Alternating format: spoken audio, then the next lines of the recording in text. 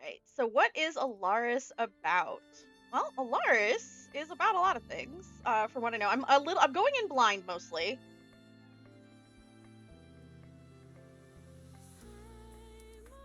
Ah,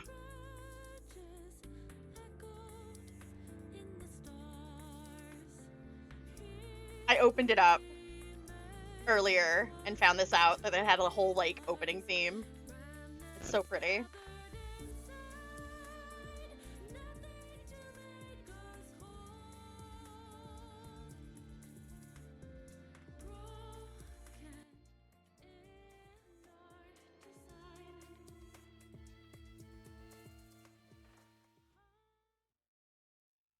And then it's got this cool opening movie as well.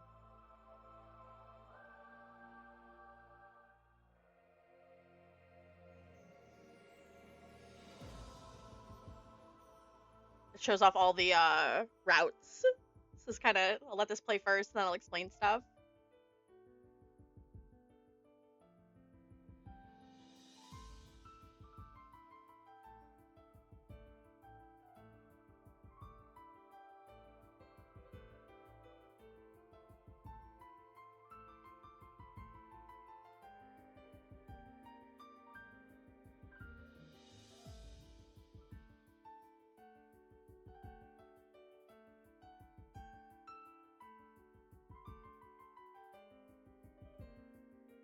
It's super pretty.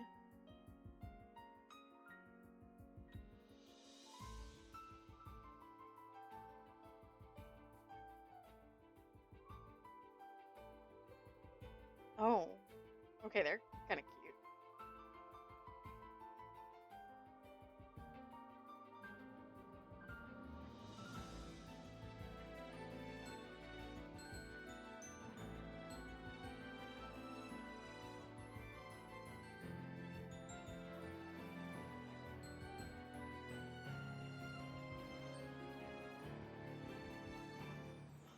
So pretty.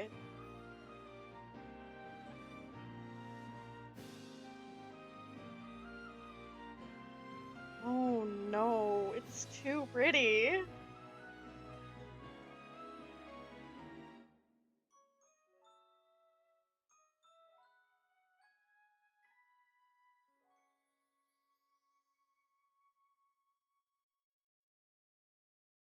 Oh wow, okay.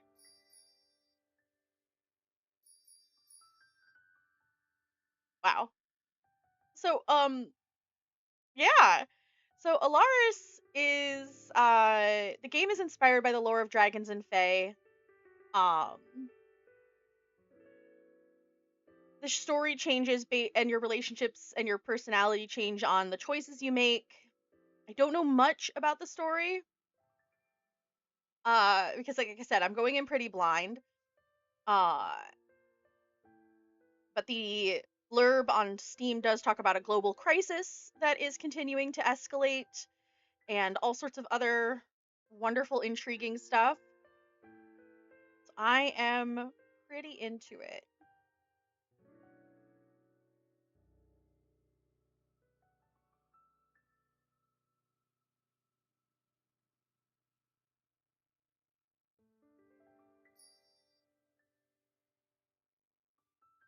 Yeah, that's a lot. Animation is expensive.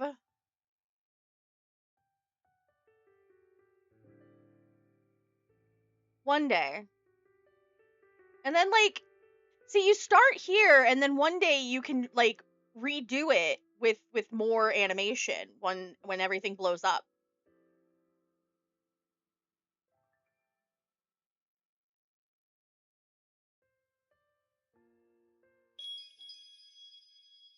Ooh, okay, so we do have a content warning here. We all carry scars with us, wounds that have healed with time, but that may still be sensitive. This is a story that may touch on some of those wounds, a tale that covers attempted kidnapping and stalking, a tale that contains mild language, mild violence, and mild sexual content. While it is not our intent to inflict harm through this story, we caution you to know your boundaries and the wounds you may carry.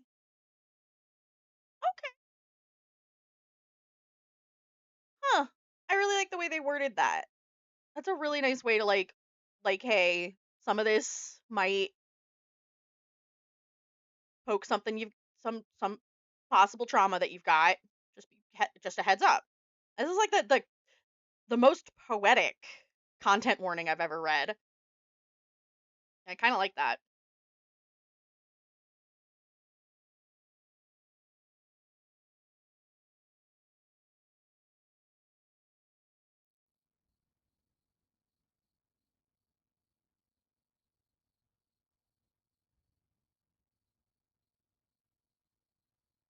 World you've come to is different now. I've got you guys talking about learning how to animate in my chat. And I'm just sort of like, what? Also, yeah, when you need stuff to match an aesthetic, you kind of have to. It does narrow things down. Oh, hey, Blaze. Let's see. An era long past, dragons roam these lands, masters of the aether, harbingers of justice, keepers of peace. Okay, I love a good dragon story. Your water is warm. Oh no.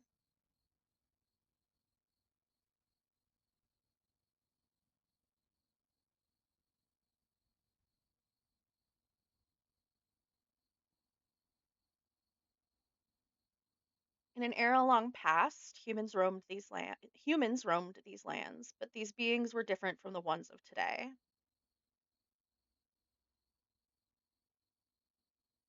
These beings were selfish, ignorant, destructive. Thrust into a land beyond their control, humans created a magic of their own, one built from their own cunning. They called it technology. Ooh, okay, interesting. What are you guys talking? Oh, hmm, I see. We're talking about, that kind of animation. Him.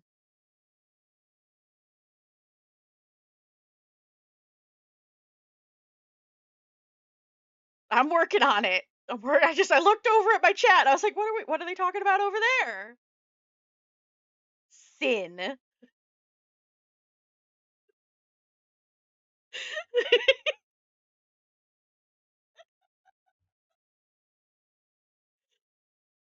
Uh, Technology was powerful. So powerful it rivaled even the might of their dragon protectors.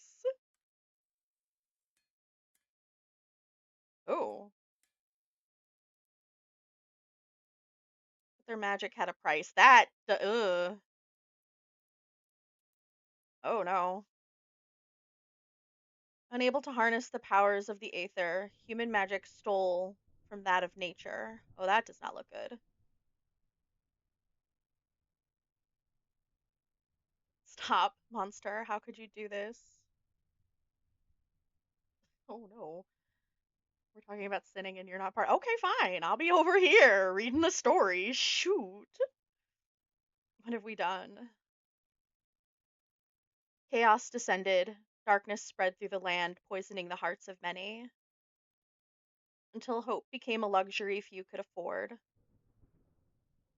Oh, okay.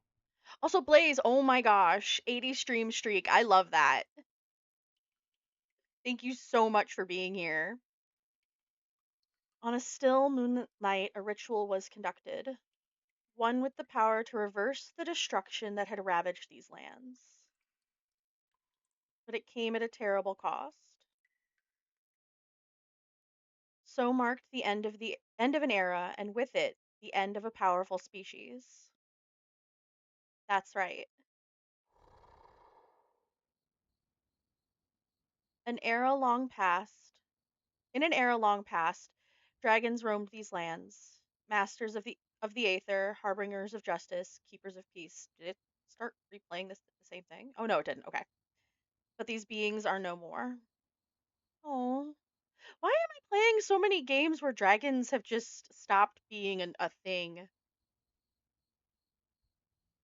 Just realize that. Or they're so extinct that they're rare. And in exchange for their noble sacrifice, all others were slowly able to recover. And recover they did.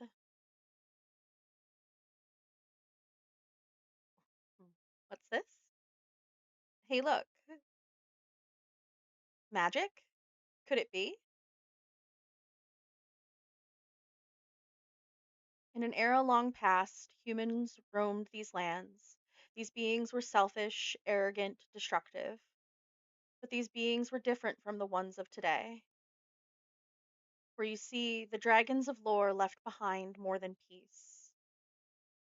They left behind their magic, magic that humans could now access. With these newfound powers at their fingertips, humans carried on the legacy of peace left behind by the dragons. Thus began the dawn of a new age.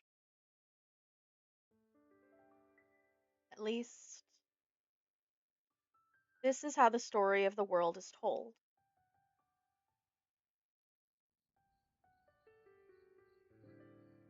And you, stumbling before me, still so full of potential, how do you play into all of this?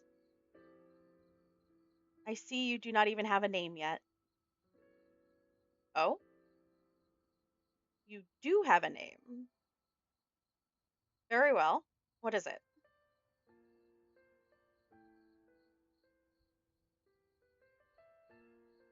Oh, ad is running, so I'm going to just let that go through. And while we're here, yes, I do seem to have a type. I have a type of games that are going to make me cry. I have a type of I like fantasy games, obviously. Um, with dragons and fae.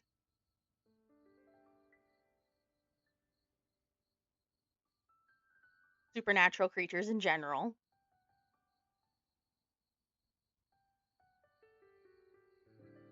Oh no!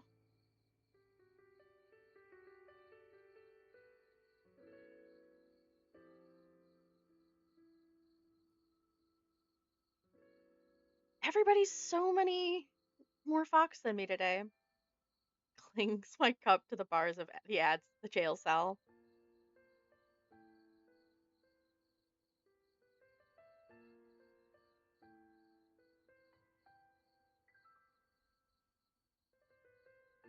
So yeah, I have a type for a game, and this definitely so far is peaking that. Like, all right, the ad should be done here shortly.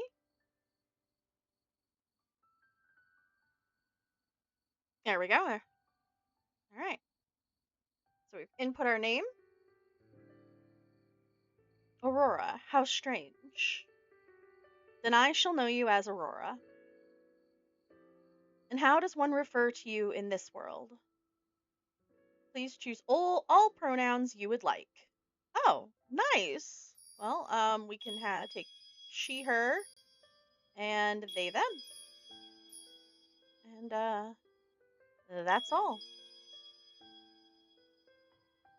Of course. And how often would you like your pronouns to change? I love this. Okay, okay, okay, okay, okay. Don't call me shorty, custom dummy. Jesus. Okay. God damn it. All right, I'm gonna Okay, so I'm gonna talk about why this is cool very quickly. So I use she, her, and they, them pronouns frequently. I am fine with either. But something that I noticed after a time where living with my girlfriend and my family is they would use them interchangeably. Like sometimes in a sentence using she and they at the same time, or just switching it up. And I didn't know how like good that was until I recognized that it was happening.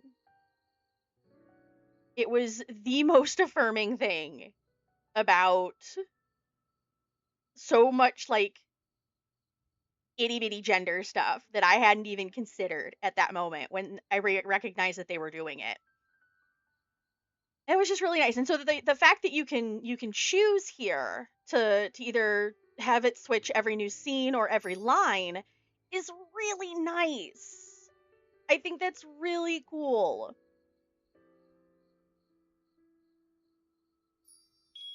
I'm going to say every line. Haha. Right, excellent. I am all the more wiser now. And how would you like others to view you? Neutral, called a person, child, partner.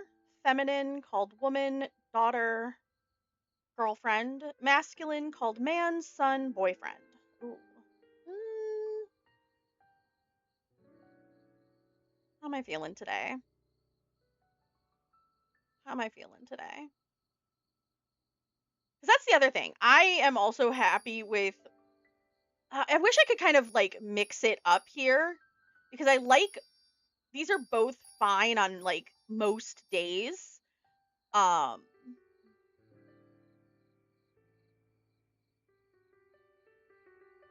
I'm gonna go with neutral for this run through. I think.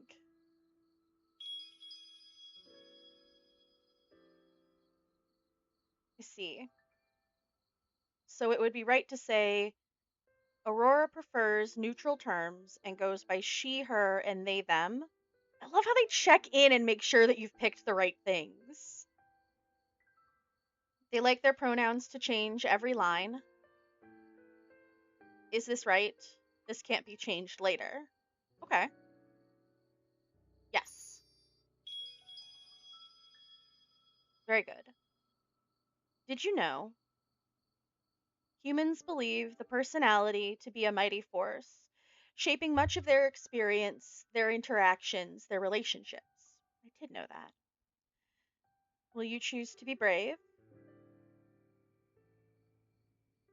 kind? Ooh, okay. Wise, charismatic, or perhaps a blend? At times when it's unclear, there may be resources to aid you. You see, I have a gift, a codex, if you will. This codex may guide you during moments of confusion. Simply hover over the terms of this age, and you will deduce their meanings. Oh, yes. I love that for myself. I love, this is so good. I, I'm over here, I'm not even in the story yet. I'm just in the, like, the bits and pieces of how the game works on a very basic level, and I'm just like, yes, this is good. Give more.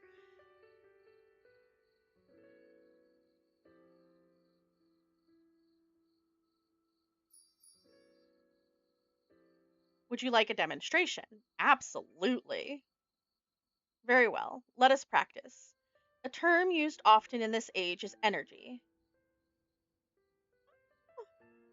Energy, magic that flows through all of nature. It is in the air we breathe, the water we drink, and all living beings that walk the land. This is the gift given to us by the dragons, from the dragon sacrifice from an era long ago. Oh, that's so cool. And then oh, look at that. I'm such a nerd for this sort of thing. Praising the game before it even starts. All valid praise though. Yes, absolutely.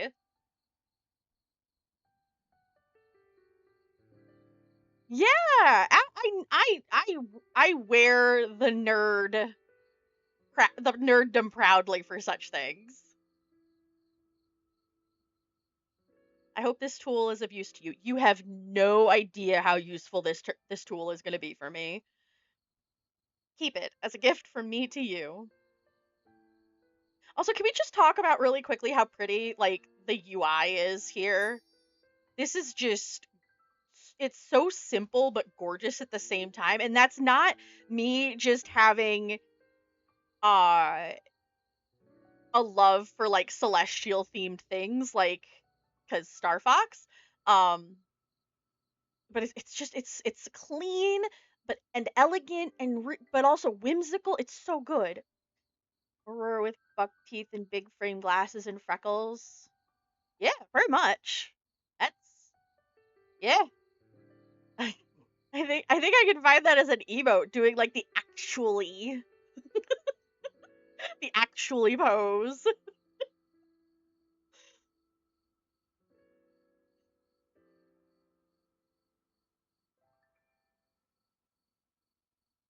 Oh, you doubt my goodwill? How amusing. You're wise for your age. So be it. You have seen through me. I didn't doubt your goodwill, but okay.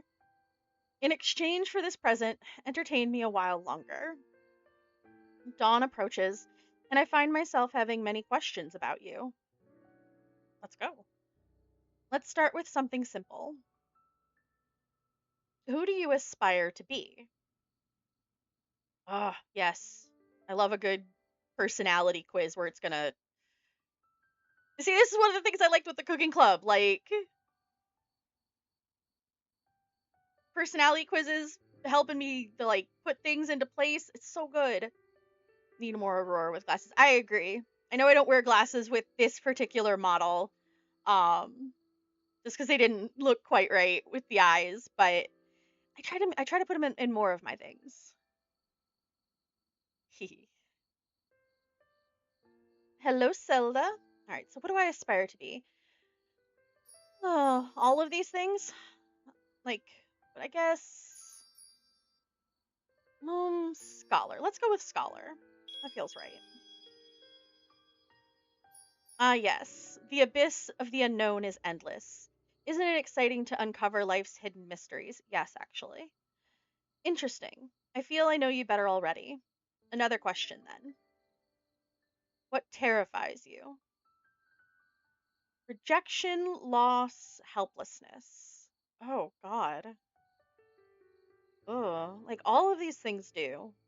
I guess I have to pick the one that is the most terrifying? Hmm. I guess rejection? Yeah, rejection is the most terrifying, honestly.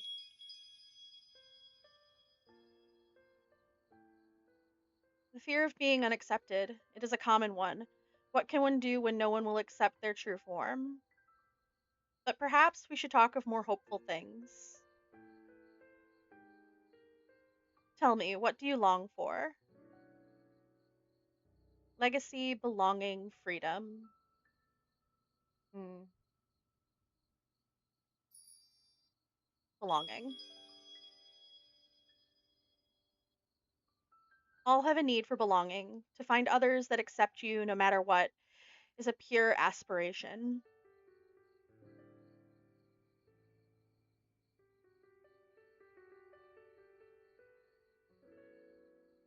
Your wish is inspiring. May you find it one day. Strength will be needed for this journey of yourself. Wait, strength will be needed for this journey of yours. Ah. Fortunately, I see great strength within you. But none of us are without weakness. What may be a personal obstacle on your way? What may be a personal obstacle on your way to your aspirations? Unyielding stubbornness, fear of others' perception, tendency to self sacrifice. Ooh. Wow. Okay. I wouldn't say my stubbornness is unyielding.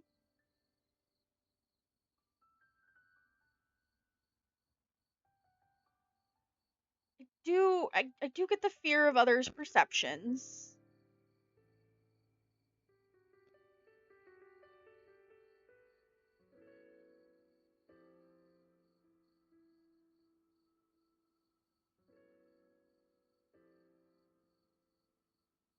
Tendency to self-sacrifice. Oof.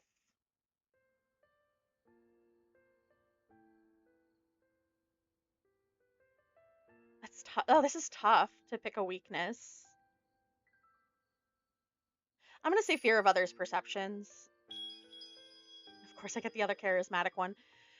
Being perceived by others can be terrifying. It is normal to desire acceptance.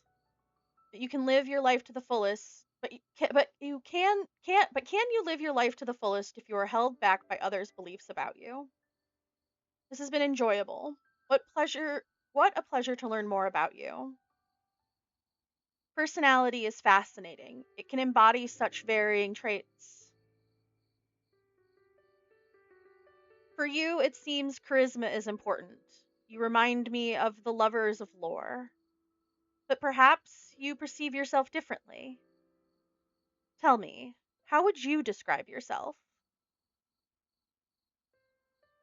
Compassionate, charismatic, courageous, curious. I would say I'm very compassionate, and I have been told I'm charismatic. But if I were to pick from all of these, curious would be the one I'd go with. What am I seeing here? Wait. Or would you classify as a good test subject? Would you be a test subject if I needed one for finding out what the true driver of certain fitness are or how well. What? What? I'm so confused. What did I miss?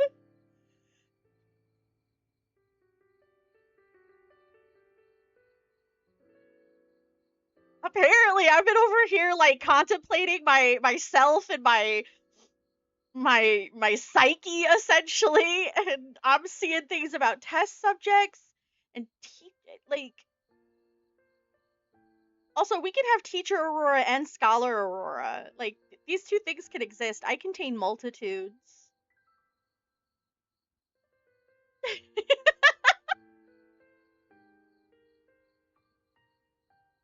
I'm going with curious. I see. Thank you for answering my questions. It has been enlightening. I look forward to seeing what this life has in store for you.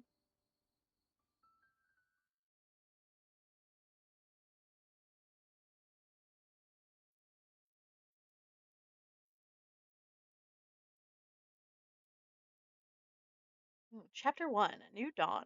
This is so pretty. I like, okay. I like, again, the celestial vibes, but I also like the clear, like, the fire thing going on here in the back.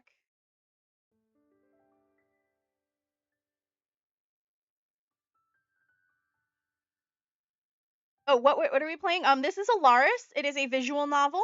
It uses lore from dragons and fae. It's a fantasy romance visual novel that we'll be checking out today for a little bit because I'm at least doing one route here. Not sure who yet, but we'll see. Okay. Now, as much as I love seeing you, I need you to take it easy for a bit, okay? Then I'll be fine. You'll be as good as new. Wow, I can't believe you actually healed me. Nothing's ever worked. Not to brag, but I do get that a lot. I bet. Thank you, Aurora. And I'll be going. Of course, hopefully our next session is the last one. The patient left, right as I got a message on my communicator. Oh, okay, so we've got clearly a sort of post-ish, I don't want to say post-apocalyptic thing going on here, but we've got like a post bad thing happening. But there's clearly still some technology in the world. Okay, interesting. All right, Mom, coming home soon? Yes. Finally. Another long day? Another long day. I hear the energy crisis has been getting worse. That's probably it. Must be. Well, energy is magic, so interesting. All right. Must be. I've never been this busy. Hopefully they find a solution soon. You can say that again. Well, I'm wrapping up dinner now. You can tell me all about it over some food. Can't wait. Are you going to be passing by the grocery on your way back? Why? Do you think you could pick up some eggs? Sure. I can pick them up. I will never say no to picking up more eggs. We're currently eggless in the house, and I was sad about it today because I also really wanted to put some like hard boiled egg into my tuna salad. Alright, be home soon. Okay. Be safe. There have been more overtaken incidents. Okay. Let's hope I don't run into another one. Don't jinx it. Love you. Love you too. As I put my communicator away, my muscles ache with exhaustion, and I stifle my groan. Maybe I shouldn't have said I'll pick those eggs up. My muscles cried out in pain once more as I packed away the last of my supplies and I groaned, out loud this time. Be a healer, they said. You'll always have job security, they said. I need a vacation. A hot shower, a warm meal, my sweet, sweet bed. They were all just a couple of blocks away. I'm already feeling like one with this MC that I'm playing. So close, yet so... Ah! Ah! Oh no! Electric air, the smell of ozone, energy so concentrated, it tasted as acrid. Acrid is the word there. And then yeah, energy is the magic. Oh boy. An overtaken, what is this? So, overtaken, a mysterious and dangerous entity that has made its terrifying appearance in recent years. Little is known about them, their only established characteristics being a mindless state and overflowing energy. Okay. That's not great.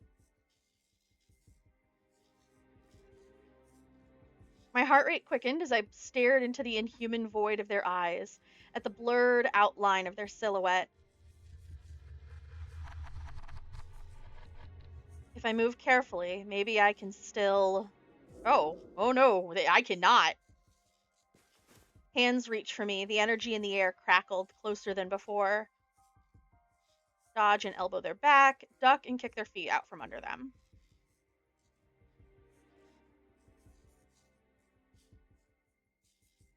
Hello, Tank! Did I watch the healer anime where the healer got OP? Not redo of a healer, though. I've seen a few where the healers have gotten OP. So that doesn't quite narrow it down for me. I like healer stories. Elbow their back. It's a good one, but I feel like if I duck and kick their feet out from under them, I have a better chance of getting them on the floor and maybe giving myself a chance to run.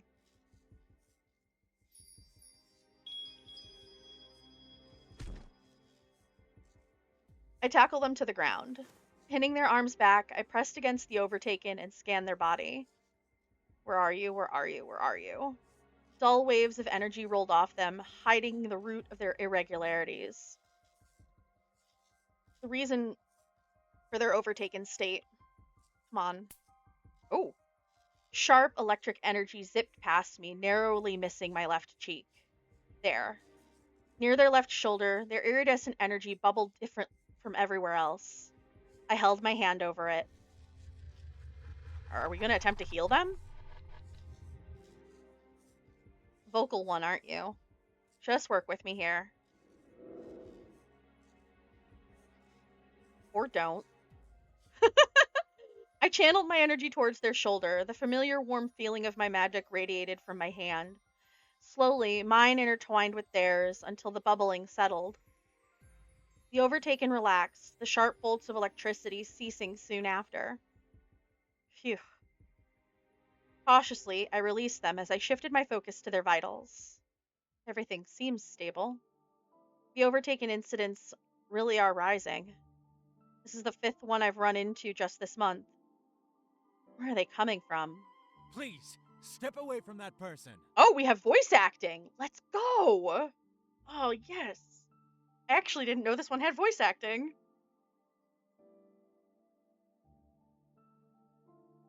I jump at the commanding voice and turn to see 2 people rushing toward me. Drakes, already? Usually I'm out of here by the time they arrive. But on second glance, I could tell these 2 were different. Dragon horns.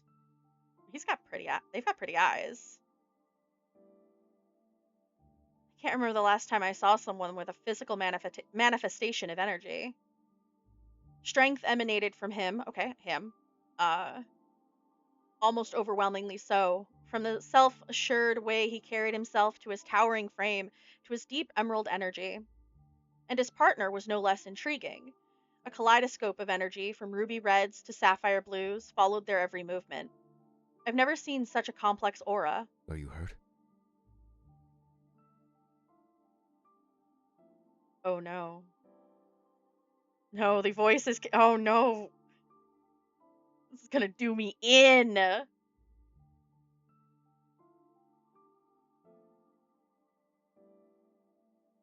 Okay. I'm a little tired, but otherwise fine. I just got off work, so the last thing I wanted to run into was an overtaken, am I right? You seem to be rather calm right now. Oh, I'm in danger. Overtaken are quite dangerous. Most find themselves overwhelmed when encountering one. Caution slowed his speech, sharpened his gaze. Were they suspicious of me? I guess it makes sense, given how difficult Overtaken can be to take down. It's overwhelming, but after the fifth Overtaken, you start to get a handle of things. I haven't folded yet! I haven't folded yet! I'm still in the, I'm still in the laundry pile. I'm waiting. I haven't even. God damn it. I'm not a puddle yet. I have not entered puddle status. 5? What's your secret? Man, we need someone like you at Central. Central. The governing structure in town, Central provides an array of services to the townspeople and acts as a centralized party where we can seek healing, education, and protection. Okay.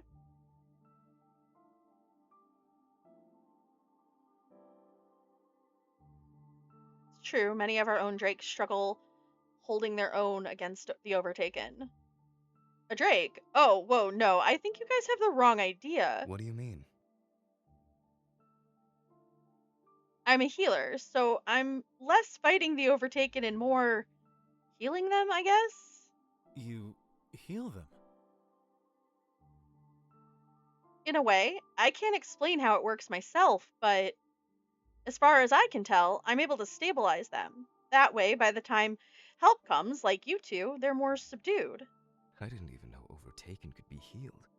I thought once they enter that state, they have to be knocked out. And sometimes, even that's not enough. I wasn't aware of this either. I wouldn't be surprised if you were actually the only person who knew this. Oh no. Oh no. I'm being Persavan. Shit.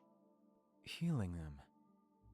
This could change everything about how we deal with the Overtaken.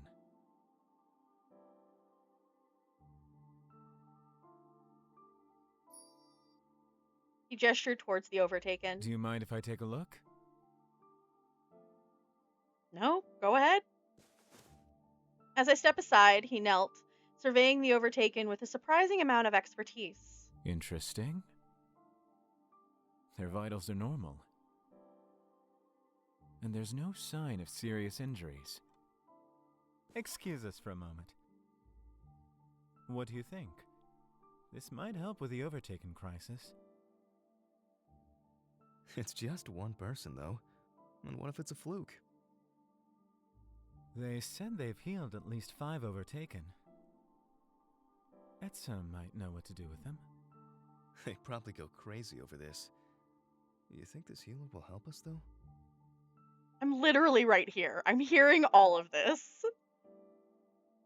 Or okay, I'm not hearing all of this. What are those two whispering about over there? Only one way to find out. True. All right. Let's ask. I have an idea on how to convince them. Huh? Wait, no, Kane! The red-haired drake. Okay, I didn't overlook that. Drakes. The protective branch of Central. Drakes are known for their physical proficiency He can be seen helping the townspeople with laborious errands. Most recently, drakes have assisted with subduing Overtaken. The red-haired drake fixes their gaze on me, eyes glimmering. Oh, this is gonna be...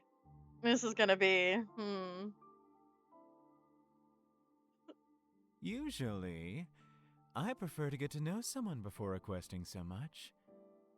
But we could use someone like you at Central. Your approach is certainly more effective than what we've been doing. Of course, we'd do everything in our power to make it worth your while. Ruby strands grazed my shoulder. Their breath tickled my ear as they whispered to me. I'm sure we could reach an arrangement that would make everyone happy.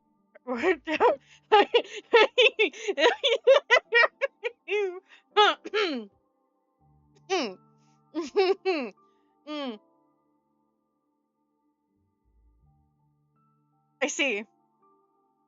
I could hear the smile in their voice. They were enjoying this.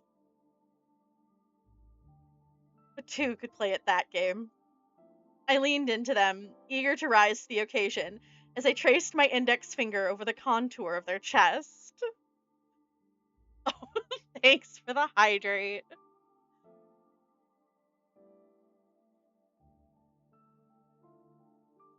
I'm listening.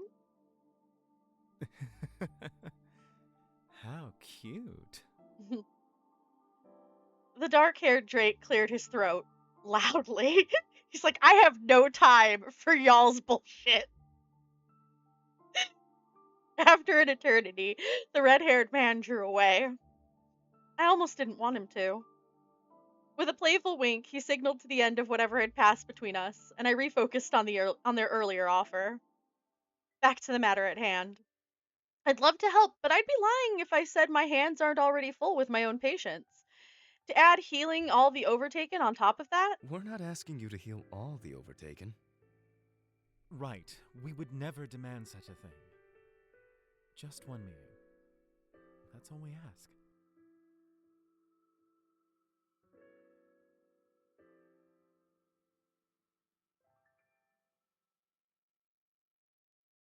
See. So funny because I heard after an eternity and Agile started. Oh no! Well, don't worry, we are always, as always, paused for the ad.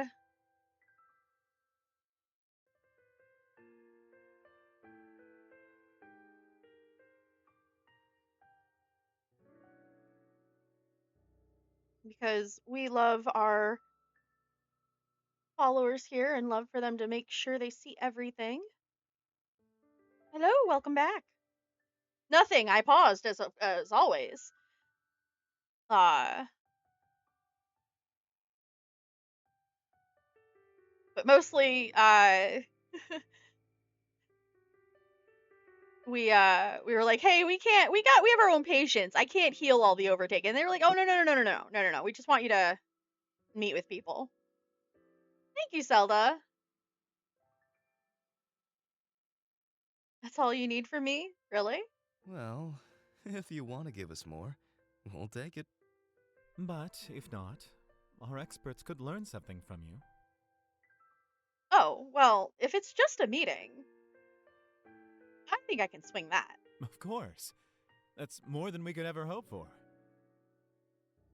The horned drake crouched near the Overtaken, eyeing it before shifting to pick it up. Oh, do you need help? No worries, I got it. He placed his arms underneath the body, and with one motion effortlessly lifted the Overtaken off the ground.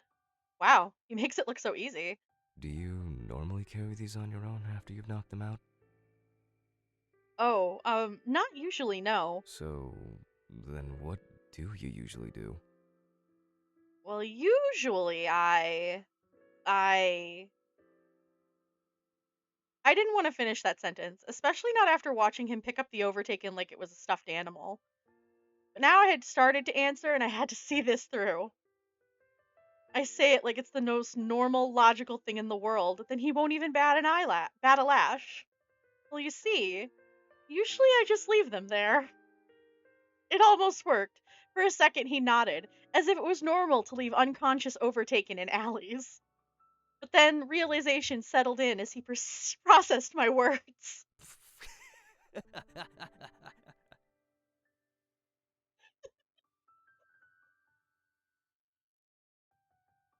Listen, his body shook with laughter as I tried to explain myself. You wouldn't believe how long my days are, and usually there's a drake somewhere close by. Sorry if I. His laughter only grew, and I knew no defense in the world could save me now. Drook, you're being rude. Yeah, Drook. After being scolded by his fellow drake, Drook's laughter slowly subsided. Pardon my partner's rudeness. My rudeness? Oh, no! Ugh, my rudeness, you're the one getting all up in their business, Kane. I didn't see any complaints on their end. Oh no, sparkles! Sparkles! Oh no, I'm weak. I'm weak to sparkles.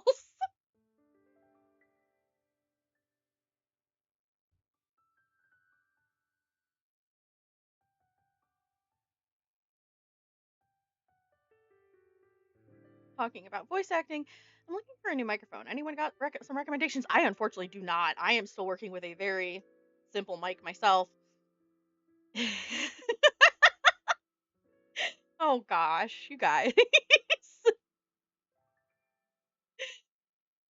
Don't worry, I adore all of you. We can take this overtaken with us and handle things from here. But if you are free right now, we could also try and meet with Kimura. Laura? You want me to meet with Central now? And with Kimura at that? They didn't mention anything about meeting Central's leader. Ah, don't worry. We won't let him bite. Just follow us, and you'll be golden. Hopefully your bad luck with the overtaken won't rub off on us. No promises. Do we get the pleasure of knowing our local hero's name? I'm Aurora, and you two are Kane and Drook? Bingo. It's a pleasure to meet you. As we walked, my muscle soreness, previously forgotten, returned with a vengeance. I sighed, acutely aware that my long day was about to be even longer. Goodbye, bed. I'll only be gone for a little more. I feel like we should text our mom and be like, hey, um, I have to go do this thing. Sorry about the eggs.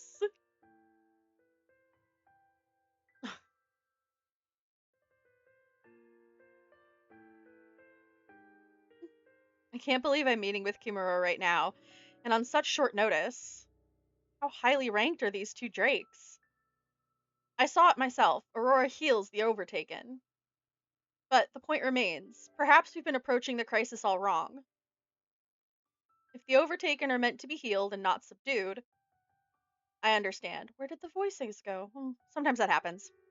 And Aurora, this is your fifth encounter with an overtaken? Oh, yes, sir? No need to be so formal. Fifth encounter this month, she said. Just this month? Then your approach must be effective. They also leave the overtaken in alleys. You didn't have to mention that part. Yes. Now that I think about it, I do remember reports of unconscious overtaken being found in alleys. Guilty. We're hoping Etza might be here to make sense of Aurora's process, but it seems they're out. Yes, I believe they mentioned checking one of the nearby springs. Ooh, what's a spring? Natural havens where energy exists in its purest and strongest form. These areas are considered sacred. Of late, various springs have demonstrated instability for the first time in centuries.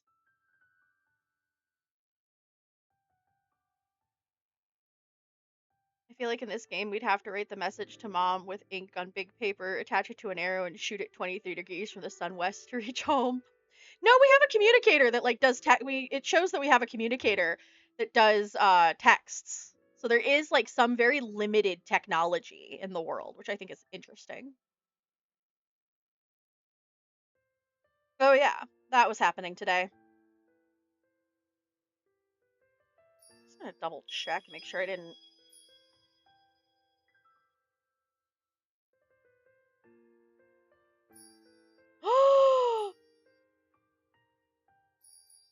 I could change the font to the dyslexic one.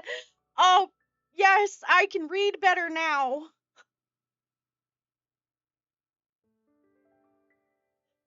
Oh, it's so good. I'm so excited.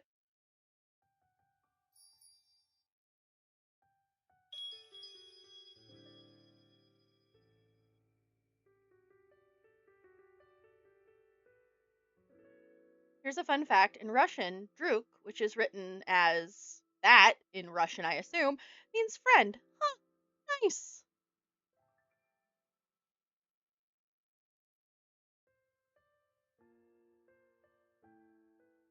You're busy as usual, I see.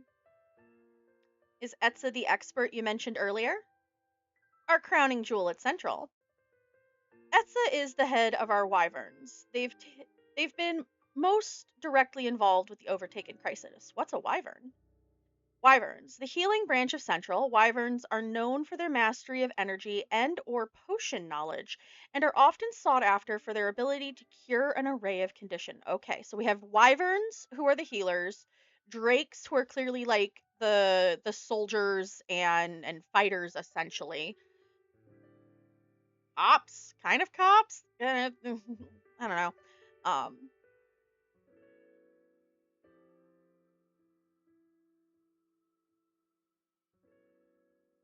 I assume there's got to be a third group. I have a feeling there's a third group. It would make sense. Seeing as they're not here today, would you be able to come in another day? Apologies, Aurora, after we dragged you here and everything. No, it's fine. Just let me know when Etz is free. I'm sure we can work something out. Here, our contact information. Oh, nice. Okay, all right. I have excellent. We'll shoot you a message when we hear from Etza. I nodded in response as the others ended the meeting. As I finally made my way home, I reflected on my spontaneous meeting with Central. So I'll be helping the head of the wyverns? But I'm just some self taught healer. What could I be doing so differently from our town's official healers? Whatever the difference is in our process, Kane and Druk seem to think it could hold a critical information. I guess one meeting won't hurt. Worst case scenario, it doesn't make a difference. Best case scenario, it helps with the overtaking crisis. If I can change things for the better, why wouldn't I?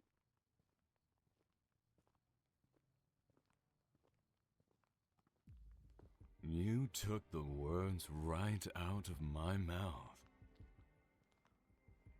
What? Hello? Can I help you?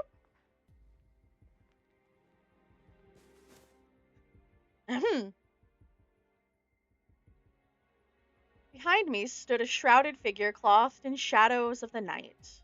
Oh. Hello. Moonlight danced off porcelain skin, sharp amethyst eyes leered at me. A chill crawled down my back. Who? I've spent quite a while trying to find you. I hope you plan on making it up to me for all my lost time. Uh-huh. Everything in me screamed run. I spun around, set on doing just that. They seized my wrist and pulled me against them. Pain shot up my arm. Ouch! And just as easily, he had stopped my previous movements. The stranger's hand clamped over my mouth, forcing silence. With barely a breath between us, as though he was part of the shadows themselves, he whispered, It'll cause a lot of trouble if someone sees me, so I can let you do that. Sorry, little one. Mhm.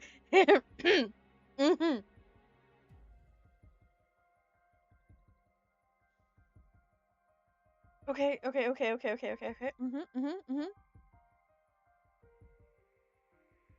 I shut my eyes. There had to be something I could do. But fear drowned out all reason, gripping my heart and refusing to free me from its clutches. Yeah, fear, we'll call it that. Um,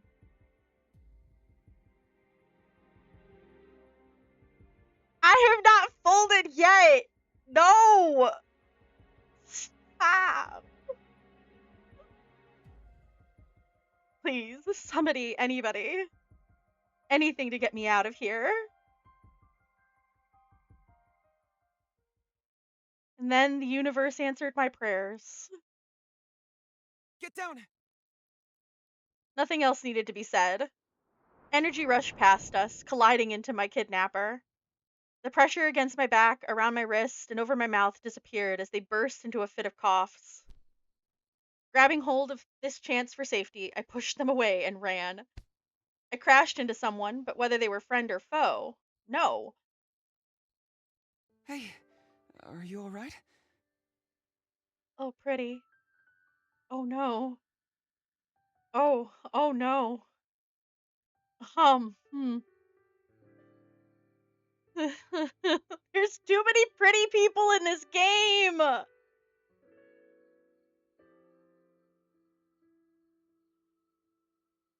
I hear she would have folded right then and there after she got freed.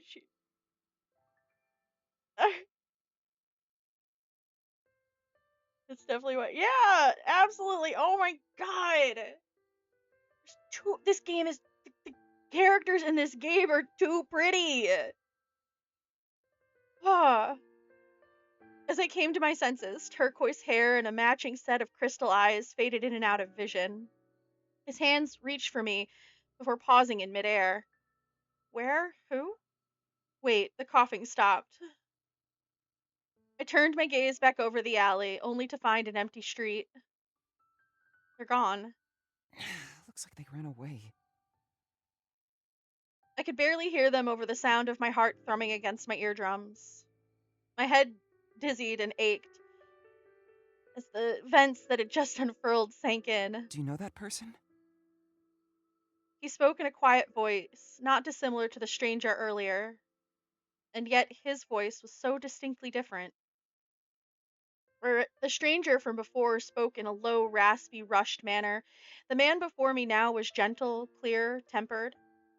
I shook my head. They came out of nowhere. I tried to leave, but my voice shook as I spoke. Are you hurt?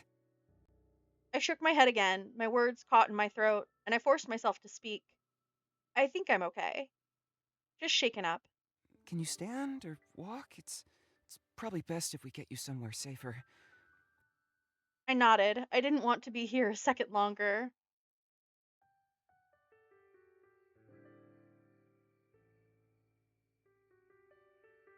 Oh my, y'all are just, I look over for a second and y'all are being menaces at me. Mean. Can't be putting laundry away while it's still wet. Oh my god.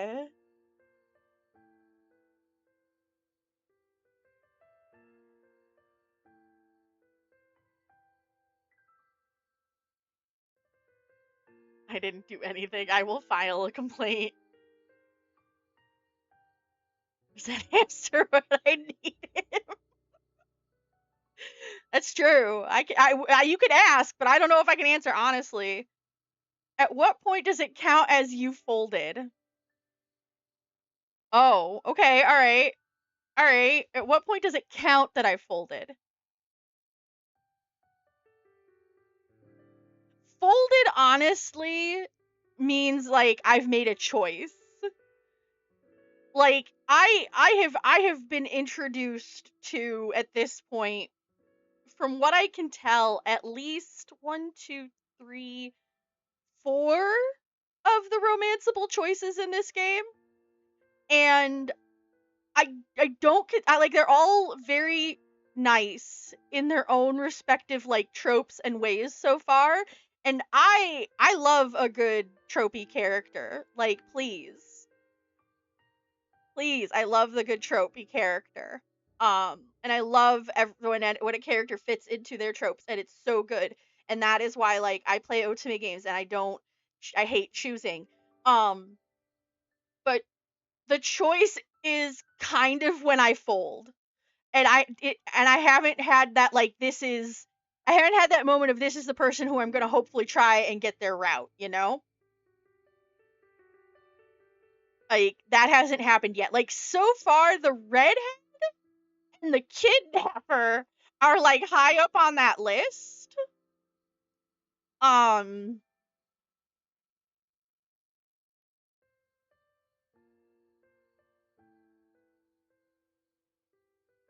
Yeah, Kane, and we don't have a name for the kidnapper yet.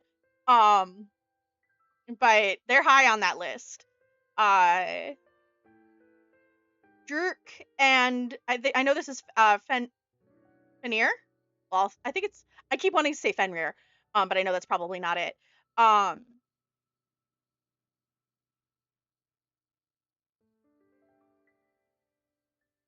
So we'll have to get that name.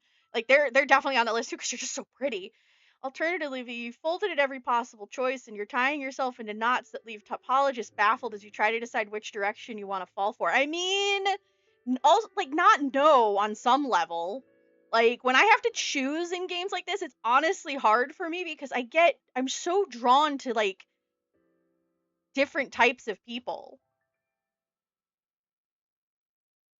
Um, and that's why I'm polyamorous. One of the many reasons, because I like people. It means I'm open. I'm open to having many relationships. Like I have a girlfriend, but I would be open to having other partners.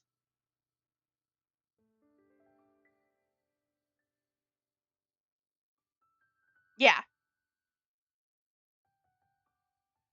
So you're telling me I have a chance? Would your girlfriend? Yeah, my girlfriend's okay with that. My girlfriend's polyamorous. My girlfriend has a boyfriend who's like one of my best friends.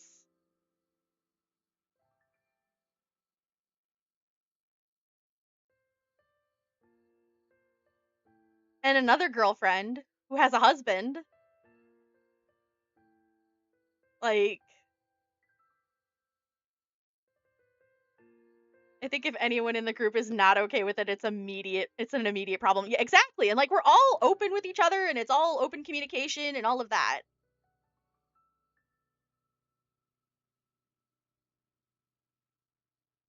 Like my girlfriend had a husband who was also my boyfriend at one point. So like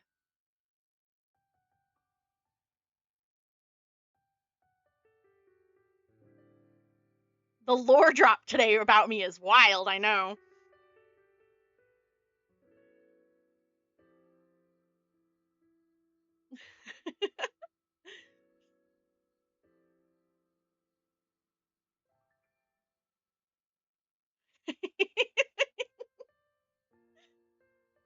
All right. The stranger stood and offered his hand to me. I took it, gently pulling myself up, before stumbling towards the new stranger as my legs shook with adrenaline. Oh no, we've fallen into them. Whatever will we do? Hmm. Hmm.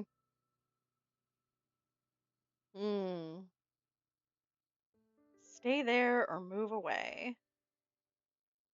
I'm gonna say move away in this case. Embarrassed, I raised my hands to his chest and pushed myself off him. Sorry. But since the first warning wasn't enough, my body yelled at me once again for pushing myself. My legs swayed beneath me. The world lurched. I squeezed my eyes shut and held my aching head as I tried to get my bearings. Ugh. Hey, are you alright? I'm okay. Finally, I pulled myself off him. His hands grazed my arms as he murmured, so quiet I almost missed it over the flurry of thoughts in my mind. You don't need to push yourself. Do you need help getting anywhere? I can walk with you, if you want. I think I'm okay. Thank you, though. If you're close by, I guess that's alright then. I don't want to make you uncomfortable, so... Oh, he's so sweet.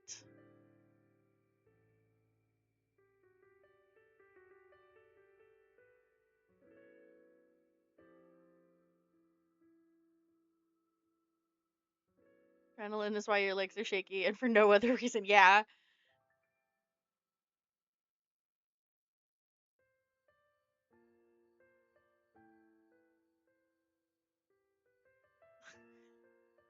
Now we're talking about oranges and pineapple. We're talking about fruit in my chat? Alright.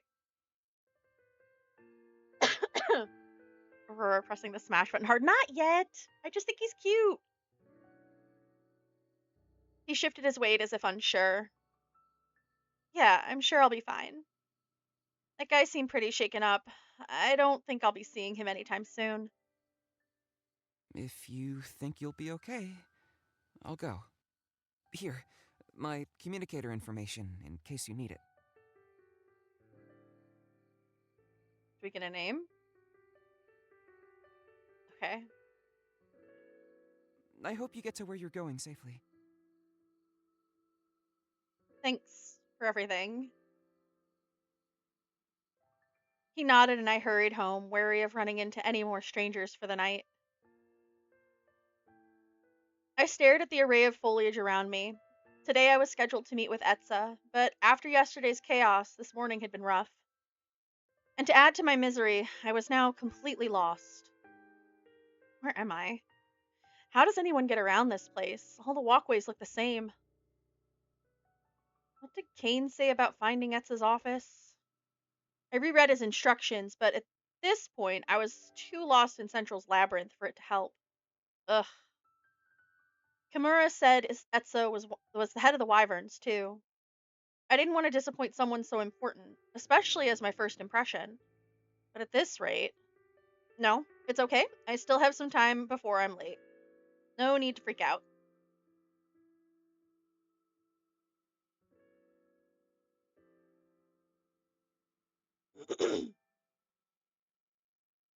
I endorse the lemon fruit as the most superior citrus. Limes and lemons are both equal in my honest opinion. They just have different applications. Life never gave us lemons. Humans gave themselves lemons. What? Good lime takes a gin and tonic from an sweet to aggressively refreshing.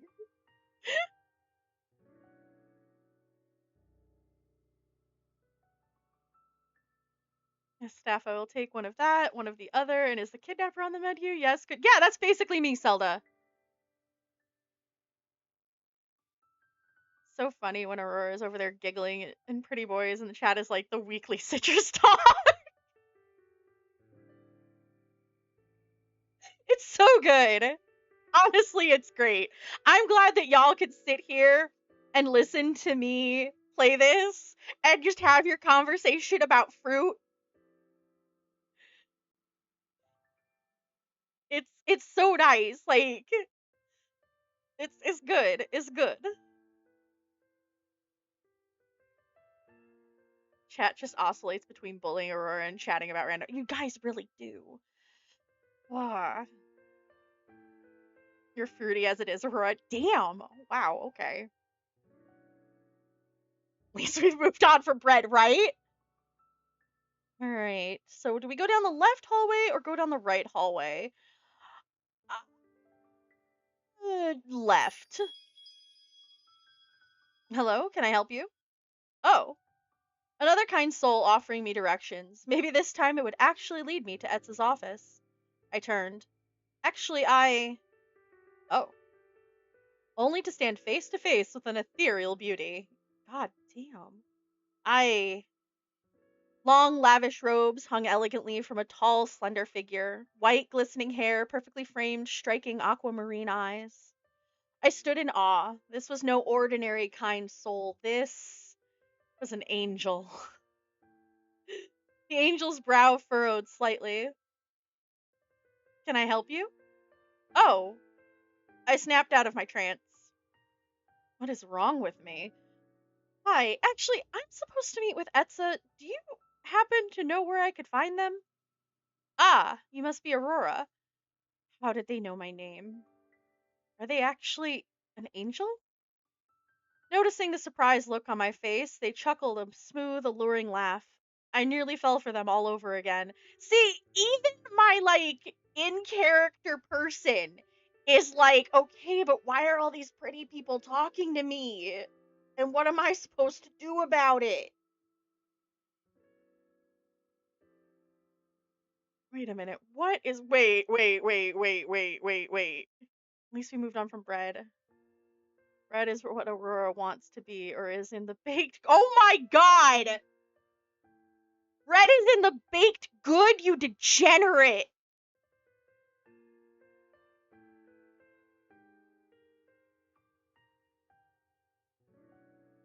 No! Oh my god!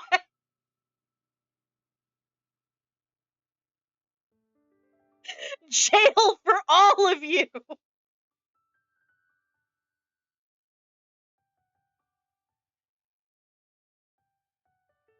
I'm surprised it took long. Man.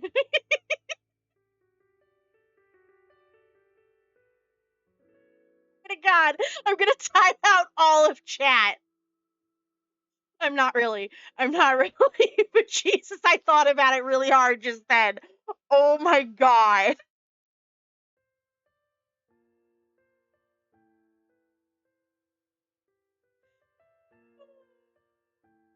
Y'all are terrible. Anyways. Also, I agree. We do need to hear them laugh. I'm a little sad that the audio isn't working, but that's fine. I'm sure we'll hear it at some point.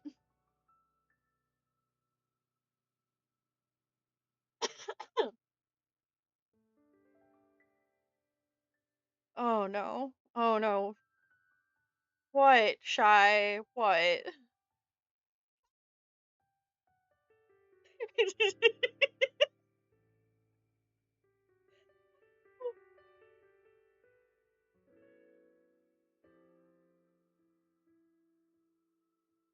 Yay! Oh, I'll leave you with a gift. Oh, is he gonna? Or no? Is he about to? Emote only chat. All right. Well, 5 minutes of that. Let me just set that setting.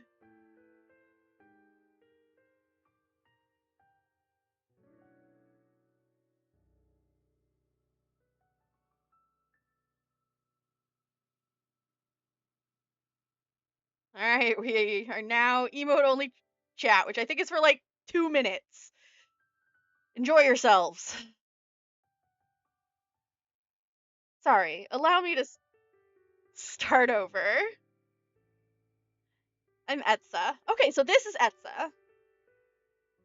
This angel was Etza. It's an honor to finally meet. I've heard so much about you. You've heard about me?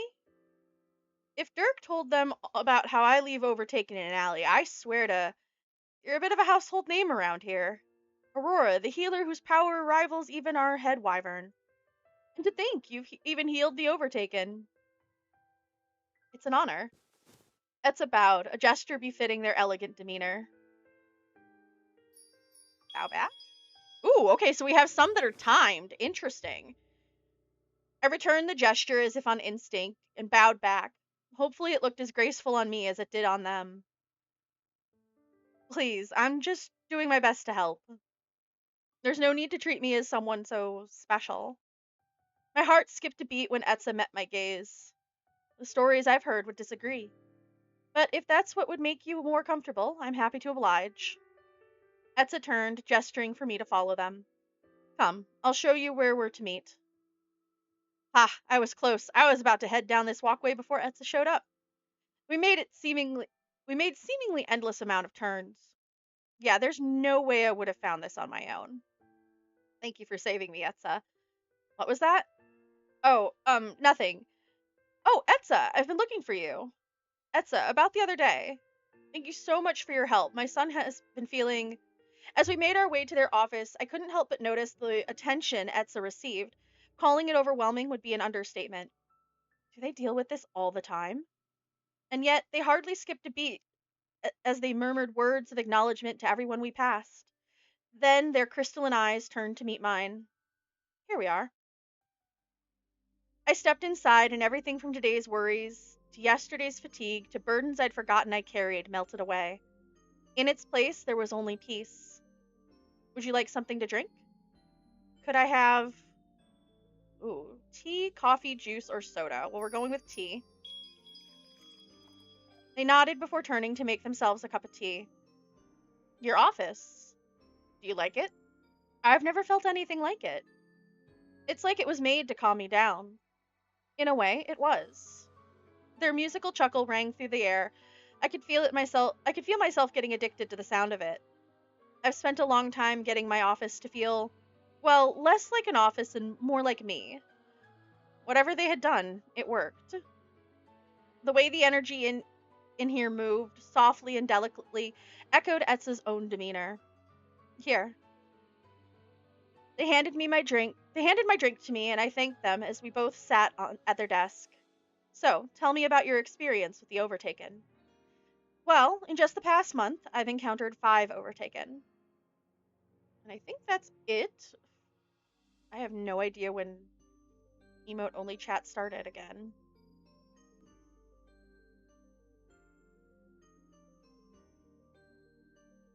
I think we're almost done, so. Boop. I've picked up some self-defense over the years as a healer. I'm sure you can relate to the occupational hazard. Patients that lash out subconsciously, whether from the pain or utter confusion. I could only imagine how many times Etza had experienced that as a wyvern. Right, and this aids you in your process? Well, usually when an overtaken attacks, I can subdue them at least. That's when I try to identify where their energy is off. And by off, you mean most of the time, the energy looks erratic, unstable. It's not flowing naturally, or it's heavily concentrated in one area. Sometimes it's moving weird, or it seems to be disconnected from the person. You can see it. And cue the weird cue the weird look everyone gives me. Right. I know it sounds strange, but I can see energy. I brace myself for that look of disbelief, unease, and judgment. The one people always give me when they found out I could see energy. But Etz's gaze held none of the animosity I'd come to expect. Instead, their eyes glimmered with something akin to excitement, wonder. Actually, I understand. I'm the exact same. Wait, really? Well, I can't see energy, but I can sense it. Shifts in energy, the flow of it, I can feel it all. It's how I was able to attune my office. I've never met anyone who's been able to do the same. I haven't either. Anytime I tell people, they look at me like I'm crazy. Exactly. Silence extended between us. My heart raced at finding someone just like me. I wasn't sure if Etza felt the same, but as they held me in their gaze, I couldn't help but hope. Eventually, they looked away and cleared their throat. So, your vision helps you with healing the overtaken? It helps me see the areas of instability, yes? Instability. Or have you been to a spring by chance? No, I've never had the chance to visit one. Why? Ah, it's nothing then. I've already inconvenienced you with this meeting. I don't want to burden you anymore. What is it? You can tell me. I'm here to help. It had to do with the energy crisis. As you may know, the springs have grown more unstable over time. It affected everything from our magic to our way of life. Yeah, I've been seeing an increase in patients because of it. Oh, bye! Everybody, bye! Cynic, thank you for lurking. Tea over juice is sacrilegious. Oh, I'm so sorry. I like tea. I love tea. Tea is like one of my favorite drinks other than coffee. But I do like a good juice.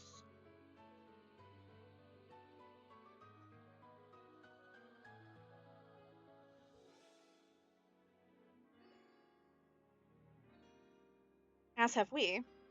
It's just a theory. I've yet to establish enough evidence for it. But I think the overtaken and energy crisis may be connected. Wait, seriously. But if that's the case... My head dizzied at the revelation. These were our 2 greatest crises, both of which we knew next to nothing about. Are you saying the energy crisis is responsible for the overtaken? I can't speak on the exact nature of their relationship. But I do think there's some kind of connection there. I see. Is that why you went to the spring yesterday?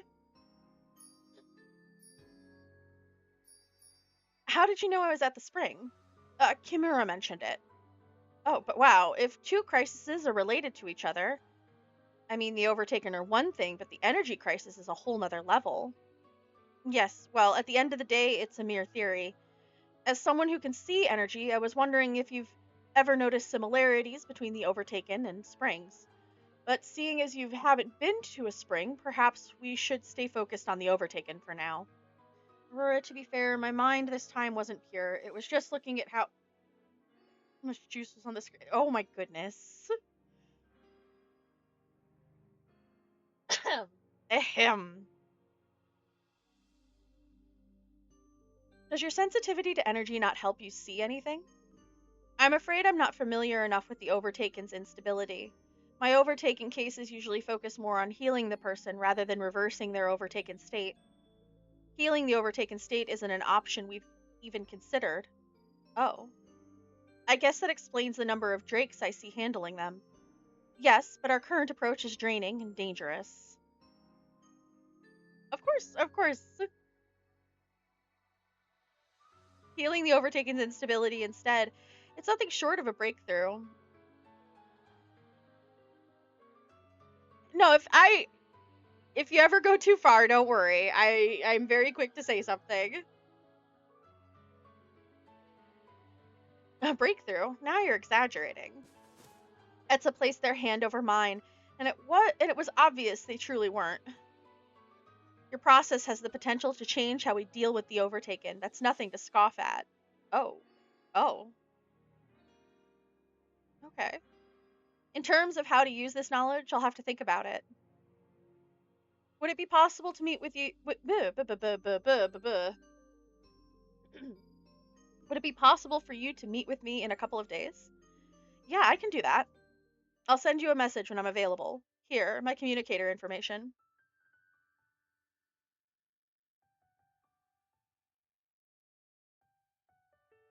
I can't emphasize how much we appreciate it. Thank you for agreeing to work with us. I look forward to the next time we meet. They're so kind. As I stared at our intertwined hands, I can reconsider the position I told Kane and Dirk. Perhaps I could spend more time at Central than I thought. As I headed home, I realized I had some free time on my hands. It's been a while since I've been able to take some time for myself. Maybe I should do something. This life of yours moves quickly, relentlessly, without pause. In a life such as this, it's important to take control and decide how you will spend the pockets of free time you find. Perhaps you will explore this world, visiting different places every day. Or maybe you will find comfort in only one place, creating a safe haven for yourself to return to whenever you please. Choose how to pass your time and who to spend it with. But beware,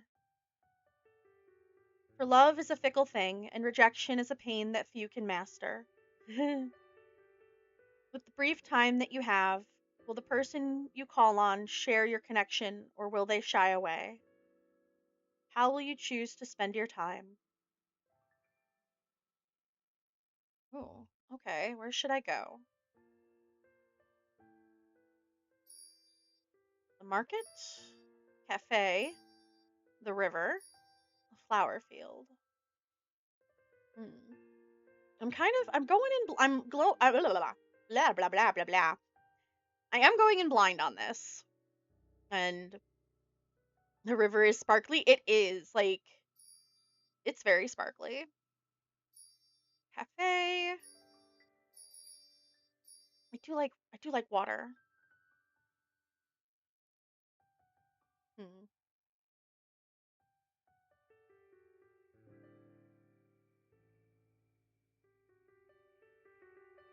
Okay. Yeah, I think I'm gonna go with river. It's nice out today. What about a picnic? Oh, should I invite anyone?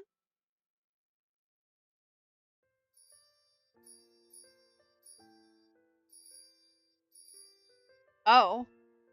Oh, okay, we can actually like pick somebody here. Oh no.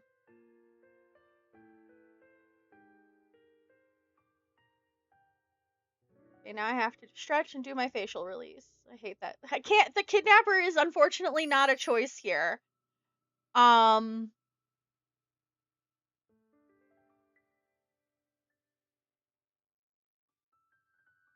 Oh. Hold on. I know how to. No, because I like all of them.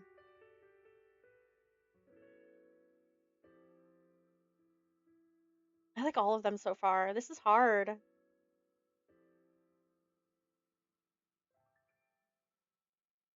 Kane? Should we go with Kane?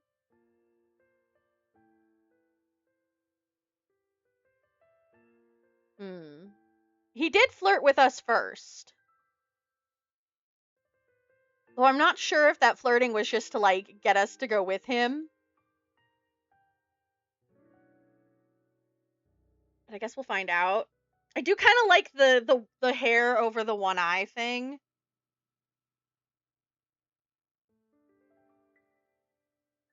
Okay, yeah, we're gonna go with the redhead. I'm yeah. The redhead with orange amber eyes. Yep, we're going with the redhead. Kane's calling? Aurora. Kane. And to what do I owe the honor of your presence? Making fun of me, are we? I just wanted to show you what your own words sound like. Is that so? I think they sound prettier coming from your lips, though. Quick with the compliments, as always. Only for you. Uh-huh. Believable. So what did you want to talk about? I have a bit of free time on my hands, and I was wondering if you'd like to spend some time together. The Kane wants to go out on a date. Yes, if you would like to go on a date with me. I'm free. Just let me know the plans. Will do. See you soon. There. Perfect. After one final touch, I admired my work and huffed triumphantly. Staring back at me was our picnic meal. It was a true feast, one that was completely homemade. I couldn't wait. Eating by the river was going to be sheer bliss. Sunlight sparkled off the flowing river, the sound of water splashing over wet stone mixed with the murmurs of passing people. Let's see, where should we sit? Oh, that looks like a good spot.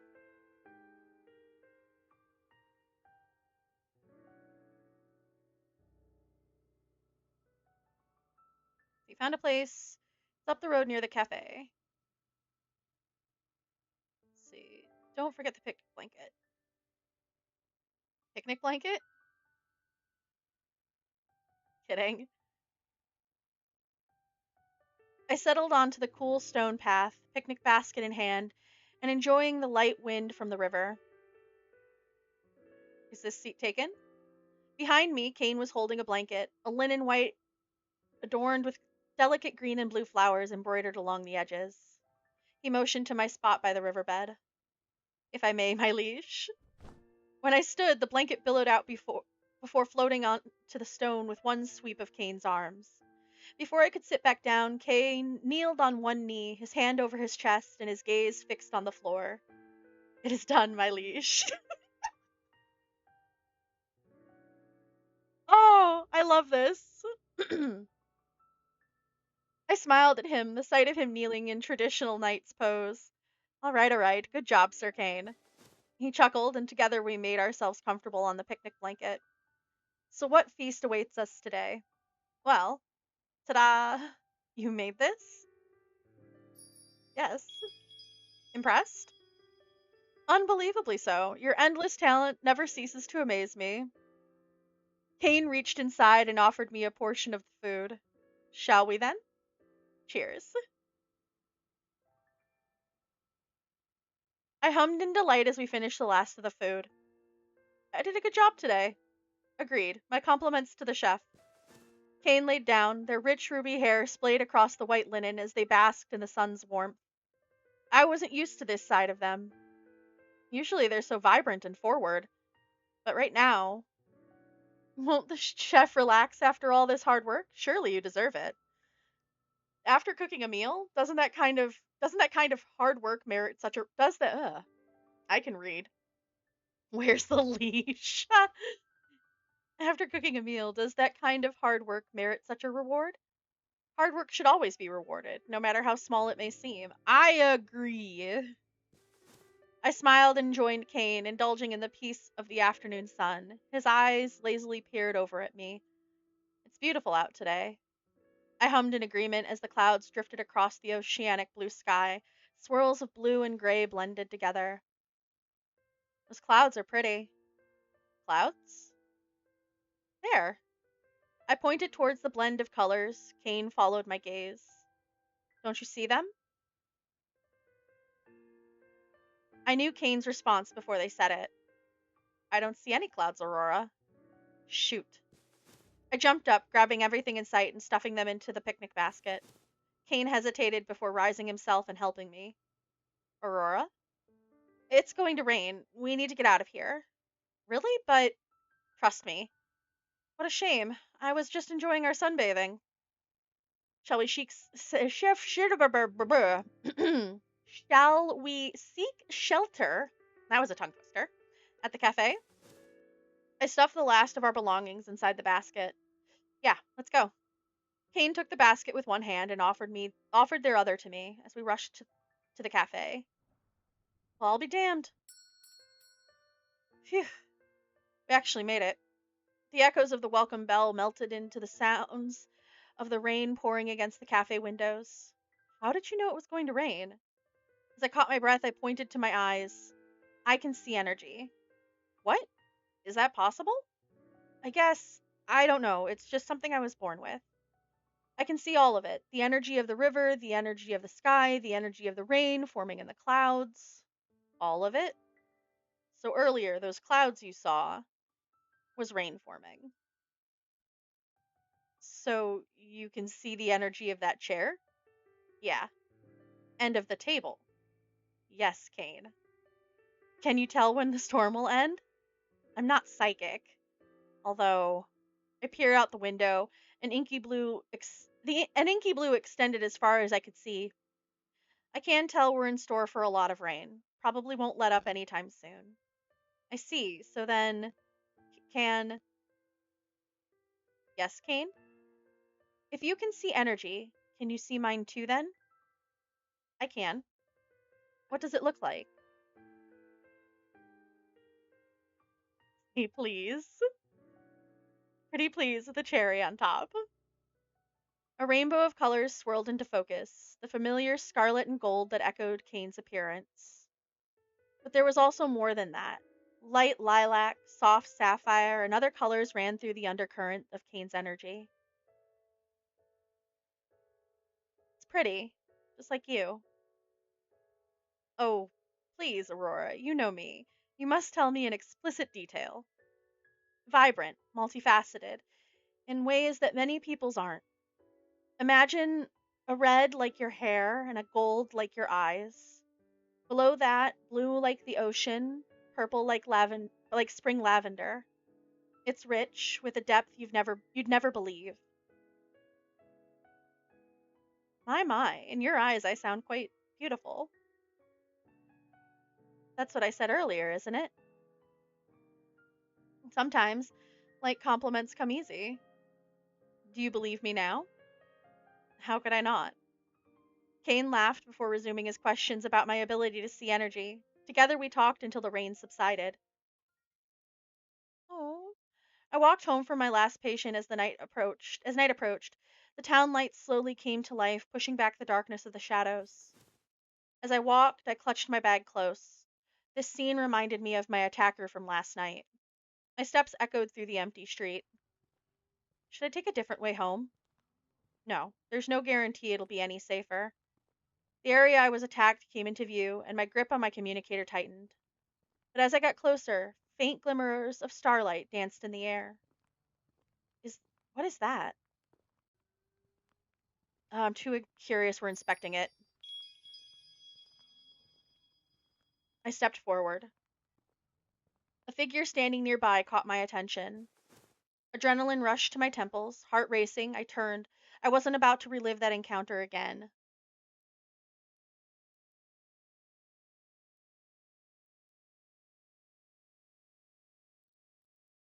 You're rather sweet, or hurt the Aurora more mixed. Aw, thank you.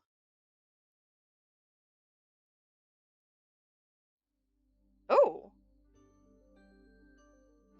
oh, hello. Arms. Hi. A flash of gold struck past me, nothing like the cool tone of silver and white from the night before. I slowed, eyeing the silhouette, still wary it was my assailant from the previous night. No, this is someone different.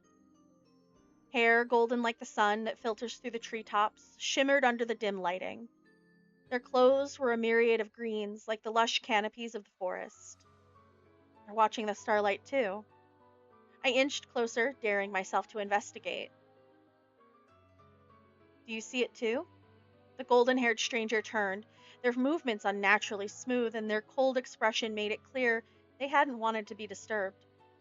Sorry, I didn't mean to interrupt. I noticed that light, too, and I didn't know what it was, since you were also staring at it. As if every word I said made them reject my presence even more, they scowled, the crease between their brows deepening. Oh. Oh, God, no! Their arms swept upward, and with it, a gust of wind so strong it threatened to uproot me from where I stood rushed past me. Geez, I get it. No need to be so dramatic. Wait. I paused and squinted before realizing now what seemed so odd. It wasn't the eeriness of their golden gaze or the unusual starlight or seemingly endless darkness around us. It was the nothingness that came from them. The complete lack of energy. But how is that? Everything has energy. The clouds, the trees, the air we breathe. To have no energy, what did that even mean? Questions rushed through my mind. But they were the ones but they were ones I had no intention of answering. After last night's attack, I wasn't going to spend time with yet another unfathomable stranger. I ran, focused only on my destination. A single word echoed through my mind, repeating itself over and over. Safety. I weaved through alleys and corners, my breath growing shallow from the physical and mental toll. But I pushed past the strain. I had to. The only thing important to me was getting home. Are you sure you're all right? Worried, worried hands gripped my shoulders, forcefully turning me around as my mom inspected me. My heart thudded against my chest, finally slowing down from the adrenaline. Yeah, I'm sure. I made it home. I may have been in the safety of my living room, but my mind were elsewhere, specifically where that starlight and stranger were. Who were they? What was their energy? How could they cast magic without it? How many people are we getting introduced to before hitting the main plot? I mean, we've hit the main plot. The main plot is like the energy crisis and all of that. And I think we've been introduced to 4, 5, 6 love interests, and I think that's it. I think that's how many. I'm gonna double check that there's only 6 real quick.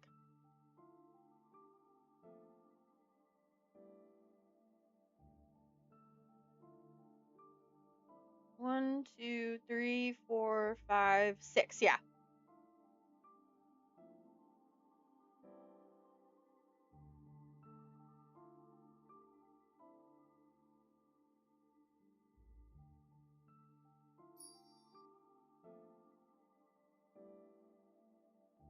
A headache-inducing storm of questions swirled in my mind.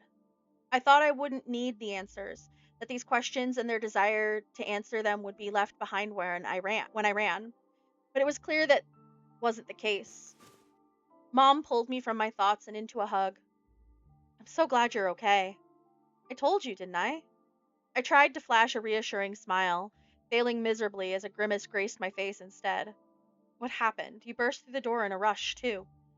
I told her about tonight's mysterious stranger, their investigation of the starlight and their magic and their lack of energy. No energy? How is that possible? Exactly. Can I just say, like, really quickly, our home is so pretty. I love the living in a greenhouse vibes we have going on here.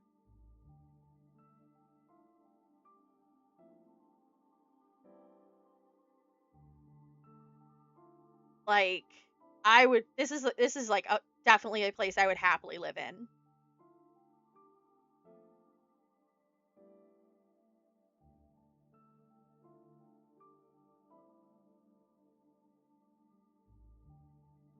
Right. There we go.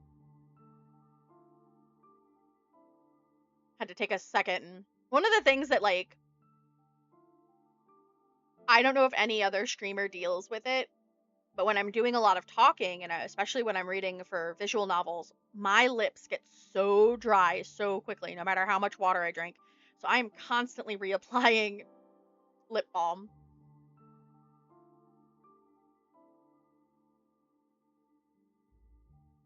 Maybe they have a special kind, one that even you can't see. Maybe. But as I uttered those words, I knew I didn't believe them. Dry lips is classic. People deal with it differently. Yeah, I am a lip balm person. I have so many just right here to put on at any given moment. Something tugged at me. Something about this stranger was different. Well, whatever the reason, it's a mystery. You know what they say about mysteries. You don't remember? No, am I supposed to? Grandma used to recite this to you all the time when you were younger. Clearly, she needed to recite it more because I have no idea what you're talking about. Well, it was just another thing related to her superstitions. What was it? It went something like this. Not all mysteries can be explained by the logic of man. Some mysteries beyond man have no logic, have no fate. In the face of such, keep your wits close, but do not trust them. Trust not yourself nor your senses, your time nor your wit. For where time has stopped, but its flow has no end. From where time has stopped, but its flow has no end. For when passion calls, but hate runs deep. Heed this warning and do not wait, for laws of nature and laws of man have no logic and have no weight. The unease crawled down my spine as her eerie words hung in the air. Oh, wow. Oh, how I miss Grandma and her words of wisdom. Now you'll never forget it. I'm sure I won't. If only Grandma were here now, what would she have to say about my no energy mystery? Oh, she'd probably go on about those creatures she was always talking about. What were they called again? Ah, that's right. Fae. The back of my head tingled. Fae. What a strange word. Ooh, okay. Chapter 2. Oh great, now the Fae are here. The Fae have been here.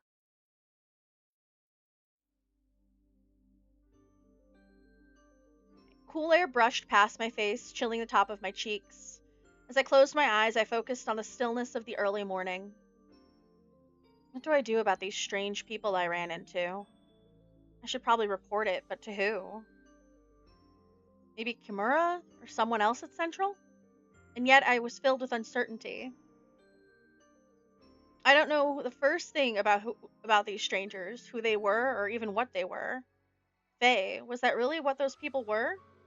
Great, now I'm turning into Grandma. If I told Central that, they'd think I'm crazy. Ugh, I don't know what to do. Unwittingly, my pace quickened, as if I could run away from these endless stream of questions. Okay, stop. Breathe. I exhaled. It was shaky, but at least steadier. So much has happened recently.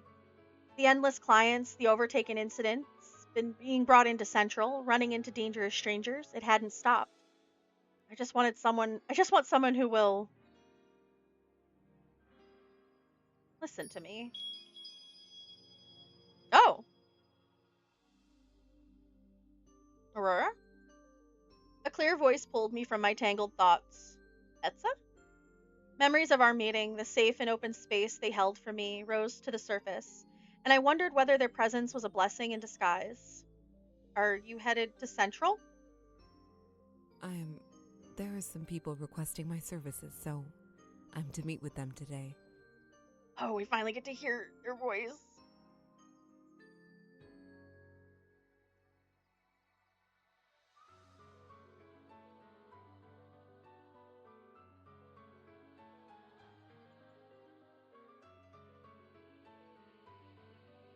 Fae is such an umbrella term. Fae contain so many different types across so many different cultures. I think everybody's got something that qualifies as a Fae.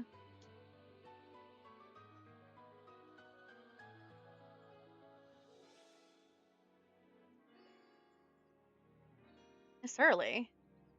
It was like Kane said, busy as usual. So many people rely on Etza.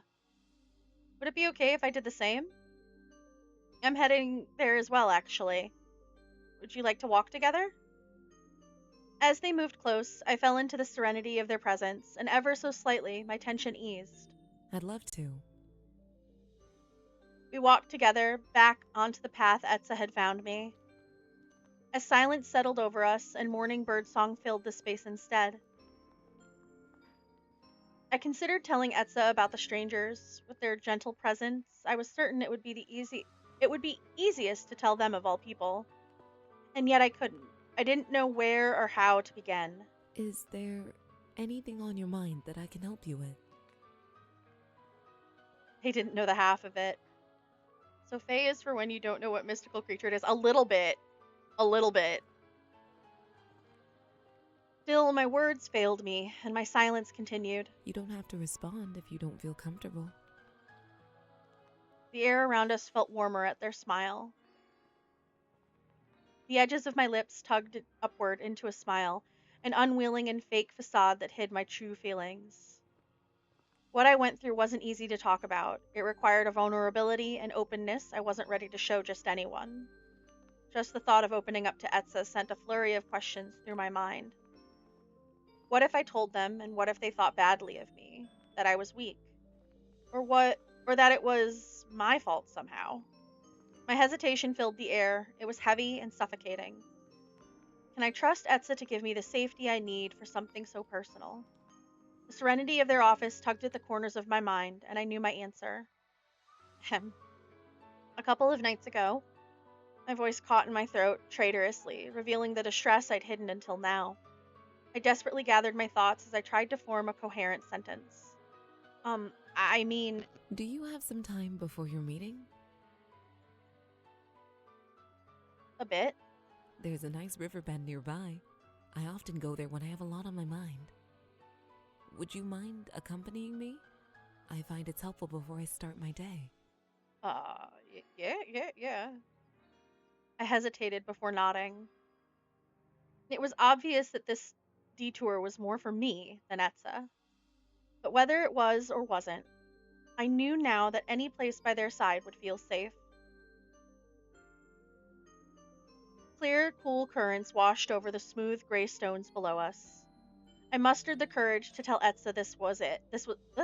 I mustered the courage to tell Etza this was it. It's beautiful, isn't it? Oh.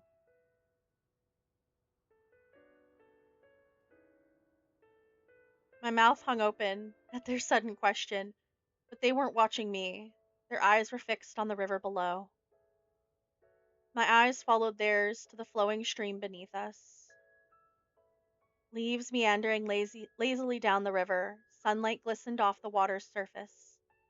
The air smelled fresh as the air smelled fresh as the water of the morning dew and the river mixed together. My breath and mind slowed as I drank in everything in. You mentioned before how my office made you feel calmer. I nodded along, entranced by the gentle lightness of their voice as it mixed with the gentle murmur of the river. I find it often has the same effect on me. It's why I'm so partial to it. But sometimes, because of my job, my office isn't enough to calm me. When that happens, I find myself even more frustrated. When I need the room to work as I intended, it doesn't. It's then that I have to remind myself of what's been sacrificed for us.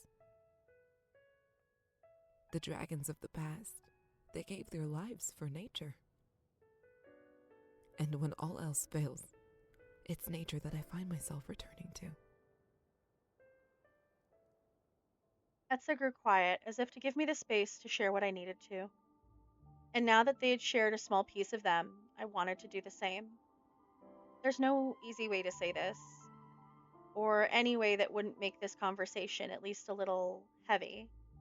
But a couple nights ago, it was actually the night before we met, I was attacked by someone. The words caught in my throat. I hurried on, chasing after the words that I now desperately wanted to say. I still don't know who they were or what they wanted from me. Someone saved me that night. But if they hadn't, I think. I turned my body away, slightly out of frustration, slightly out of embarrassment, as I tried to hide my vulnerability. Etza kept their eyes on the river, silently giving me space to process everything, away from someone's watch. I ground my teeth together, my hands clenched, nails digging into my palm. A million emotions shot through me, blurring together and crashing over another in waves. Anger, helplessness, fear, shame, all intertwined and threatening to overflow. I sighed shakily, letting that be my only release before Etza spoke. Their voice was like the sun after a summer shower, soft and clear. As a wyvern, I hear a lot, see a lot about the drakes that others don't. While our world is more peaceful than the past, pain still exists. Many drakes are familiar with the pain of loss, grief, regret. With each story, the first thing they tell me without fail is how they wish they had done more. Trained harder, fought harder, been more aware. Things they should have or could have done, but didn't. My body wanted to curl in on itself, to turn away and hide from their piercing gaze. But I didn't. Because eclipsing any other feeling I was wrestling with, Etza's gaze brought acceptance, peace, support. I won't assume to know what you're feeling. But whatever you're sitting with, I hope you feel your strength the most. The strength of a survivor, of someone who, despite everything, is still moving forward. I was only vaguely aware of the tears threatening to spill from my eyes.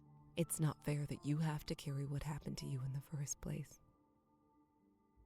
I'm sorry that happened to you. The world was hazy and blurred, the backs of my eyes prickled with fresh tears. Ooh.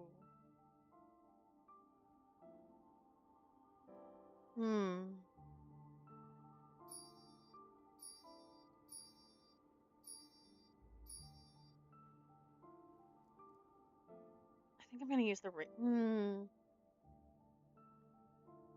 use the railing for support. With Etza's words, the rush of emotions came back with a vengeance. I clutched the railing. Friction warmed my palms as I gripped the metal, the sensation grounding me ever so slightly. My entire body trembled. Etza's hand appeared as they offered it to me. It was cool to the touch, my fingers intertwined with theirs as I raised their hand to my face. I lowered my forehead to meet the tips of their fingers. Smooth, slender, and delicate, cool and calming, clarity and focus returned at their touch. I lost track of how long we stayed like that. But eventually the sun began to feel hot against my back. The streets came alive with soft murmurs. My hold loosened, and I realized them, shy but mostly comforted by the moment we had shared. We should get going. I made a soft noise in agreement, my gaze still on the floor. Aurora? I jumped at the sound of their voice, at the sudden proximity. Hesitant, I peeked at them through lowered lashes. Their pristine eyes studied me with kindness, and they murmured, If there's anything I, or any of us at Central, can do to help, please let me know. I nodded, still searching for the words to express myself after the whirlwind of emotions. Shall we head back? I would hate to make you late to your meeting. Yes. We walked together, making small talk on our way there. The conversation itself was casual, but the pull of their presence was deeper. Rather than being consumed by the memories of my encounter, I was left with a comforting warmth in my chest. The warmth remained even after they left, as I headed to my meeting with Kimura.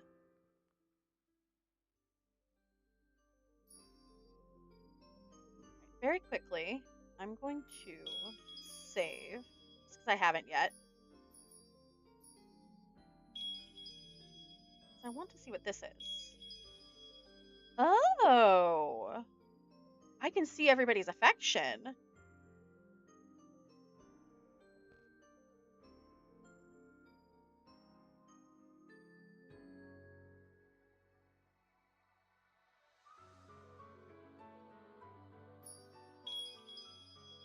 Oh, and my stats here.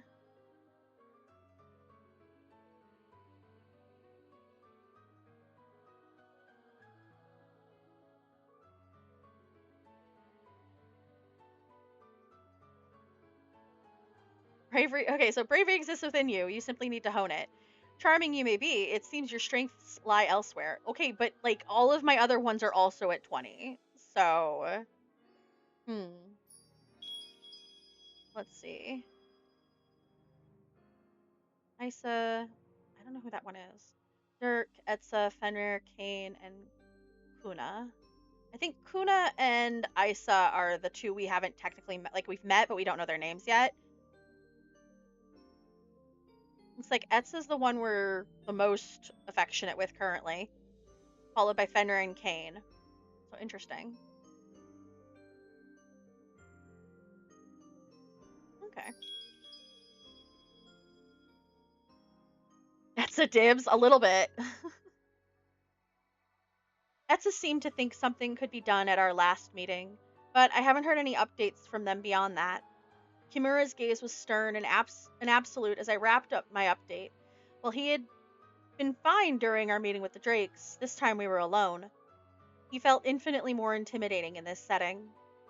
Finally, after an eternity, he spoke. I haven't met with Etza. We've both been busy, but I trust their discretion. It's more than we asked for, but could you continue helping us at Central? I'm sure our members would appreciate it. Your insight into the Overtaken may help even more than we initially believed. Yeah, I can continue meeting with Etza as needed. This is important, especially if it's connected to the energy crisis. Etza shared that with you?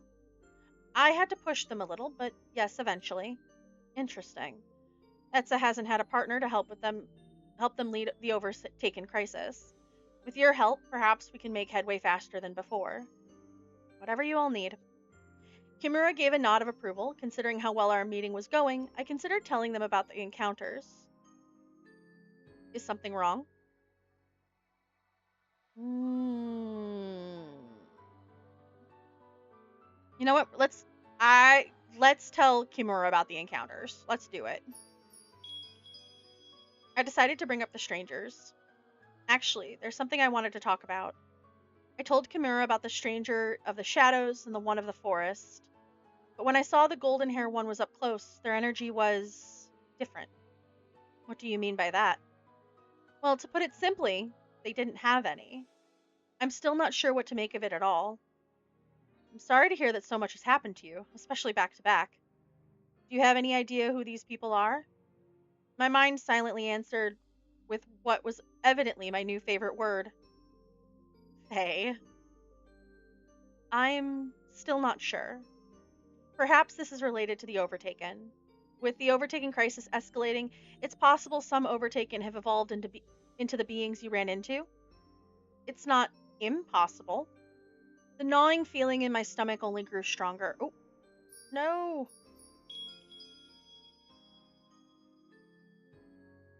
The gnawing feeling in my stomach only grew stronger. With each passing second, my belief that these creatures were Fae solidified.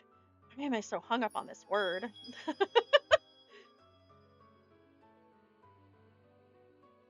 If you'd like, we could assign a Drake to you for protection. It seems like you could use it. Especially if this is related to the Overtaken. It could get worse. Protection sounds like a good idea. But the thought of these strangers compelled me. Against all reason, I felt drawn to them. I think it'll be okay for now. No protection needed. If anything changes, I'll be sure to let you know. If that is all, you're dismissed. because you're not hung up on Etza. Do you have a favorite tank? Because I feel like you're a little hung up on Etza.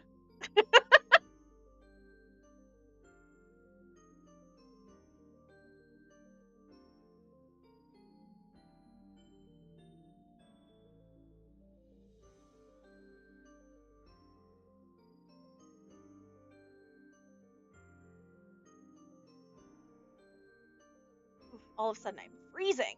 I gotta put on my cardigan. They're the logical. Oh, okay. Why are they the logical choice? I would love to hear this. Please share. Please share. I love hearing thoughts.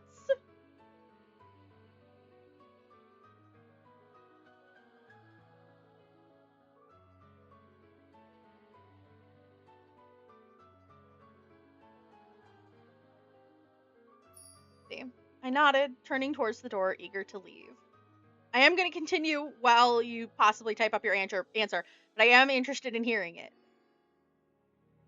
What was that the right choice? Shaking my head, I strode away from Kimura, my mind a mess. Oh, pardon me. Unable to relinquish thoughts of Fae, I stood in the library at Central. This is as good of a place to start as any. Okay, first off, let me just say the vibes of this library are immaculate. I would like to live in this library. Soft, kind, can relate to the unique power of the protagonist. Superior breeding compatibility. Oh my god. I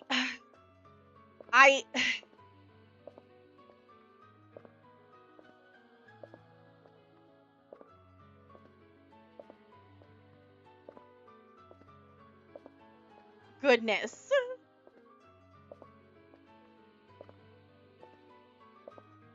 All right.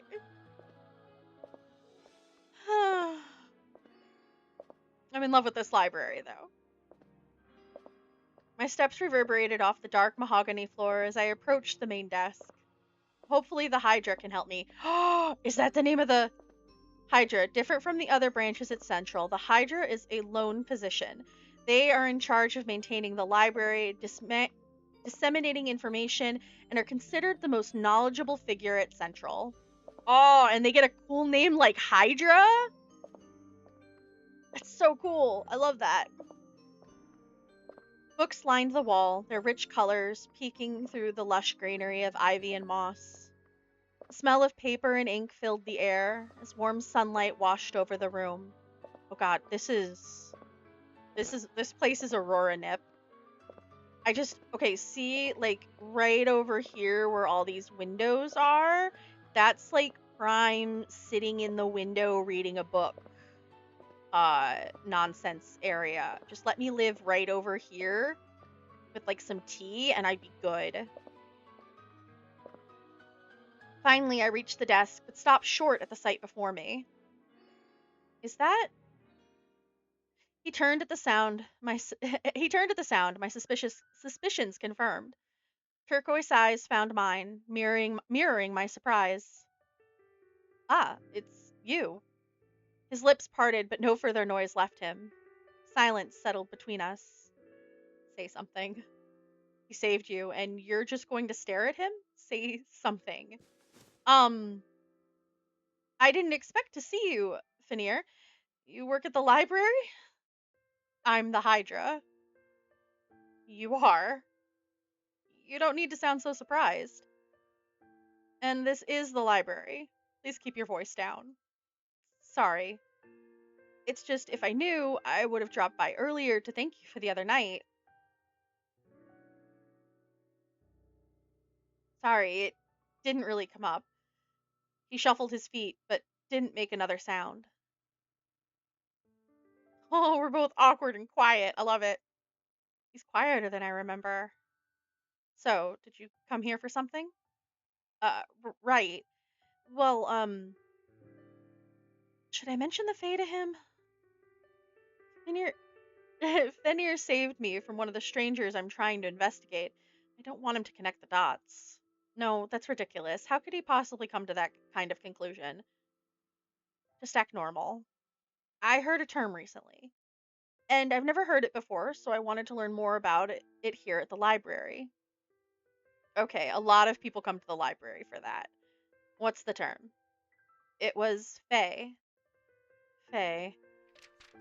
Fenrir searched through the catalog in front of him, repeating the word to himself. I believe I've heard of it, but I can't remember where. Give me a second. You can look around if you want. When I find it, I'll let you know.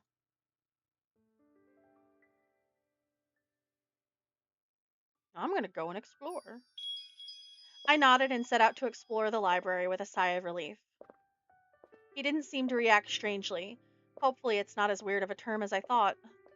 I dragged my hands across my face, closing my eyes. Maybe the paranoia of everything is just getting to my head. As I headed down another row of shelves, muffled laughter drifted toward me. Around the corner, a familiar head of red hair chuckled, followed by giggles of the small crowd surrounding him. Kane, what is he doing here? I quieted, my steps lighter as I attempted to sneak past him and his entourage. I just avoided Fenrir, so and the last thing I want is to have to answer to someone else's potential curiosity.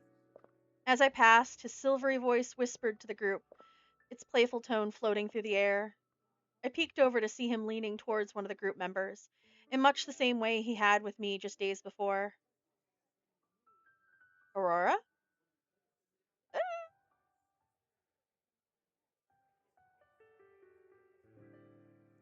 Sorry, I didn't want to disturb you. At a glance, I could tell whether he believed me or I couldn't tell whether he believed me or not. Either way, he excused himself from the group before making his way to me. Oh, you didn't have to leave the group you were with. Hmm? But I found something much more interesting. Oh, really? Really, really? What brings you to the I have to see. Did we just go up with him? Oh, not yet.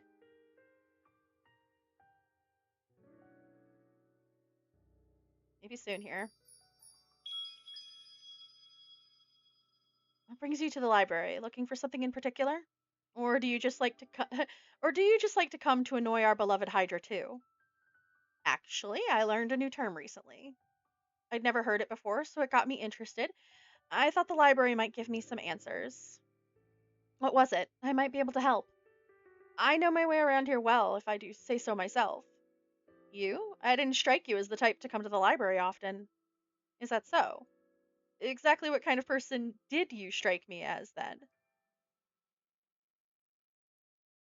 Tell them exactly how they strike you. You tell me. Ooh. Ooh.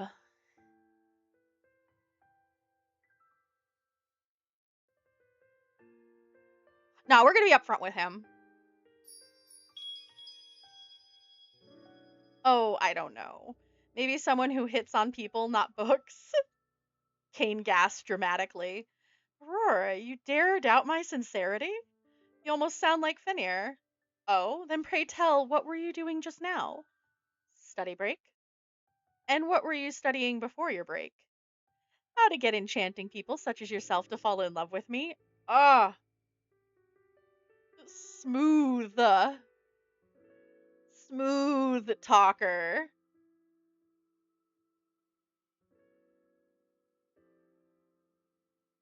Uh-huh. And did you learn anything? I guess we'll find out, won't we? You were looking for something, weren't you? I blinked, surprised at the sudden conversation change before refocusing on what I originally come to the library for. Yeah, should I tell them? They probably wouldn't connect the dots, right? I decided to take my chances. These endless aisles brimming with novels were beginning to intimidate me. I was looking for books on the word Fae. Have you ever heard of it? It actually does ring a bell. Someone told me about them a long time ago. They showed me where to read about them, too. I don't remember much, just some ominous riddle. There are mysteries to be aware of? Hmm. Don't trust others? Something about time, maybe? The hair on the back of my neck lifted. The tingling sensation from when I had first heard the word Fae returned. The words left me before I could stop them. Not all mysteries can be explained by the logics of man. Some mysteries beyond man have no logic, have no fate. In the face of such, keep your wits close, but do not trust them. Trust not yourself, nor your senses, your time, nor your wit. From where time has stopped, but it flows has no end. For when passion calls, but hate runs deep. Heed this warning and do not wait. For laws of nature and laws of man have no logic and have no weight. Don't tell me you're the one who told me about them all that time ago. No, I don't remember committing it to memory either. And where did you hear it? My mom mentioned it recently. It's what got me curious about them in the first place. How strange. Well, this is interesting now, isn't it? They paced beside the shelves faster now. The books began to blur as we hurried through the library. Kane was now intent on tracking down something to illuminate the mystery behind these so-called Fae. It should be somewhere around here, I believe. They weren't lying when they said they knew their way around here. Let's see. Kane moved towards one of the shelves in the distance before looking. Ooh, hiccup. Before looking back at me. Feel free to look around. Maybe if we're lucky, we'll find multiple books. They winked playfully before disappearing among the large stacks of novels. I surveyed the looming shelves of books before me, running my fingers across the books' textured spines, rough and worn. So many here, some hundreds of years old. There had to be something here about the Fae, or about Fae. I began to search, eagerly rummaging through the books for some clues.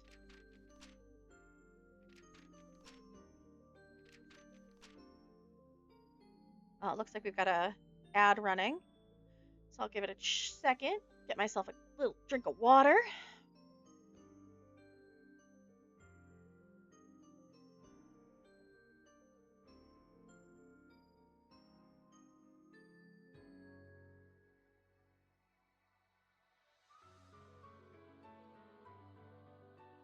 Hope everybody is enjoying this story thus far. I know I'm having a good time with this. I like the mystery so far, of the story. I'm also really enjoying the art. The art is just so pretty. A little sad that the voices aren't completely. I don't know if they aren't working completely, or if there's only just some sections with voice acting. But either way, I'm okay with that.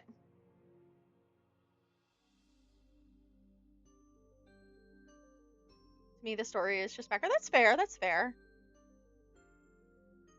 See, I think why I like visual novels is because I get the gameplay of like making choices and all that, and it and I get the story at the same time. Um, it it very much gives like choose your own adventure book for me, and that's really fun. Um, even if like the routes are planned essentially, there is still a bit of I still like the choice, and it still takes me through different options if I choose different things. Okay, ad break is finished, so we shall continue. Ugh, not this one either. I returned yet another book to the shelves. Stepping back, I shut my eyes in frustration. How many books have I gone through at this point? I must have read like a million, and nothing, not even one mention of Fae. There's no way I can find anything. I turned, determined to find at least one hint. Ooh, damn. Oops. Before colliding right into Kane. Ah, oops. I jumped away. The heat from their body lingered where we had collided. You must have been focused. I've been calling your name for a while. They were? I didn't hear them at all. He smiled before bringing a worn book into view. The text was faded, practically impossible to read, and the pages were yellow, a sign of their age. I like the choose your own adventure books. Quite the unique experience. Right? They were so I loved reading them all the time.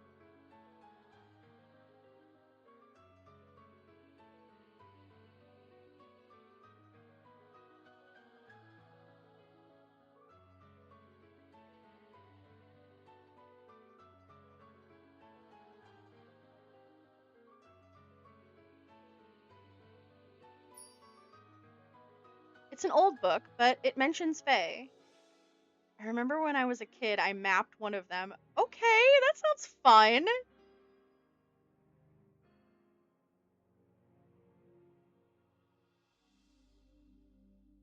I'm not sure if it'll be much help, but it's the only thing I could find, and they specifically use the word Fae in here. My hands ran over the textured pages, the tingling sensation returned, and my pulse quickened at the contents that may lay inside. Kane handed me the book. I skimmed hungrily over the words, eager to find out more about these mysterious beings. There was once a woman who yearned for nothing more than a child, but the universe was unable to grant her this simple wish, and so, taking her fate into her own hands, the woman sought advice from a witch. The witch, empathetic to the woman's venture, bestowed barley upon her to remedy her trouble. Go home and plant this, the witch instructed the woman. Desperate for the gift of life, the woman heeded the witch and planted the barley. And that night the woman slept, dreaming of a miracle. But when she woke, the barley had remained barley. Weeks passed with no sign of a child. Nonetheless, the woman continued to tend to the barley given to her, until one day a tiny girl sprouted from the barley, no larger than the length of one finger. Is this the Fae? This girl? I don't think so. Or at least, that's not where I saw mention. I always hit the left button on accident. I went through every choice and showed which paths had more choices, which led to death, which led to a good ending, bad ending. That's okay, but that honestly sounds like fun. I could easily see myself getting caught up in something like that too.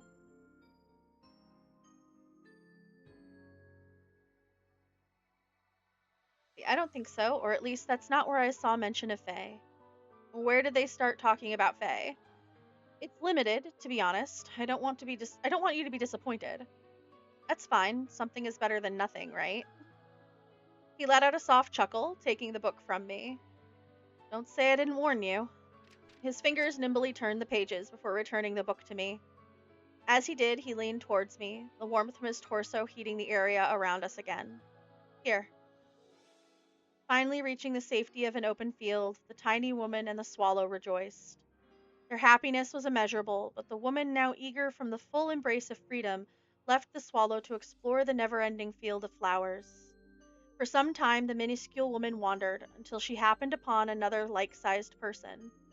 Excited at the prospect of meeting a same-sized companion, she approached the stranger. But when they turned, she found herself in awe at his beauty. Ah, I don't believe we've met. Where do you come from, Fae? The small man inquired. Fae. My eyes consumed the text, chasing after the shadow of the word that had eluded me until now.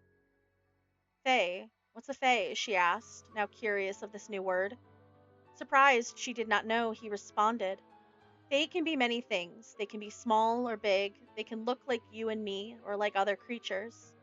And Fae have many responsibilities. Some of us tend to the cycle of seasons.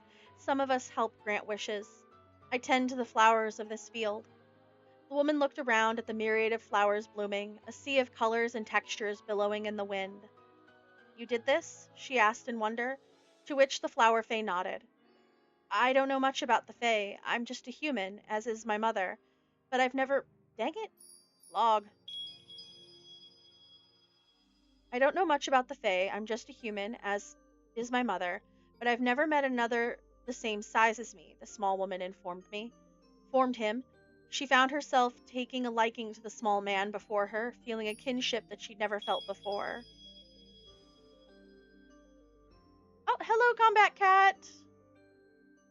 This feels like an ADHD-driven experience. Looking back, it probably was, but at least it was fun. Like, at least I hope it would be fun.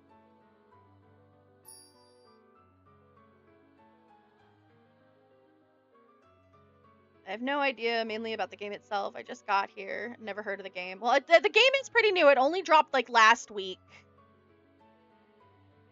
It's a really fun visual novel with dragons and fae and very pretty people. That sounds lonely, doesn't it? The flower fae asked. The woman paused, never considering how lonely it had been before meeting another like her. If you want, I can take you with me. We can take care of the flowers together, and maybe you won't feel as lonely anymore. The woman liked this idea very much and agreed excitedly. With a wave of his hands, the Fae bestowed upon her a pair of wings, as well as a new life of adventure for the two of them. I stared at the book, eyes suddenly tired, my shoulders slumped.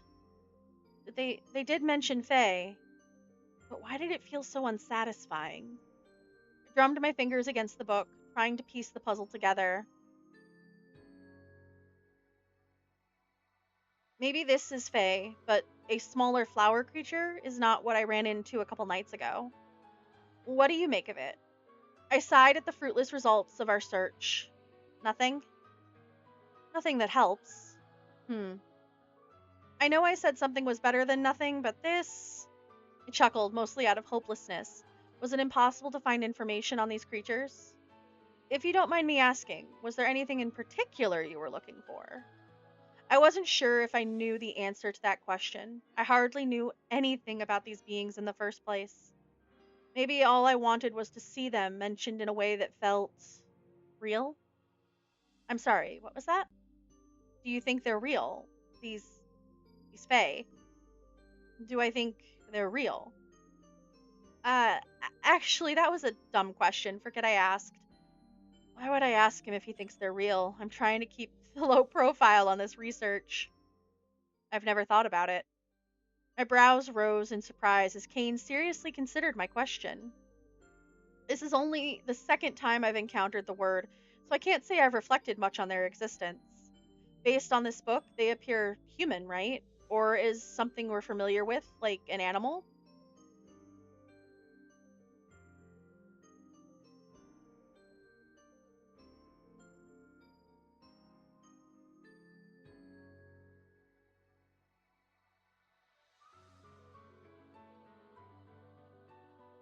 What is going on in my chat? Ooh, pizza! And now we're talking about the breedability of Fae. Alright. Okay. Jesus.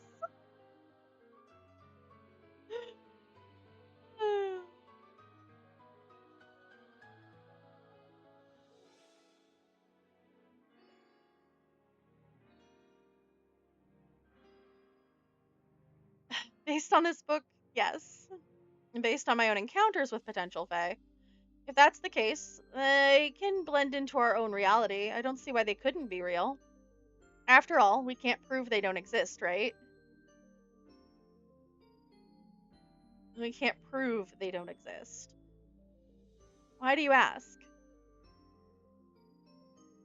It's personal. Say no more. Forget I asked. Smoothly and without warning, he plucked the book from my hands. This will be our little secret. We should put that back. Of course. Apologies that we didn't find anything helpful. But our library is quite expansive. I'm sure there's something that could answer your questions. If you ever need a helping hand, I'd be happy to offer my services. I'll think about it. Oh, I think... Okay, so when that little icon pops up... Yes, okay.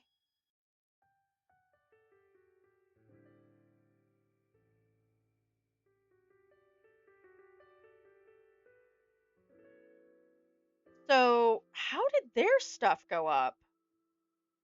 I do not understand this affection system whatsoever. Cuz like I'm at 16.5 and 15 for Etza and Fenrir. Fenrir? And I'm at 18 for Kane, but Kane is only at 20%, but they're at 30%?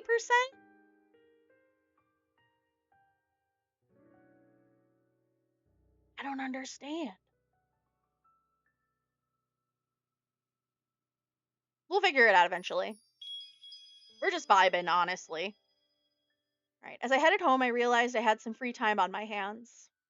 It's been a while since I've been able to take some time for myself. Maybe I should do something. Where should I go?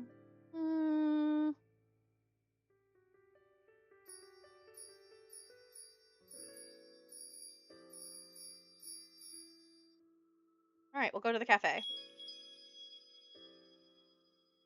Cafe sounds nice right now. I could use a pick me up. Oh, should I invite someone?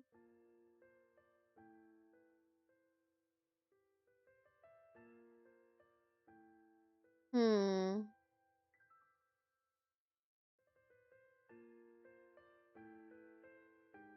I mean, I guess I'm wooing Kane.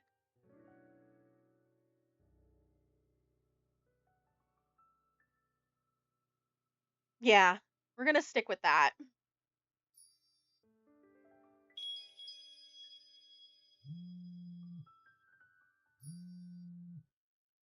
Aurora, Kane, and to what do I owe the honor of your presence? Making fun of me, are we? I just wanted to show you what your own words sound like. Is that so? I think they sound prettier coming from your lips, though. Quick with the compliments as always. Only for you. Believable. So what did you want to talk about? I have a bit of free time on my hands. Hey, Aurora, I feel like you know the answer to this. Is there a gender neutral term? Oh, is there? I've never heard a gender neutral term for waifu or husbando.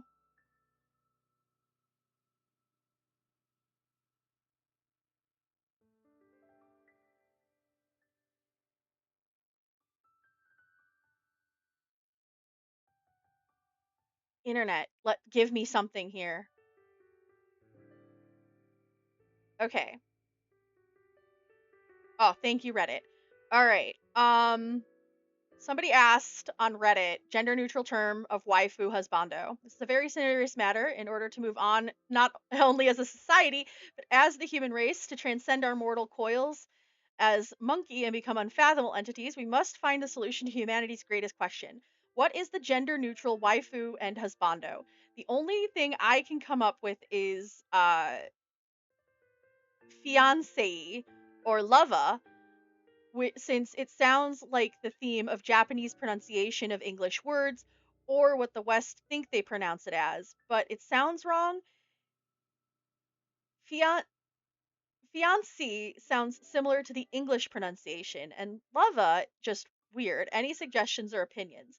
The most voted one is spousu. I like spousu. Oh my god, spousu is so good.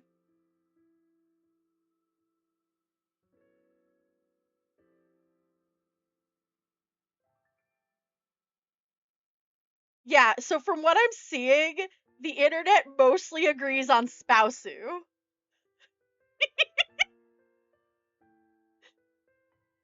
Because there's another Twitter post. Like, this is from 5 years ago.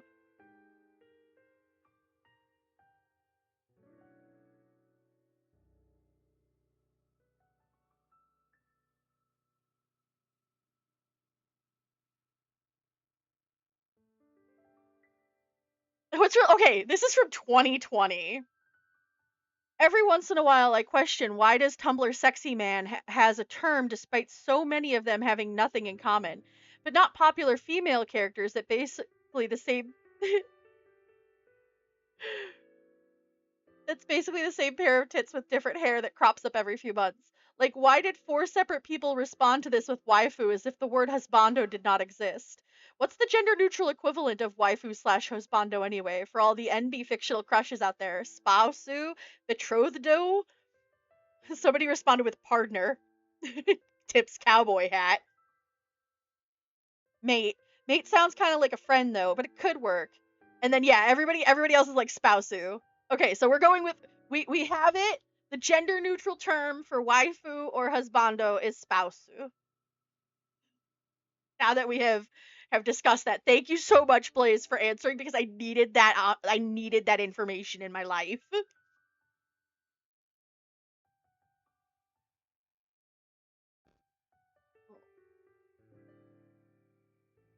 Oh boy, wait. There's also a Wikipedia about the word waifu.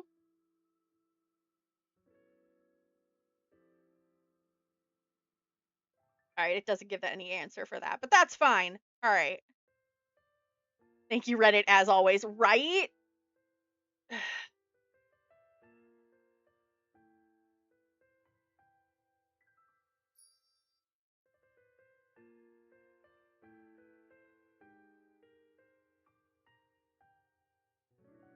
And I was wondering if you'd like to spend some time together.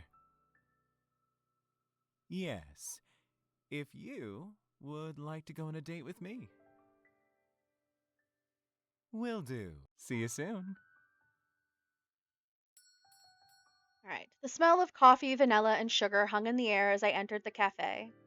Kane said they would be running late. Just got here. Be there soon. Come here often? I peered over to see a stranger leering at me with uncomfortable interest. No, thank you. Hurry. I was talking to you, sweet thing. Oh no! Excuse you? The voice was closer this time. His hot breath was damp against my shoulder. Ugh. Ew.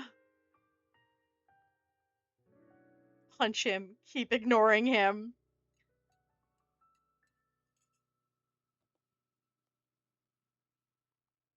Ooh. I'm gonna just keep ignoring him. I'm not playing a punchy character, I feel like. I want to punch. But, like, I just got to the cafe and I don't want to leave. I feel like they'd be like, ma'am, this is a Wendy's. Oh, alright, we're gonna punch him. Alright. Just a small one. Nothing too serious. I look at him, plastering a fake smile across my face.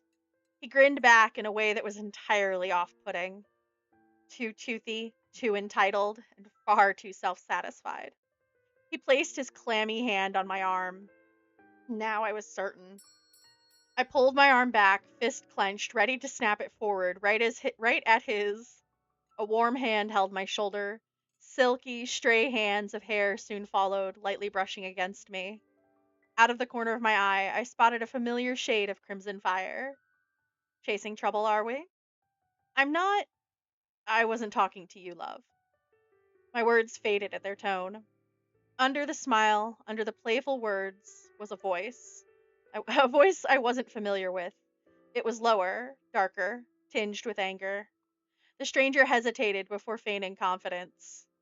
Just meeting up with my date. Nothing wrong here, Kane. Your date? Aurora, don't tell me you've overbooked. I'd be so hurt. Overbooked? You're on a date with Kane? Is there a problem with that? The stranger directed his attention towards me. Do you know who this guy is? Yes! I invited him!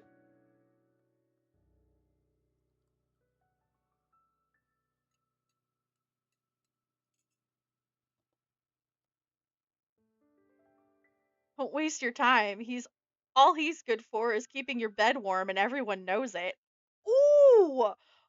Ooh, okay. We're getting oh boy. At this point, we're the center of attention. All eyes in the cafe were on us. Well, look at all this attention. Kane leaned towards the creep. Tell me, would you like to give the audience a show? The stranger's gaze shifted back and forth before he clicked his tongue and shoved past us. The sound of the cafe bell echoed in the silence. But soon, the buzz of light conversation filled the air again, as if the stranger was never here. Why don't we get a drink? Yeah. Do you know what you'd like to order? Actually, let me guess. Lemonade? Yeah, actually. Of course, I was telling the truth. Yes. Really? I don't believe you. It's true, that's what I was thinking of getting. Kane chuckled. I completely guessed. Or perhaps our bond is so unfathomably deep, the contents of your soul are imprinted upon my subconscious. Beginner's luck. Order for Kane and Aurora? I got 'em. Don't miss me too much. Okay, Kane is cute. Okay, can we ignore people creepy being us, but punch that fucker bad mouthing your date, right? Only good for keeping your bed warm, bruh. Get out of here with that beta brat bog water.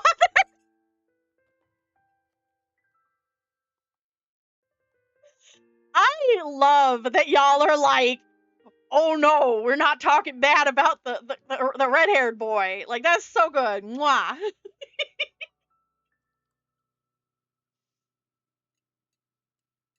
I'll try not to. Here we are. Thank you. As I took my first sip, a harmony of flavors swirled together in my mouth and I hummed in delight. Good? It almost makes today's ordeal worth it. He chuckled, and we finally were able to enjoy our drinks and each other's company in the cafe. Thanks for earlier, Kane. Dealing with that on my own was obviously infuriating, I'm sure. Of course, Aurora. Heading home now? I can walk you back. Are you sure? If you're busy. Busy? I hardly know the meaning of that word. Besides, after the fiasco from before, I'd be loath to leave you alone again. Oh, so you can waste my time with keeping my bed warm? Kane leaned in ever so slightly. Sunlight gleamed off his annoyingly perfect lips. With me, it wouldn't be a waste of time, love. All right, let's just get a move on, Kane. As you wish, my dear. The chill night air settled in, shadows cast by the town's light danced around me. The sun left, and with it, fear edged its way so easily back into my mind. I pulled my bag closer, closed my eyes, and slowly exhaled. Don't tell me I'm afraid of the dark now. But with all my recent nightly encounters, it wasn't hard to see why. Something moved in the shadows. There was nothing there. I shook my head, trying to ignore the rising fear that was clouding my mind. A growing shadow, a figure following me. I turned again.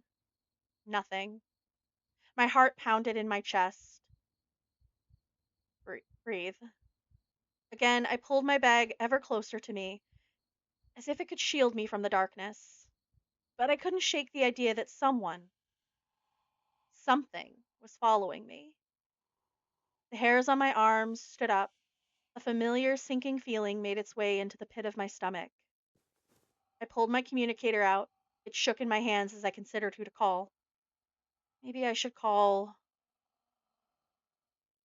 I guess we're going with Kane. But before I could dial, I heard it. The low, velvety voice that haunted the dark corners of my mind. Looking for me?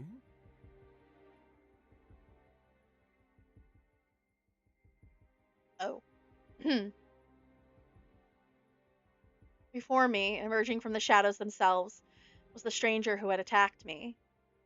My thoughts sounded distant, smothered by dread. My body trembled, flooded with fear. How was this happening again?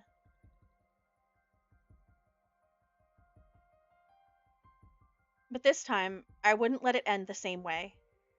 Latching onto something, anything that could snap me out of it, I summoned my voice, forcing myself to ask him the first question that came to my mind. Are you Fae? Nice night tonight, isn't it? I'm going with the absolute one brain cell response. Kick him in the lug nuts. I don't have that option. Are you Fae?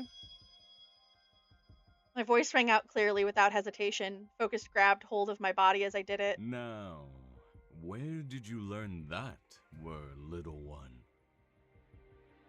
I need you to stop calling me that. We need to stop right now. I need to be able to focus and think. Your purple, stupid eyes, your white hair, and your very provocative outfit. God damn.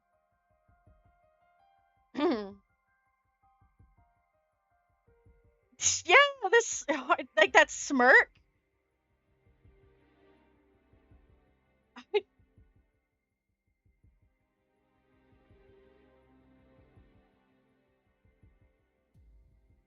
Anyways, I stepped back, muscles tense, ready to bolt away at a moment's notice. I won't let him get close to me this time. I swear it. Their eyes wandered up and down, and I thought they would pounce, move faster than me with those inhuman reflexes. But instead, he leaned back, throwing his hands up in surrender. So I feel like I missed a bit earlier in the stream. So we were vaguely attacked by this guy a couple nights ago in the game. And he has like, he was clearly intent on like possibly kidnapping us in the moment. But then another one of the love interests stopped him. But he has this propensity. They have this. Hold on, I'm gonna go double check the pronouns on this character. He, they. Okay. They have a propensity for calling us little one, and not gonna lie, it makes me kind of blush just a little. Oh no, the ad jail. I will wait for everybody to return from ad jail.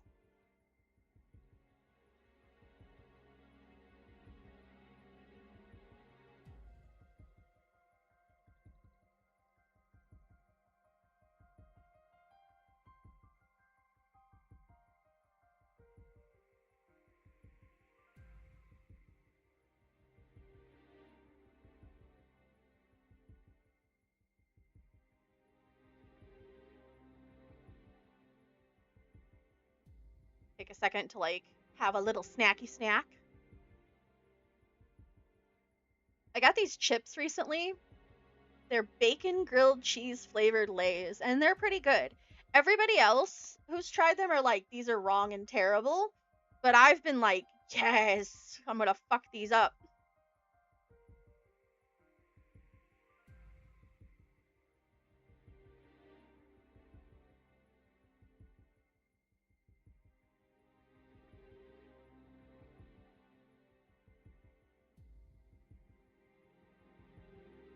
Well, I am craving salt and vinegar chips. I want salt and vinegar chips. I'm gonna have to ask for that for our grocery run.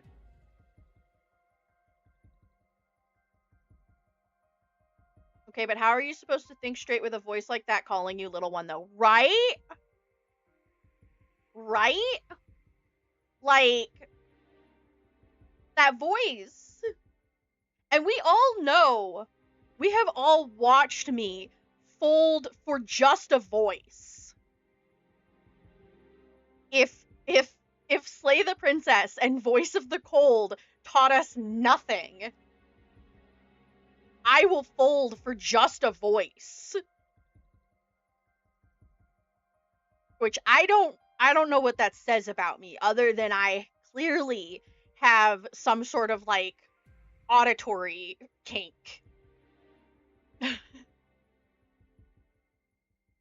Like, I unironically listen to ASMR like videos with, like, sometimes I unironically listen to like those boyfriend ASMR videos just because they're nice. Half the reason I play Love in Deep Space is for the ASMR audios that they have in the game. Like, give me a good audio and I am set. Can I listen to most of them in public? Absolutely not. But I'll still listen to them. I Blaze, you get me. Alright, now that the break is over, we continue. We get to probably hear more of his voice. And I'm hearing it through my headphones. Like, just right up in my ears. Relax. I won't harm you this time. See, and then he says things like that. This time. I've received feedback that my approach last time was a bit rough. Oh.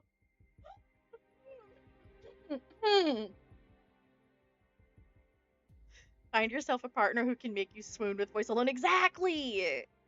Oh, man. I just turned 7 shades of red from that. Oh, dear. Ooh.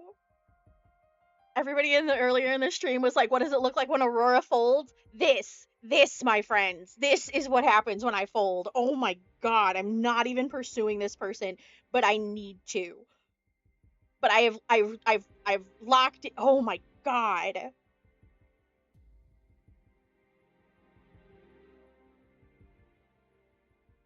Oh, this character is diabolical.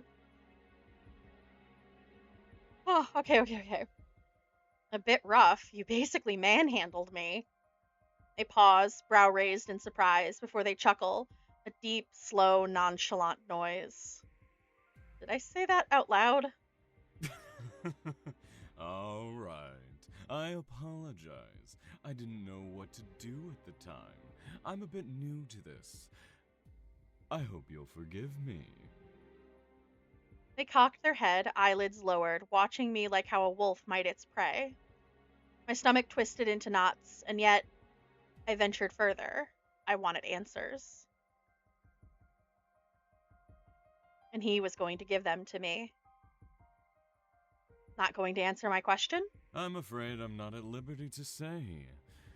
Are you going to run away now that I've refused to answer? My blood pounded against my temples, making it hard to think, to focus. He chuckled again, amused by my silence. I already told you. I won't go near you. If you want to run away, run away. Their words were like a challenge I couldn't back down from. I stayed, rooted to my spot. What are you at liberty to say then? They grinned, satisfied, almost excited. Something dark and dangerous flashed in their eyes.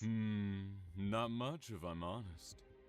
What do you see when you look at me? Oh, I can't. Oh boy. What is that supposed to mean? What does it mean indeed? The gift of sight, something many believe holds a universal truth, when in fact this is hardly the case. Colors, distance, clarity, all are perceived differently between individuals. This holds especially true for you, does it not? You with the ability to see energy.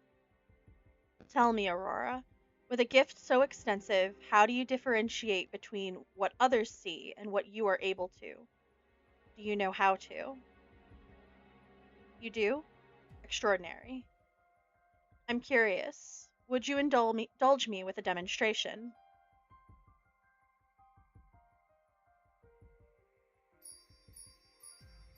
I guess Kane's energy is the one I know the most about, so.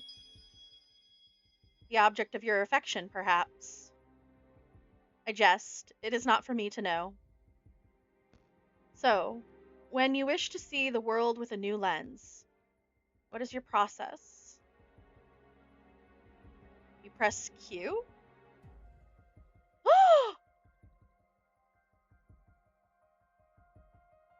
Oh!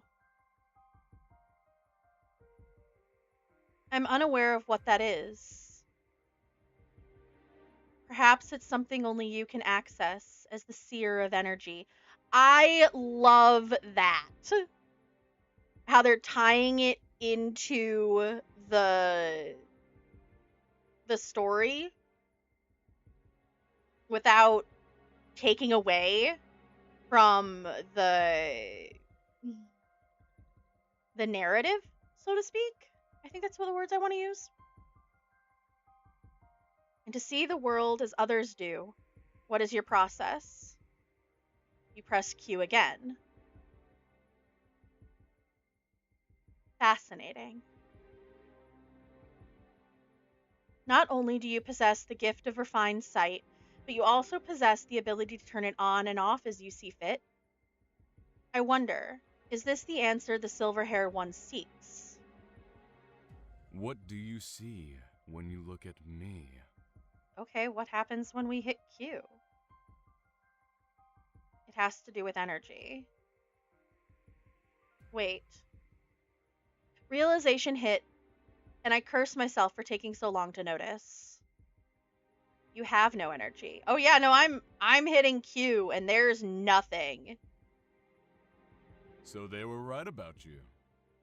Okay. They? Right about what? That's all I can say. Sorry, little one. The apology was an afterthought. Ingenue. Ingenuine. Sorry, I don't know why that I was like, that's not the word. But my mind raced past it, no time to reflect. They had no energy, just like the golden-haired stranger. Their lack of energy was no coincidence. This man was telling me to notice it. He knew he had no energy. Because he was a being that existed outside of the laws of our realm. He was a creature that defied logic. The word had eluded me all day, tugged at my mind, forcing my attention. Fae. There was nothing else it could be. It wasn't an evolved overtaken. This was a Fae. So not only are they real, but I'm also talking to one in the flesh. Let's see. What do you want with me? How can I help you? To what do I owe this pleasure? So a real Fae wants something from me?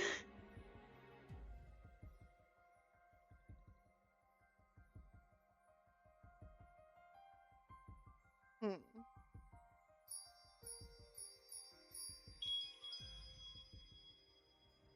What an honor to speak with a real Fae. I baited them, testing my theory just to see how they would react. His eyes flashed dangerously, in amusement or anger or both. I held back my smile as I watched his reaction, satisfied. You know, many would consider it impolite to ask so many questions without answering any yourself. I mean, technically, you haven't asked me anything. So. And what exactly would you want to ask me? He paused, staring at me with an inscrutable expression. Why are you a healer? Why am I a healer? Healing people is like solving a puzzle. My patients come to me when no one else can help them. There's nothing more satisfying than solving a case no one else can. Every day I learn something new. For me, becoming a healer has always been an easy choice. I wasn't sure if my response was what he was looking for, but it was the truth, and I didn't want to pretend like it wasn't. His amethyst eyes regarded me, glimmering with an emotion that was difficult to decipher. Interest, disappointment, satisfaction. Does that suffice as an answer? It does. And now that I've answered your questions, I'd like to ask another one. You didn't answer anything. What? How do you decide who to heal? I had let my guard down. They're more talkative, but that doesn't mean they're going to relinquish these answers freely. I answered, vowing to be more careful after the harsh reminder that this man was not on my side. I don't. A simple response, if you could play at that game. You're annoyed. It was a statement, with no room for questions. Now that I knew I could play the same card. Come now. I was just playing earlier. Give me your true response, and now return the favor. Why are you talking to me like that? Why, why, why, why, why,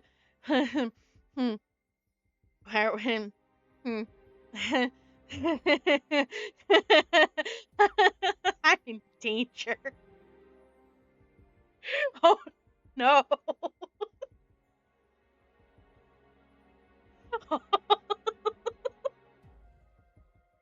Oh, man. Oh, God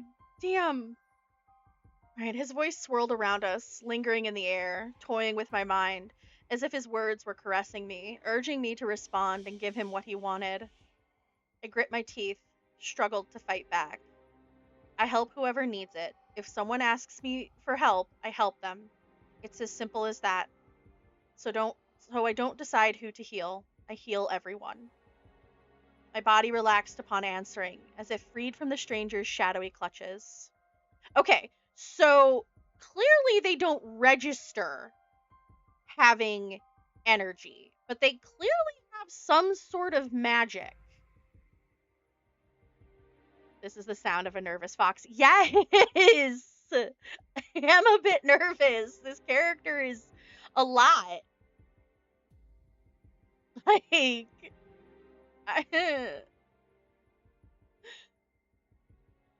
I glared, angry. They still gotten the answers they sought, while I still had nothing.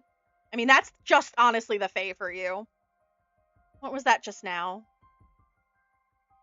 What if they still don't have energy but are able to manipulate it? Yeah, exactly. That's what I kind of think.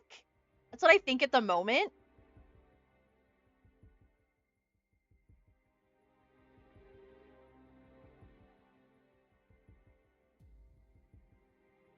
Did I seriously just waste another question? I really shouldn't answer that.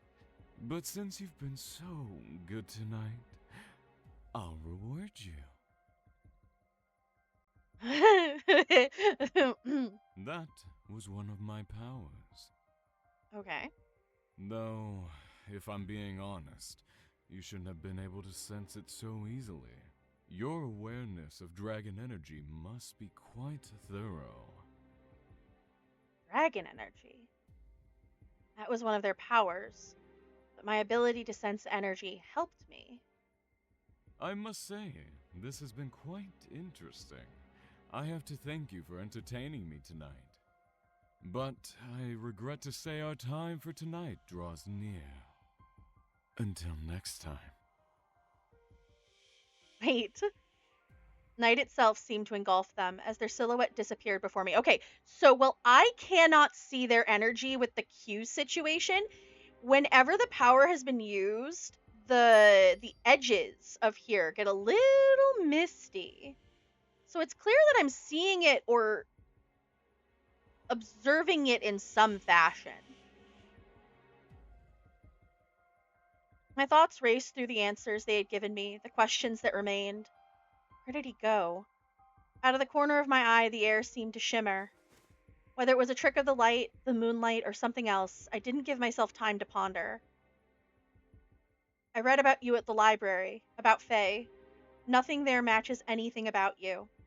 What? My lips parted, but the words I was searching for failed to reach my tongue. What are you? What are Fae? What do you want from me?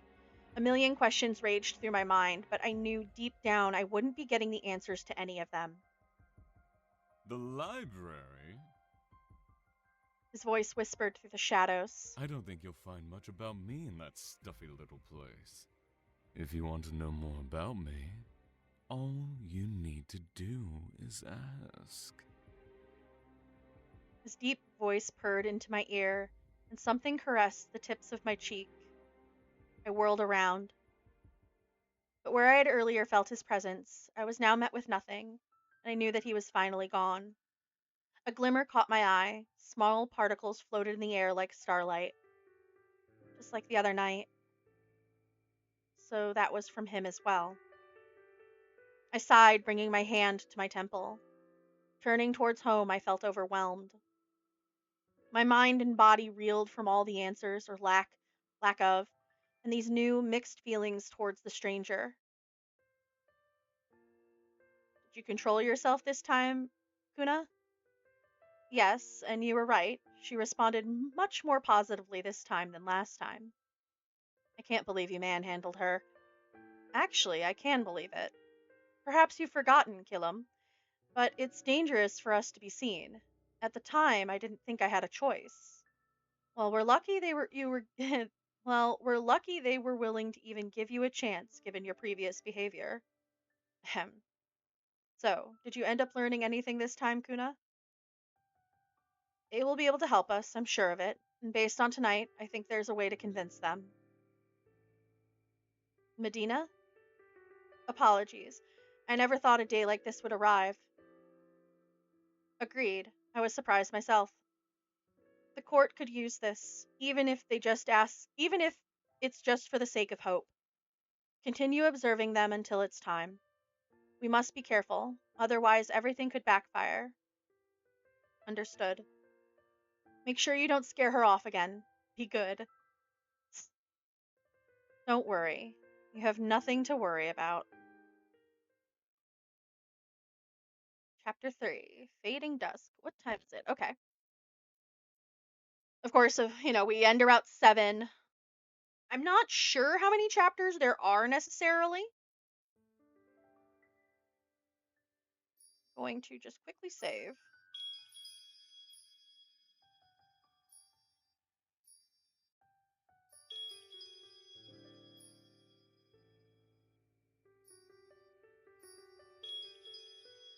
I want to check where we're at with these things.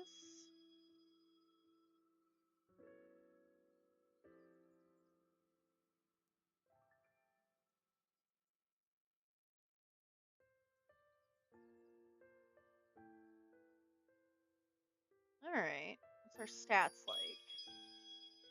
Our bravery's gone up. Not our wisdom. Impressive. Your wisdom and thirst for knowledge should be applauded. Kind you may be, but it seems your strength lie elsewhere. Charming as you may be. So currently it looks like I'm mostly wisdom, followed by kindness and bravery, with charisma lower. Alright. I paced the halls in search of Etza, finally ready to tell them everything after last night's ordeal. Where are they? They're not in their office or the library. I turn another corner, and they aren't answering their communicator. As I rounded yet another corner, it wasn't Etza I found, but a decent enough replacement. His hair shimmered, fiery in the light, and his eyes shone with the color of liquid honey. Oh my god, Kane is beautiful. Like, damn.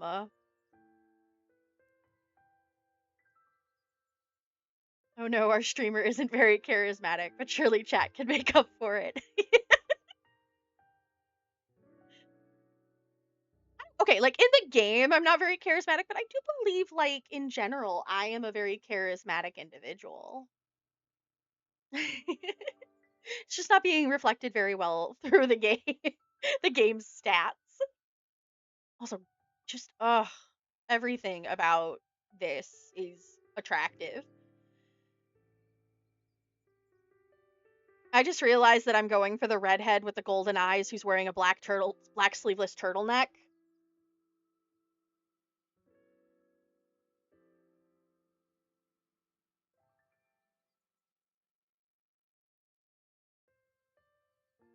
Wow, so you have an ego too? No, I don't have an ego. I'm no, I'm not. No, wait, no. I don't. I'm not. No. I I'm I I I'm not. I don't have an ego. I'm just confident. Well, technically everyone has an ego. Okay, yes, fair. So I'm not being egotistical. I'm just being confident in myself, which is actually very hard for me to do. I'm so bad at being confident in myself. It takes a lot. It takes so much for me to be confident in myself.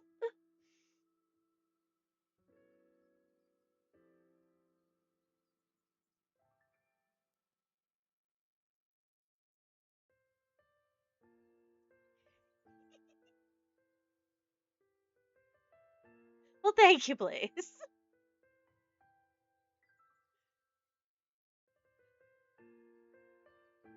Alright. Dust floated in the air, dancing around him as he gazed into the clearing.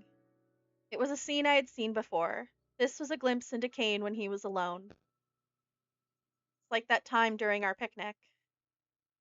Can I help you with something, or are you here to enjoy the view? I should have known that this wasn't going to last long. Oh, I'm leaving Q on just so I can see everybody's energy. I try to be confident. Thank you. Well, I had a question. Here to ask how I get my hair so luscious? Or perhaps my skin so soft? Maybe you'd like to ask me on a date? A kid. How can I help you, Aurora? So, I filled Kane in on the reason behind my search. My encounters with the stranger, the seed my mother planted in my mind, the cryptic questions about my healing. I told him as much as I could and what I thought of it all. I was planning on telling Etsa since they had offered to help before, but Kane stood beside me, silently absorbing everything. Are you alright? Alright as I can be, given everything. Kane smiled, leaving the topic at that. I just don't know what to do. What if I run into one of them again? If protection is what you want, protection is what you'll get. Simple as that. I'd be devastated should anything happen to you. Their words were reassuring, and I certainly felt safer under their promise. And yet, similar to my conversation with Kimura, I couldn't bring myself to accept their offer. Just as there was a force that pushed me from the Fae, yelled at me to run, there was another in equal opposition that pulled me to them, beckoned for me. Against all reason, I wanted to know more about these Fae. Any for your thoughts, dear Aurora? Would you judge me if I said no? No to the protection? I nodded. Of course not. But may I know why? I can't help but want to learn more about them. There's so much I still don't know. Who are they? What are they capable of? Why my healing? I know it's dangerous and reckless, and it's natural to be drawn to mystery. His eyes were gentle, without a hint of judgment, just as he had promised. That being said, we can't have you traipsing into danger. Surely there must be a way to learn more about these beings without placing yourself so close to one. The silver-haired stranger's words whispered to me. If you want to know more about me, all you need to do is ask. Yeah, let's not do that. I'm certain someone would be all too eager about that. I've already tried the library. Ah, yes, I remember our adventure fondly. My mind ran through everything I'd learned about the strangers, the lack of energy, the strange magic, the starlight. The starlight. The golden-haired stranger had examined it. The silver-haired one had left it behind. It had to be my best bet.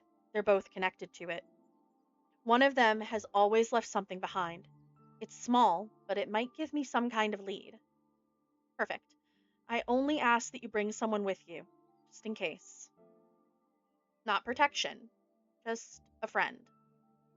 Bringing someone along would help, not just for safety, but also to have another set of eyes on it. Who did I want to bring? Okay, so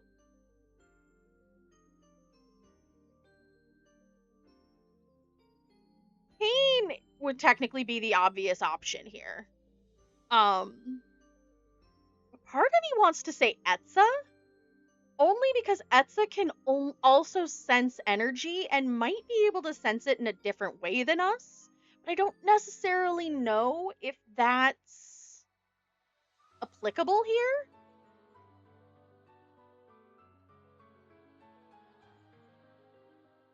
I'm not exactly sure.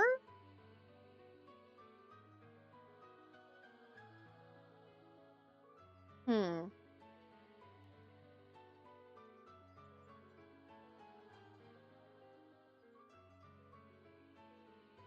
So I think for the sake of like going with my gut. Right now I'm going to go search your feelings. Yeah.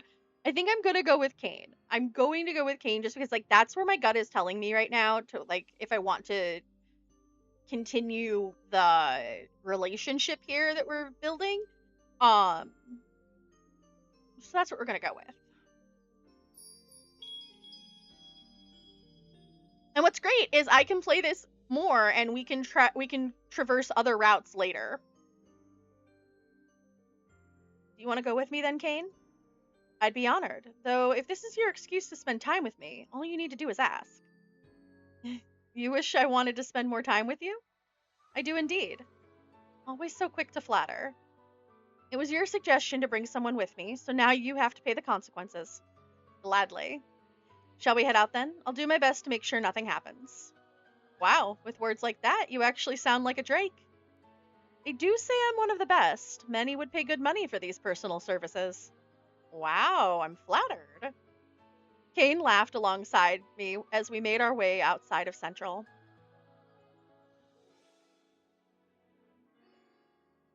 This is where I encountered the silver-haired stranger. The sun was high in the sky, the area transformed from the darkness of the night before. Let's see. Will that starlight still be here, or did it disappear already? There. Find what you were looking for? I absent-mindedly hummed as I pursued that faint glimmer. This is their magic, isn't it? A soft, luminescent sheen filled the air as I reached out. But I was met with nothing, as my fingers swiped through empty air. What? With energy, I could feel a tug, a pull, a presence. But here, nothing. But last night I know I felt something when that man cast his magic. So why are these particles so empty now? Actually, were these particles there when he used his magic? Come now, I was just playing earlier. Give me your true response, and I'll return the favor. I couldn't remember. Perhaps these particles weren't their magic. Perhaps these particles were simply a product left behind by their presence, like echoes of an after image. I tried to push back the disappointment rising in my throat. If these particles weren't their magic, what answers could I possibly find in them? For now, I'm going to keep the energy off until I get a new person, because I've seen Kane's. And it's pretty. It's super pretty. Oh, I didn't see the ads were going. Take a quick ad break.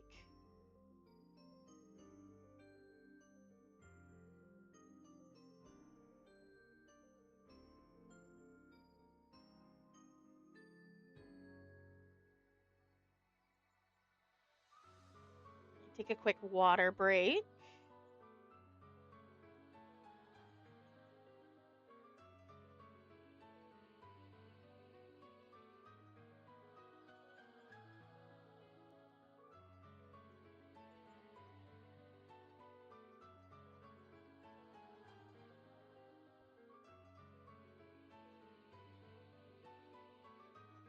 Sorry, drinking, so got quiet.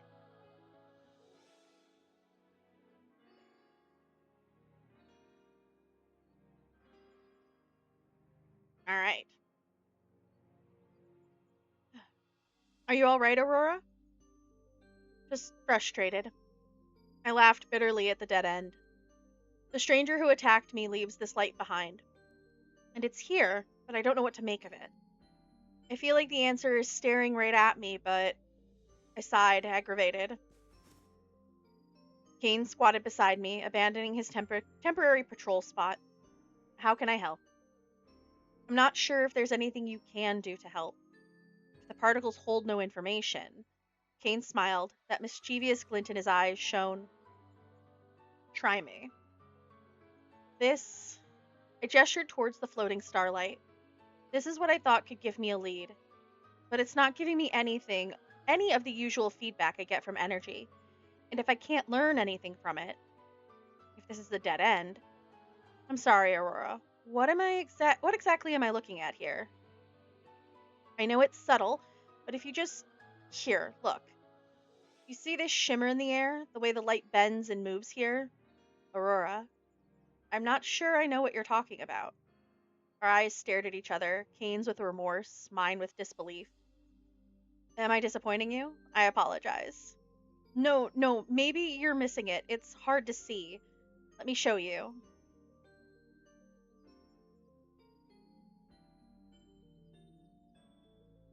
Ooh.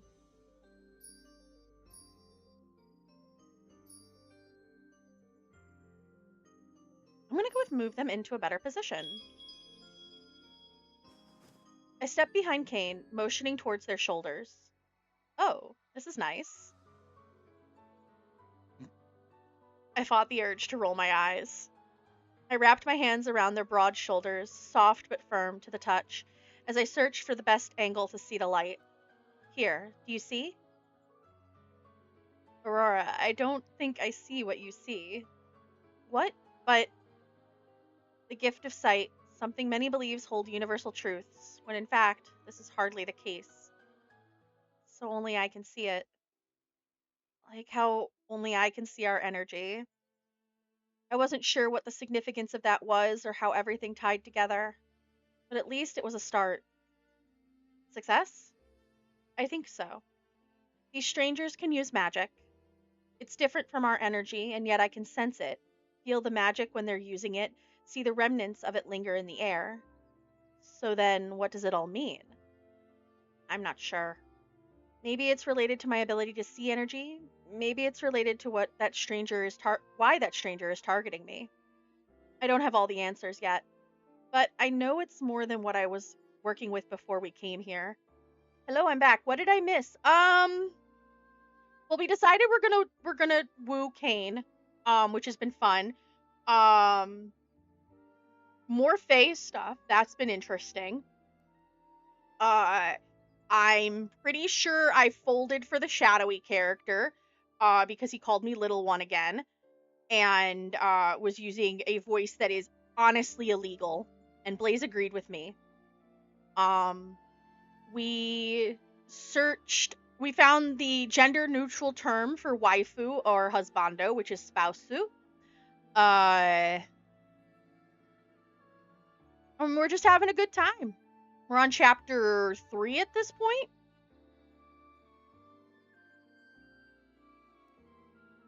Well, this has caused a minor amount of the Tiny Bill team to debate an otome game, so this has been an enjoyable stream thus far.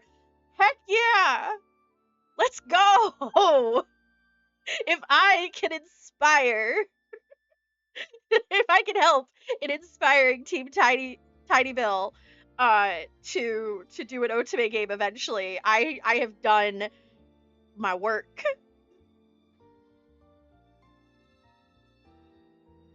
And again, like, if you ever need any more help, I know the genre pretty well.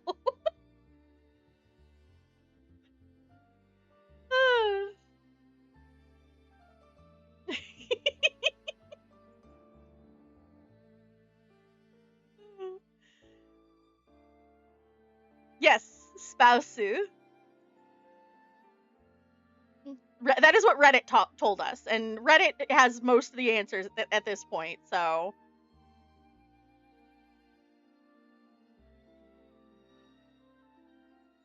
Kane chuckled beside me.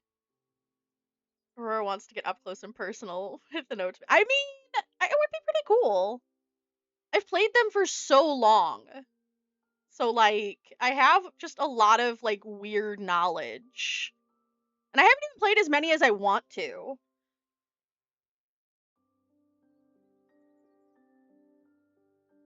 They're expensive. So many. Well, you seem to be in a better place compared to this morning. I'm glad this helped, even if my hand in it was small. In my case, my party chased a monkey, almost murdered it, followed it back to an inn, spoke to a blind monk, went to a temple, found a creepy girl on the side of the road, and absolutely decimated every semblance of a story I had left. Oh no! Oh! The party be like that sometimes, though. I swear, if Aurora even does a subathon, like half of it will be otome games. Not half of it. See, my one pet peeve is otome games just consist of either most twinkie men known to men or big buff men. If I dare to make one, I don't think it's even want to touch that style. I want to make a game with a Danganronpa aesthetic. Oh my goodness. Okay, you know what? That's not bad. And I'm gonna have to send you some links, Ducky, for like ones that don't completely fall into that aesthetic. Like, yes, a lot of them do fall into those aesthetics, but I know of some that don't. So, I will send you some links later, probably after dinner.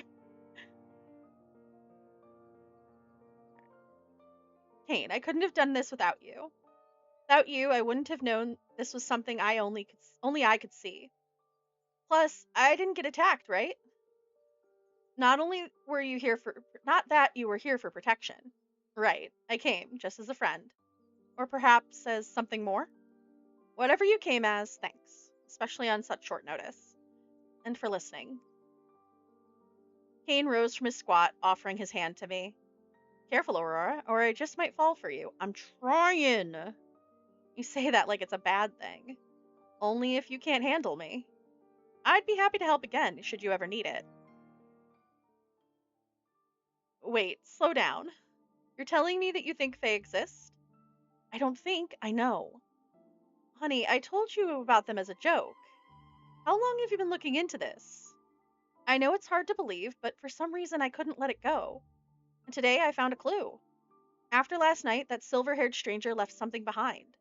It was energy, and it wasn't. I don't know how to explain it, but I've never seen anything like it. So you think these strangers that you've been running into, they're Fae?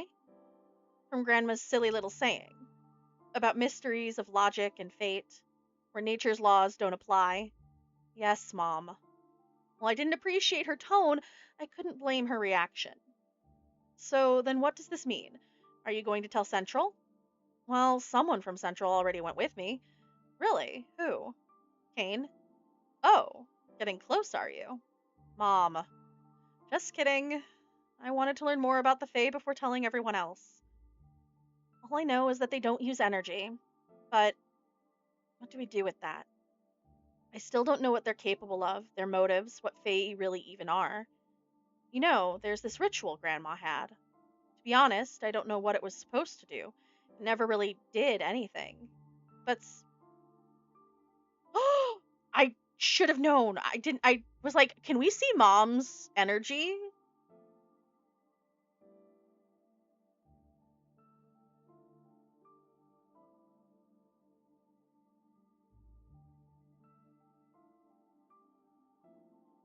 To be honest, it's why I've always struggled with otome games. It always falls into a specific type of art style, and it sometimes makes me eye roll. It's why when we made the cooking club, we had picked some totally unique styles, so it wasn't just big boobed anime high school stereotype. I think we've decided we never want a specific art style for our games. We always want it shook up. I love that. The mom is cute. I think the mom is really pretty.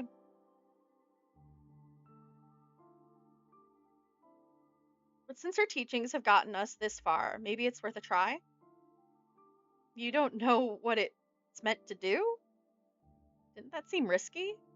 I can't say I remember. Sorry, baby. If you don't want to do it, we don't have to.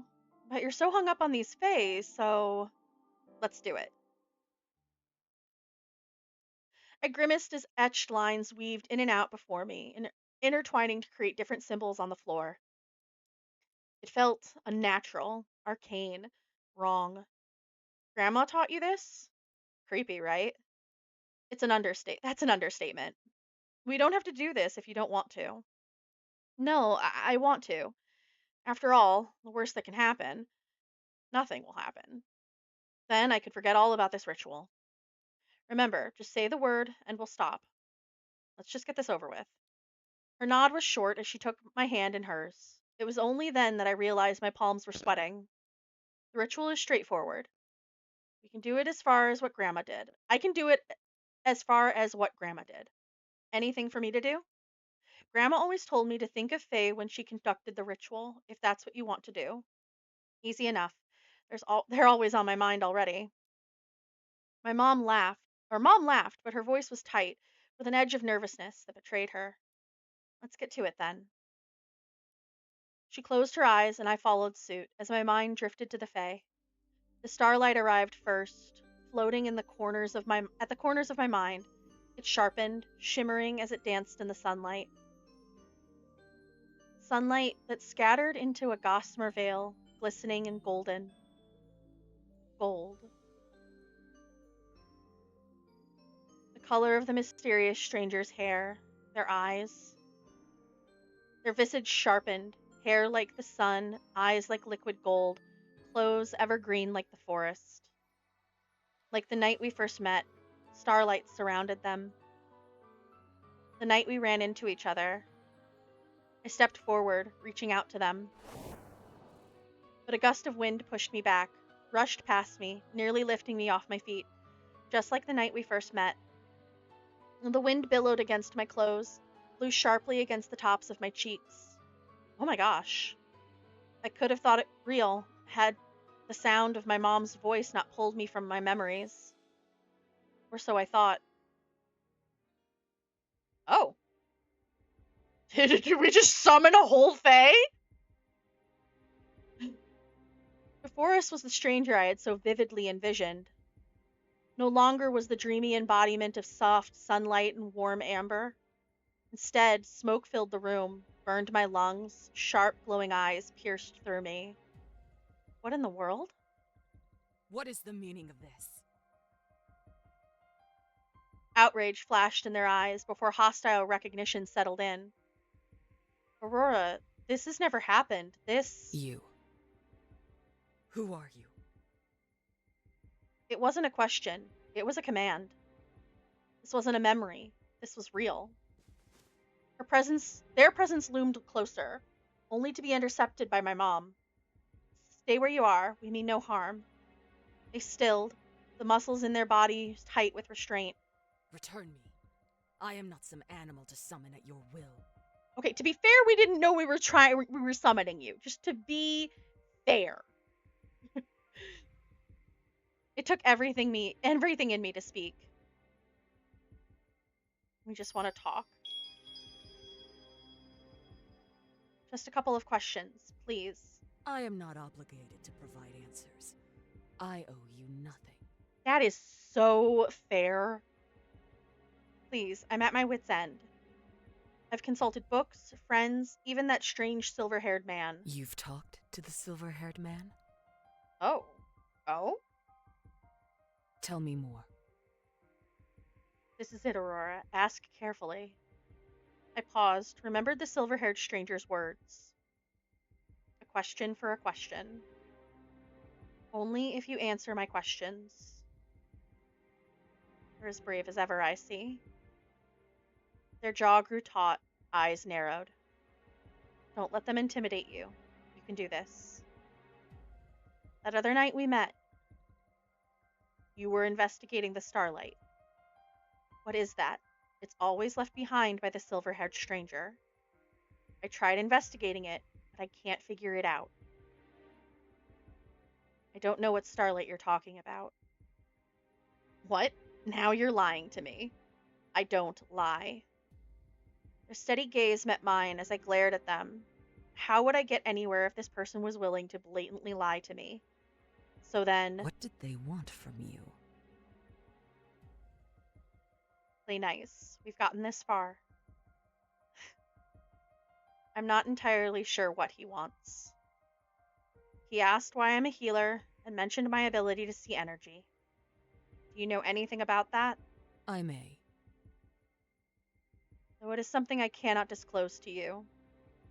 Can't disclose to me. I could barely keep myself from scoffing. An easy stance when you aren't the one in danger. Aurora, careful now. Can't keep this from me. Know your place. I do not owe you anything. I was summoned here unwillingly. Absolutely fair. I get that. I understand. But like again, I didn't know what this ritual was gonna do, to be so fair and so honest. Well, I've been attacked unwillingly. Enough. Wind blasted against us as the smoke thickened. Mom? Mom! I hurried to her, catching her just before she collapsed. When I looked up, my eyes were drawn to theirs, pulled by some invisible force. Slow, steady steps reverberated in the room, unfaltering. Amber smoke closed in on us. What did you do to her? They raised their hand. What are you? I don't know if energy can be used against them. But I'm gonna...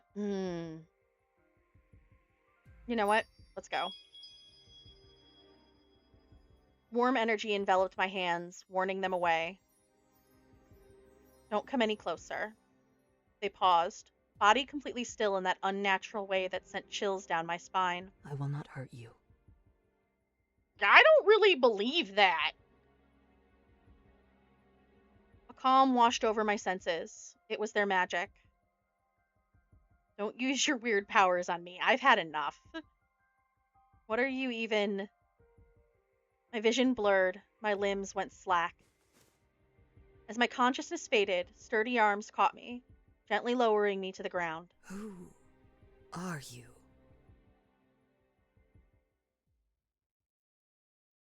Are you sure about this, Isa? I'm certain. If that's the case, things may become problematic. I'm aware. What is your recommendation, Senja? Well, first is the matter of Kuna. Still haven't heard that name pronounced, so I am going on my own thoughts here. You're positive about their movements? Yes, there were traces of his presence in the town. He's also targeting a human, most likely to use for his own intents and purposes. What do you think, Senja? I would advise monitoring the current situation closely. We cannot allow matters to escalate, for everyone's sake. Agreed. The journey back won't be too draining, Isa? No need to worry about me, Kasari. If you say so. And this human they're targeting, what do you know about them? I'm not sure. They're an enigma. They saw me in the town despite my concealment. Tonight they summoned me with the rituals of old. What? But a human hasn't done that in... I'm aware. What does this mean? What does that mean? I've been asking myself the same question. For now, we should monitor both, but Kuna remains our priority. Don't get distracted by the human, Isa. I won't. I feel like we've already distracted them. Are you sure you're okay, Mom? Just a pounding headache. And my memories are fuzzy. What happened last night? You really don't remember? It's hazy. We summoned someone. We had an entire conversation with them. It doesn't ring a bell? Seems not. Was was it that person's magic? Was that Fae magic? It's powerful enough to wipe people's memories? It's fine, Mom. Don't be too upset about it. Besides, it's not like they told us anything helpful. Still, the fact that we summoned them. We were never able to summon anything. No plants, no rocks, not even dirt. For us to have summoned a whole person. I grimaced, slowly feeling like I was getting in way over my head. Are you alright? Yeah, just a bit overwhelmed. One step at a time. We have all the answers in the world to find. We have all the time in the world to find answers. No need to rush into anything. As long as you're safe, that's all that matters. Yeah, we'll figure this out. But we can't do anything if you're constantly throwing yourself into danger. Alright, alright. You've made your case, no need to nag. If you listen, I won't have to nag you. Are you sure? Someone's grumpy today. By the way, before you leave, take these. I never believed in them myself, but given everything, it might help. She handed me a small bag of herbs. They're meant to protect you. I sifted through the bag. Many of these I used to heal my own patients. I guess there's no harm in having them on hand. The recent incidents with the silver-haired stranger, my investigation into the starlight, and now the fact that I summoned someone into my house, any concerns about not having enough evidence of Fae were out of the window. I needed protection. If Fae were after me, that wasn't something I wanted to take on alone. Kimura told me to let him know if I needed anything. But calling up the head of Central out of the blue, could I do that? Maybe Etza can help. They're kind of like my partner, right? Plus, they had already offered my help at the riverbed. Please be in your office today, Etza. Oh, thank goodness. Etza, you're here. Veneer, you're here too. I was just leaving. Don't worry. Wait, maybe it's better if you're here too. If he's the Hydra, he should know about the Fae's existence too. What is it? I have something to tell you, and it might sound crazy, but I'm asking you both to trust me. Of course. What did you want to say, Aurora? Veneer, you know that term I asked you about the other day? Fae. What about it? Well, the reason I asked you about them is because they're real. They're real? Yes, and I didn't know it at the time, but I do now. Last night we summoned one. I don't mean to interrupt, but Fae? They're fictional creatures, magical beings only found in the most ancient of children's stories. Aurora, I don't. It doesn't seem possible, but I summoned one last night. Please, you have to believe me. I don't not believe you, it's just hard to wrap my head around. And I'm assuming these strangers that have been targeting you are Fae? Yes. For a while, I wasn't sure. I looked. Ooh, wait, I gotta hit Q so I can see their energy. Oh, wow, theirs are kind of like close. Are they related? Because they both have the blue eye thing going on. I wonder if they're related. I looked into it on my own because the idea seemed so ridiculous. I didn't want to be judged if I was completely off the mark. But after experiencing their magic up close, the crawling shadows, the hypnotizing voice, the memory manipulation, it was nothing like our energy. Kimura offered me protection a while ago. I didn't accept it at the time. My curiosity got the better of me. But now you like it? I nodded. Etza had a talent for understanding what was unsaid. Of course. Thank you for telling us, Aurora. We'll inform Kimura today. If there's anything else you want to let us know about the Fae, let me know. Yeah, we'll do. With their promise of protection, I finally felt something I hadn't felt in a while. Relief. As I headed home, I realized I had some free time on my hands. It's been a while since I've been able to take some time. Oh, before I do this, hold on. Let's look at our.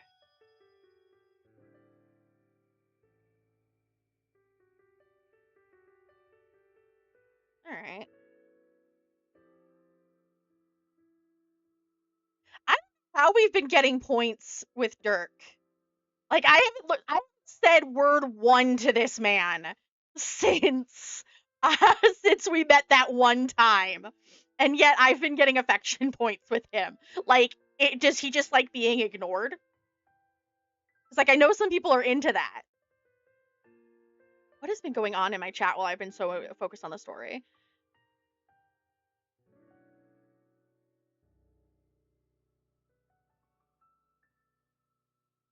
The tamest one could make the in the heat. Wait,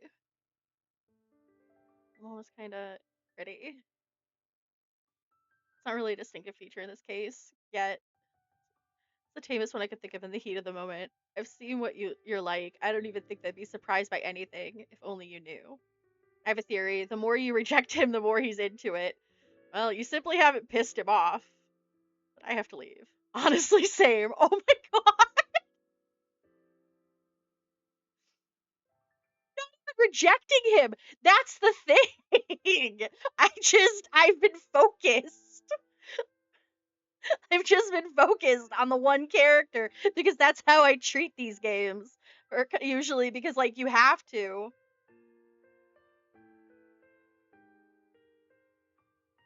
But I've apparently been enough to like catch their attention.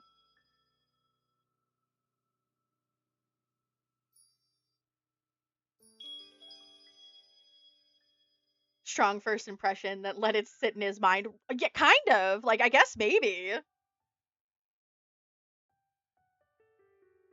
Alright, well we've gone to the cafe, we've gone to the river. Let's go to the flower field. Come to think of it, Mom said she's hosting another flower festival. Maybe I'll drop by to support her. Oh, should I invite anyone? Yes. I'm inviting Kane.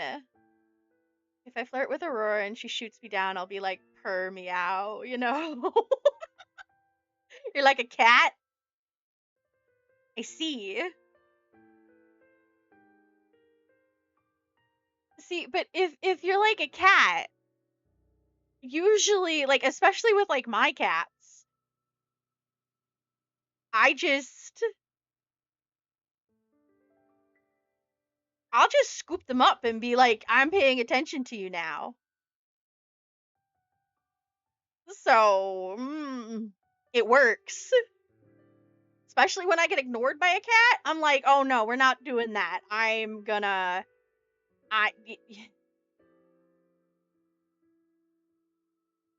I married a MILF, so that's kind of the vein I thought I'd expect from you.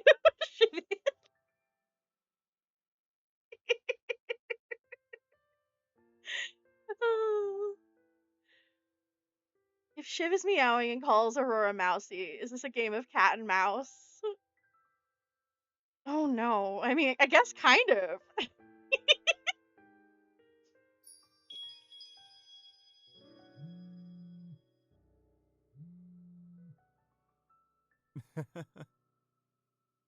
Is that? I think they sound.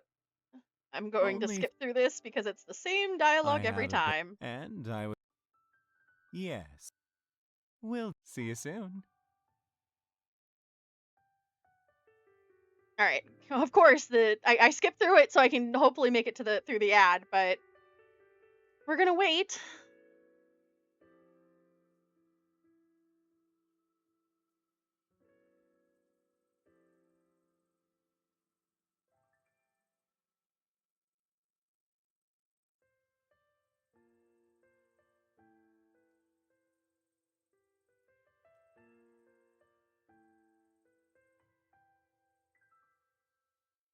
So the one you held hostage is not an option. No, the one I held no, the two Fae so far were not an option for free time.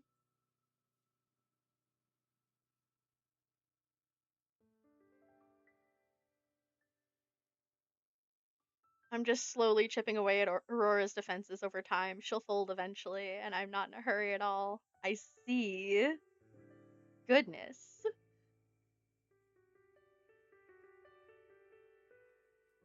And just so everybody knows, I know we've hit 7 o'clock.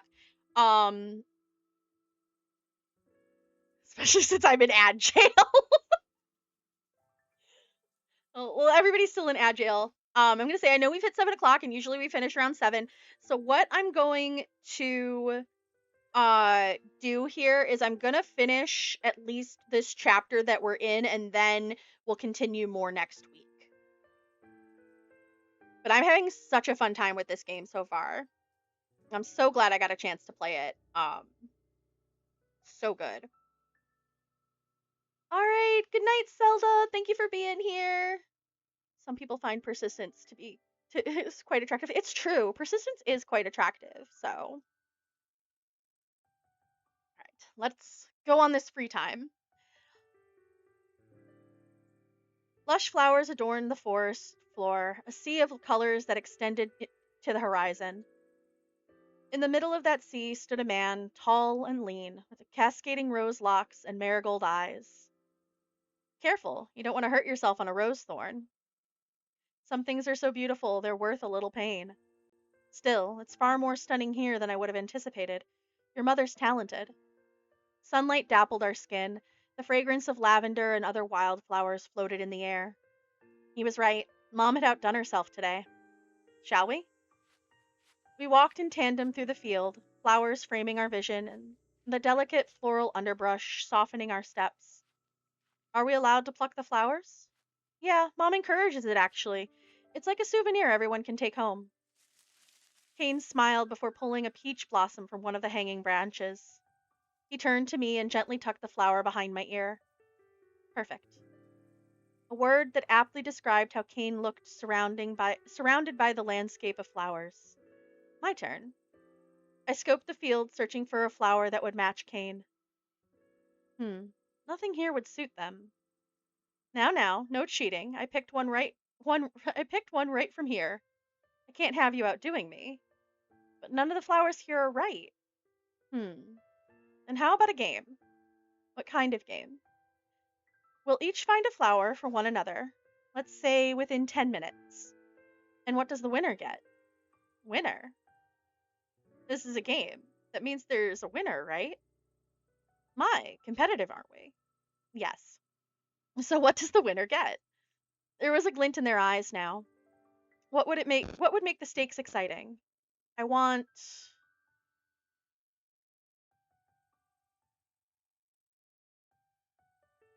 ah mm.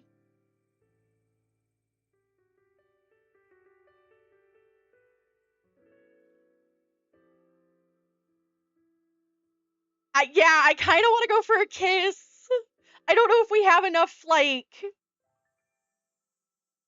there's a good chance we get rejected. Cuz I don't know if we have enough affection with him, but we're going to try. We're going to go for it.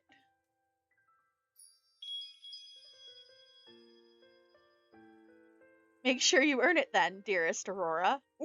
Ooh. Oh, I will.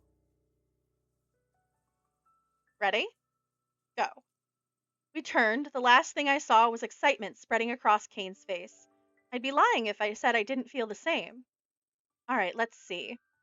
I scanned the forest floor, the trees, anywhere that might hold a flower that captured Kane. Can't find anything. Stressed, I turned to see Kane also frantically searching through the field. Oh man, he's taking this seriously. Too bad I'm the one who's going to walk away with the prize. In a small bed of flowers, vibrant colors bled into one another. Marigold, crimson, indigo. Oh, they remind me of Kane's energy. This is it. My ticket to Kane's kiss. I hurried back. There wasn't much time left. And after finding this flower, there was no way I was going to be disqualified for being late. You're done too? Fortunately, it wasn't hard to find. Say that to the frenzied state I saw you in earlier. Plus, I had a lot of motivation. I could say the same, but I guess we'll see whose motivation won out. Then which one of us will go first? You. With pleasure. Kane pulled his flower out, showing it to me with pride. I lost my breath at the sight of it. As soon as I found it, I knew my search was over. I may not be able to see energy, but I do know beauty when I see it. One of a kind. He handed it to me, and I admired every detail. Was this really how Kane saw me? This reminded you of me? Your turn, my dear. I pulled the flowers out, its array of colors on full display under the sunlight. I present to you Flower Cane. It looks like your energy. No other flower would suit you. Kane delicately plucked it from my fingers. This is how you see me? On occasion. They clutched the flower to their chest, and I found myself surprised at the care with which they held it. Thank you, Aurora. I will cherish it. Their voice was gentle, with a tenderness that made my chest tighten. We sat down together, flowers in hand, and made ourselves comfortable on the flowered underbrush. So, who wins? I would say we're both winners, no? Relinquishing your victory so easily? Kane smiled before plucking the flower he gave me from my hands. Hey! And tucking it behind my ear, the new flower joining the old one he had given me before our game. I feel like I've already won, Aurora. And you?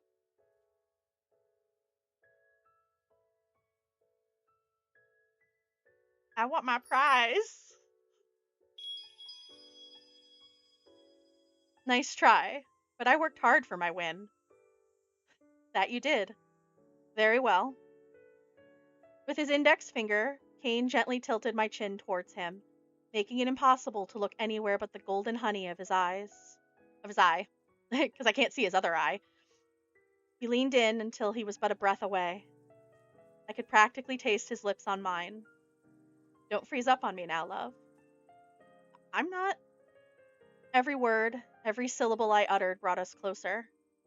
Kane chuckled, and it took every ounce of my willpower not to just close the gap myself. Then They pressed their lips tortuously against the corner of my mouth. I turned, longing for the feeling of their lips fully against mine. But before I could, they pulled away with a smile. Patience, my love. We stayed in the field until the sunset, surrounded by the fragrance of the field and the pull of each other's company.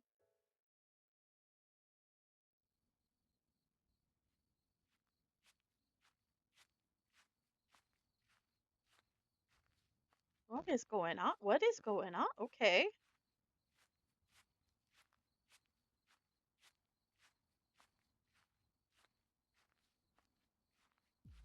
What? Where am I? A sharp pressure dug into my gut, and I realized with horror that I was flung over someone's shoulder. What has happened? What?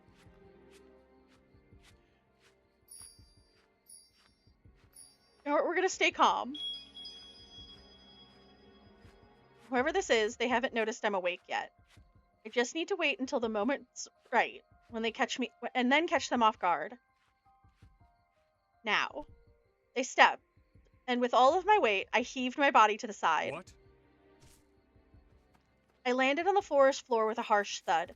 The pain didn't register until I was already running. Wait! I knew that voice. Even in my sleep, I could recognize it. And that's exactly why I ran. Dark branches reached for me, raked against my skin. Air came into my lungs in short bursts. My breathing grew shallow. My limbs lit on fire. The night shadows pulled the forest floor from under me, and the world lurched before stopping suddenly. Strong arms held me, but they were by no means welcome. Let me go. You said you wouldn't hurt me. You lied. As far as I'm aware, you're the one uninjured, while I'm the one sporting quite the bruise from you. My blood burned at the sound of their voice. They were making jokes at a time like this. I thrashed in their arms, but their grip only tightened, restricting my movements. I believe I mentioned it would be bad if anyone saw me. I'd appreciate if you could keep the noise to a minimum. I'd appreciate it if you kept the kidnapping to a minimum. Have fun running your game, cynic. Let me go. I can't grant that request, little one. I apologize. You attack me, you steal me from my home, and you don't even have the decency to tell me what you want? I can help you. I help everyone.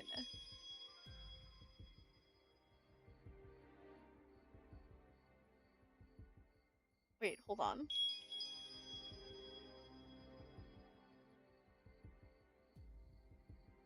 Oh, I see. Huh. Noted.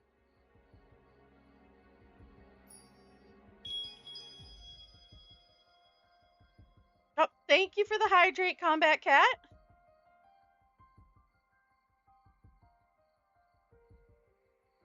You know, this time little one hit in a more irritating way than last time. It did! It really did. I think it's the kidnapping. It's the you stole me out of my home in the middle of the night. Probably while I was sleeping. Like, come on now. And also, I just had that really nice moment with Kane before this. So, like, bruh. Okay. Why do you deal with me like this? The knight shielded their face.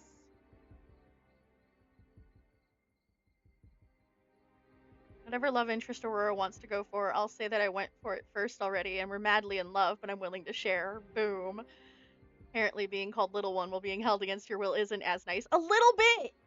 Like, at least, like, there's gotta be at least some, like, defined perimeters and boundaries before you try something like that. Damn.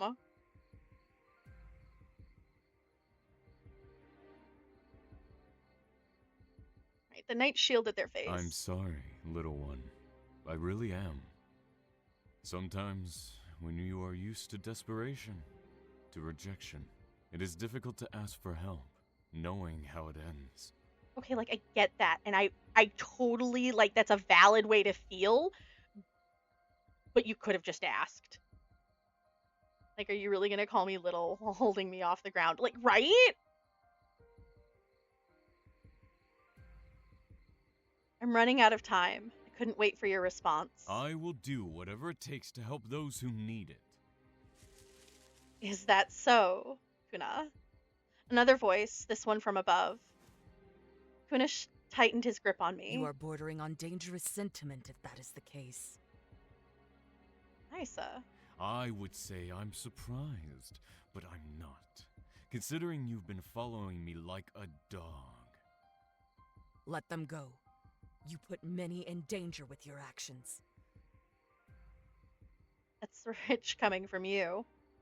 Unfortunately, I've made it this far. Can't turn back now. You understand, right? Let her go. I won't say it again. Silence thickened, the tension in the air. Silence thickened the tension in the air. I could practically hear the smirk form on Kuna's lips. Make me. Ooh!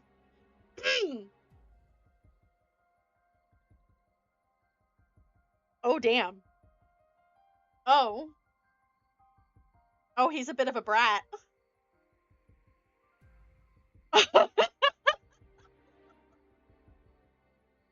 Oh, that energy is attractive. Oh, so he's possessive, right? Right? I'm like, oh. Oh. Okay. All right.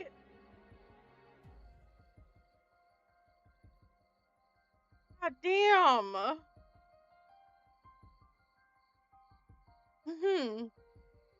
right. Also, just that the rent needed to be paid when the voice actor recorded that, and you can't tell me otherwise. That was like audio heaven for me. He's like so many red flags, but damn. Look, I'm wearing rose-colored glasses, and it's just all the flags are red. I can't tell the difference.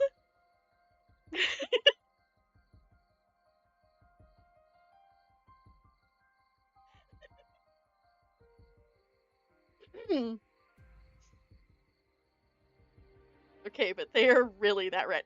Are they really that red? Right? Like, I feel like it's not really a red flag. It's like pink. You know, he's clearly got reasons for doing this. He's just really bad at, communication, which happens. Oh, blood red, you think he's a vampire?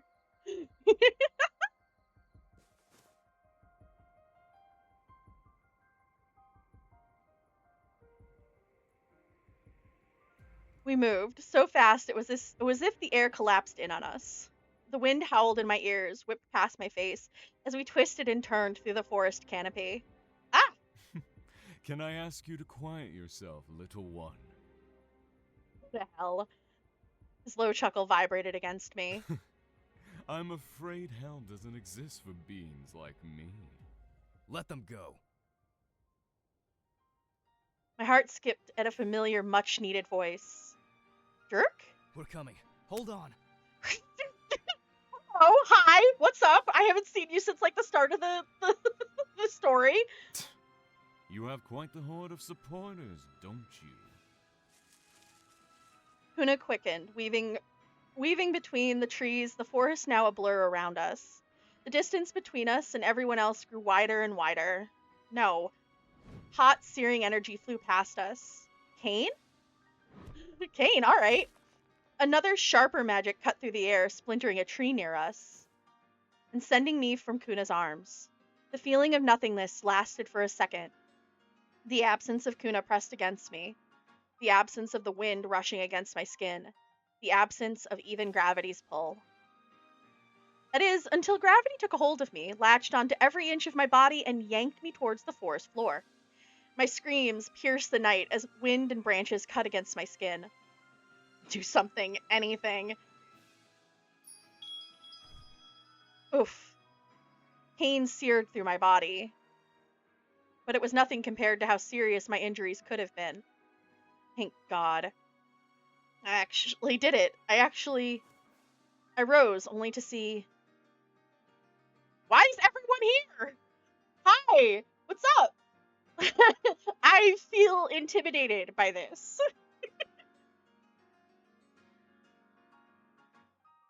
Everyone. We came as fast as we could. Little one, please.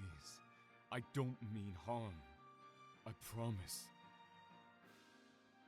Ice's gilded eyes waited in the darkness, their figure unmoving, hidden in the trees. As I stared at everyone around me, my eyes drifted to... Oh, okay, we are now at the actual selection route. God damn. All of that before this was to get to the selection route.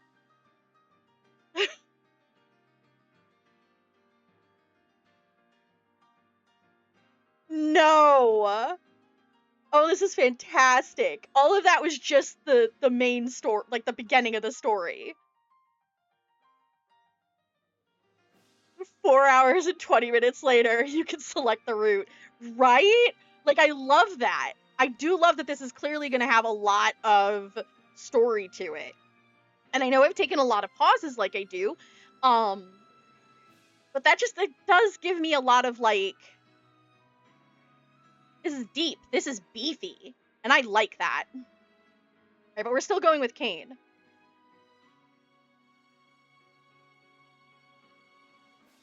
You're gonna choose one of them, and you're gonna hear you're on a path in the woods. I'm already on a path in the woods! We're in the woods right now! Like, that's the whole thing. I'm going with Cain, because right now I'm really into redheads with yellow eyes. Is there a cabin? I don't know yet. I don't know. We might find a cabin. I keep hearing the name Cain, and in my mind thinking of Cain, and it's not helping the story. I get you there. Alright, we're going with Cain. Central, Cain, Dirk, Fenrir, Etza, each one of their stances was still rigid. It's all right. We're here now. And then chaos descended. Kuna dropped from the trees, edging towards me with inhuman speed. Before he could take a step, a powerful wind pushed him away. I darted towards Central. The sound of combat surrounded me. Etza and Fenrir were closer now. I was almost with them. Aurora. Etza, Fenrir. We reached towards each other. To your right! Look out! What? Silver magic flew past, narrowly missing me. When I turned, Kuna was close. With arms outstretched, a triumphant smirk plastered across their face. What happened to Cain and Dirk? I don't think so. Dirk! Etza, Fenrir, get I out was- here. We got this. I was pronouncing it right, Fenrir.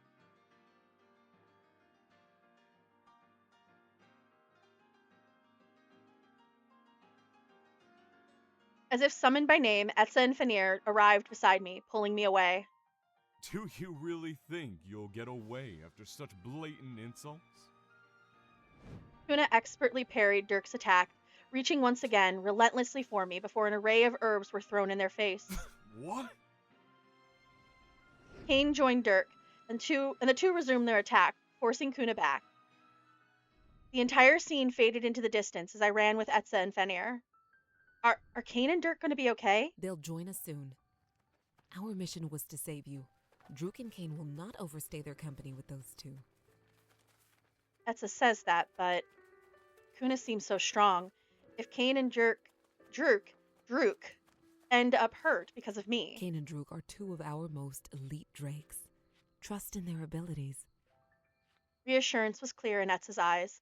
Fenrir calmly stared back, nodding once to agree with Etza. Etza and Fenrir are doing their best to believe in Dirk and Cain too. I should do the same. After such success, I would have expected a more welcoming look on your face. Cain, Dirk, There you go. That's the spirit. you're okay. We may not have had the chance to personally show off for you, but we are professionals. This is just another day in the life of a drake. Even then, when I'm the one who's responsible for putting you in danger. Beyond it being our jobs, we wouldn't wish harm upon you. Of course, we are happy to keep you safe.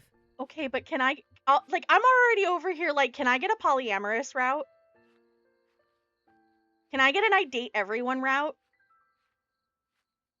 Because I'm attracted to all of them so much. It's kind of ridiculous.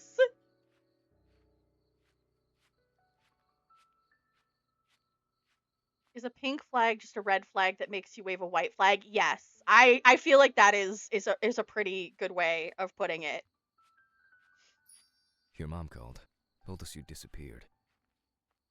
Given everything that's been happening recently, We weren't certain something bad happened, but we didn't want to take any chances.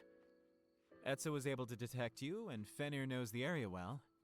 From there, it was merely a game of hide and seek.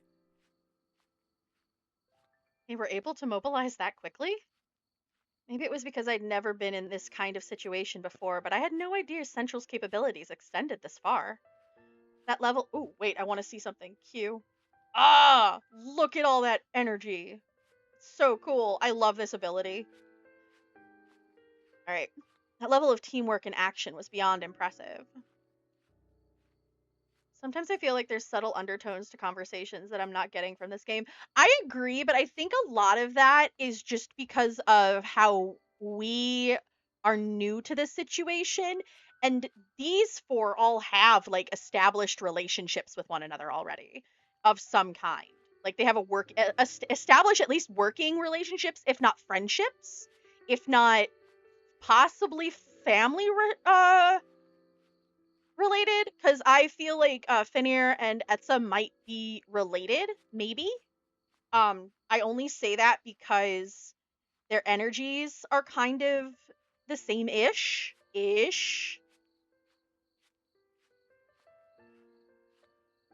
That sounds fair. I will take that explanation as fact. Thank you, Miss Volpe.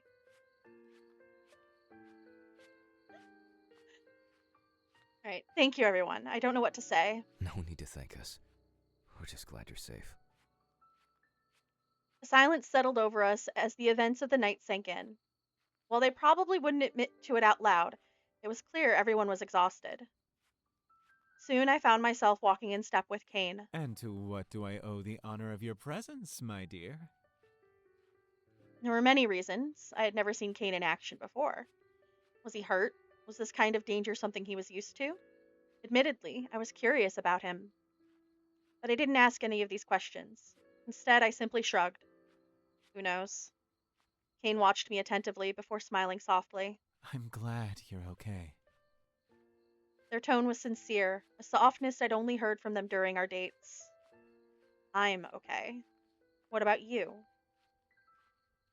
Ah! Blushing. I assume there's no sense trying to hide it with both you and Etza here. A tree got blasted near me. I ended up hit. Sloppy, really. What? I'm alright. Nothing serious. Just a bit of light pain. Light pain? Were you going to say anything if I hadn't asked? Eventually. But you already made your way over to me so astutely.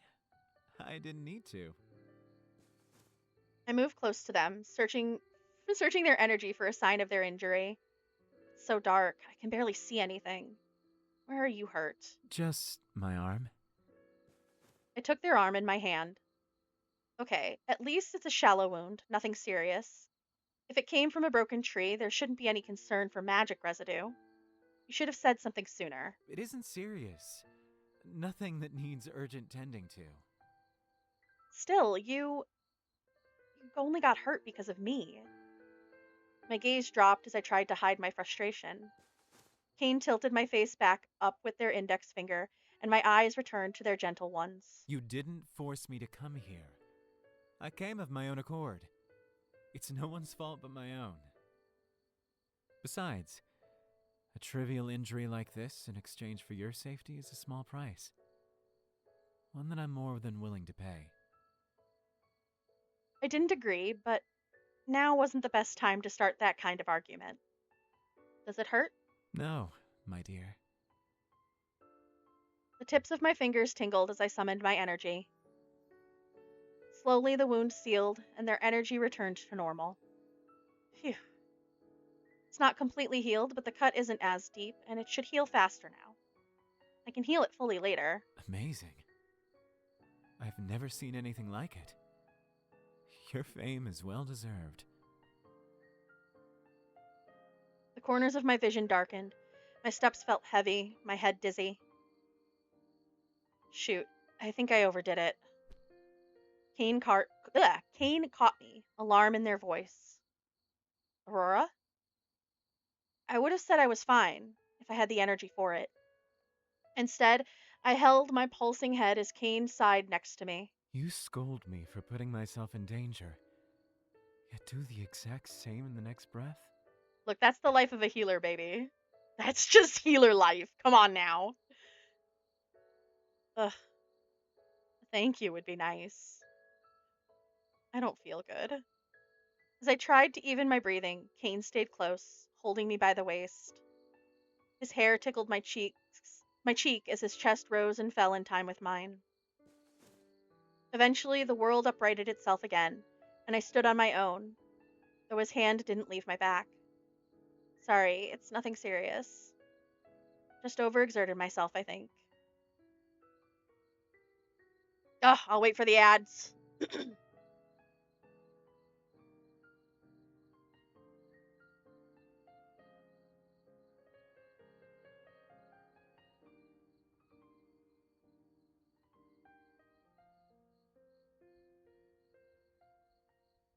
Just because this is getting so good.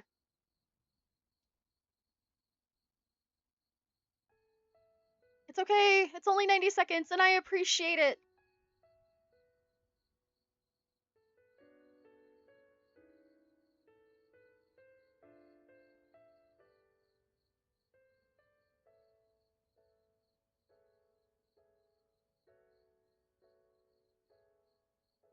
So far, I've survived 2 whole Dead by Daylight rounds. Good job! Heck yeah! I'm so glad you're trying something new, Tank. And hopefully we'll get to play together at some point. Welcome back, blah, blah, blah, blah, blah, blah, blah, blah. I've been talking a lot today.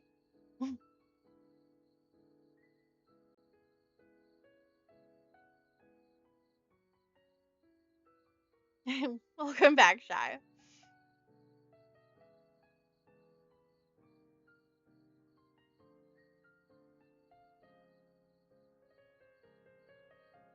I love this music. The music is also... Yep, I'm very bad at this game. You know what? I'm not all that great at it either. I mostly just play to have a good time. That's... You know what? Honestly, that's great to hear.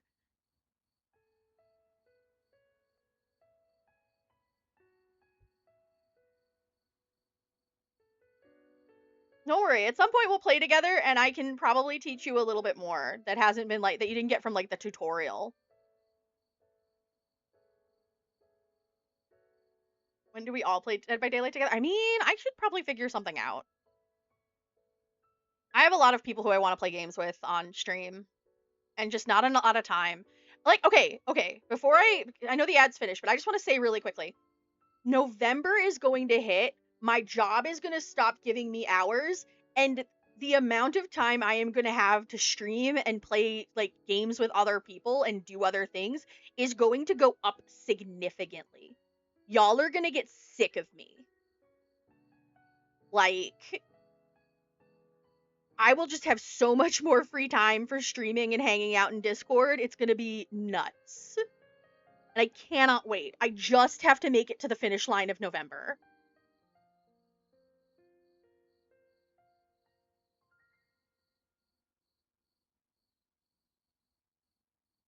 I will definitely be hitting people up when my job stops giving me hours.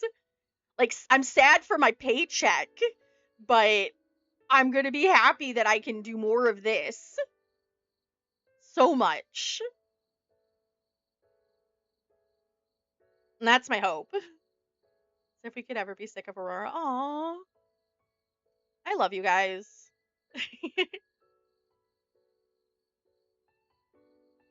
I just love you guys so much.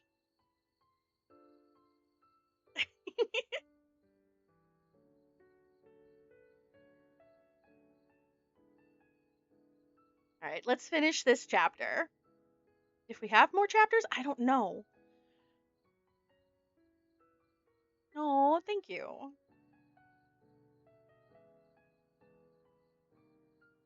I can smell dinner right now, and it smells so damn good, and I need it. All right. I just overexerted myself, I think. It's been a long night. Indeed. He leaned closer. Our foreheads were almost touching. Thank you. Oh, excellent. All right, we're on Kane Character Route Chapter 1. I think that's a great place to end this for tonight.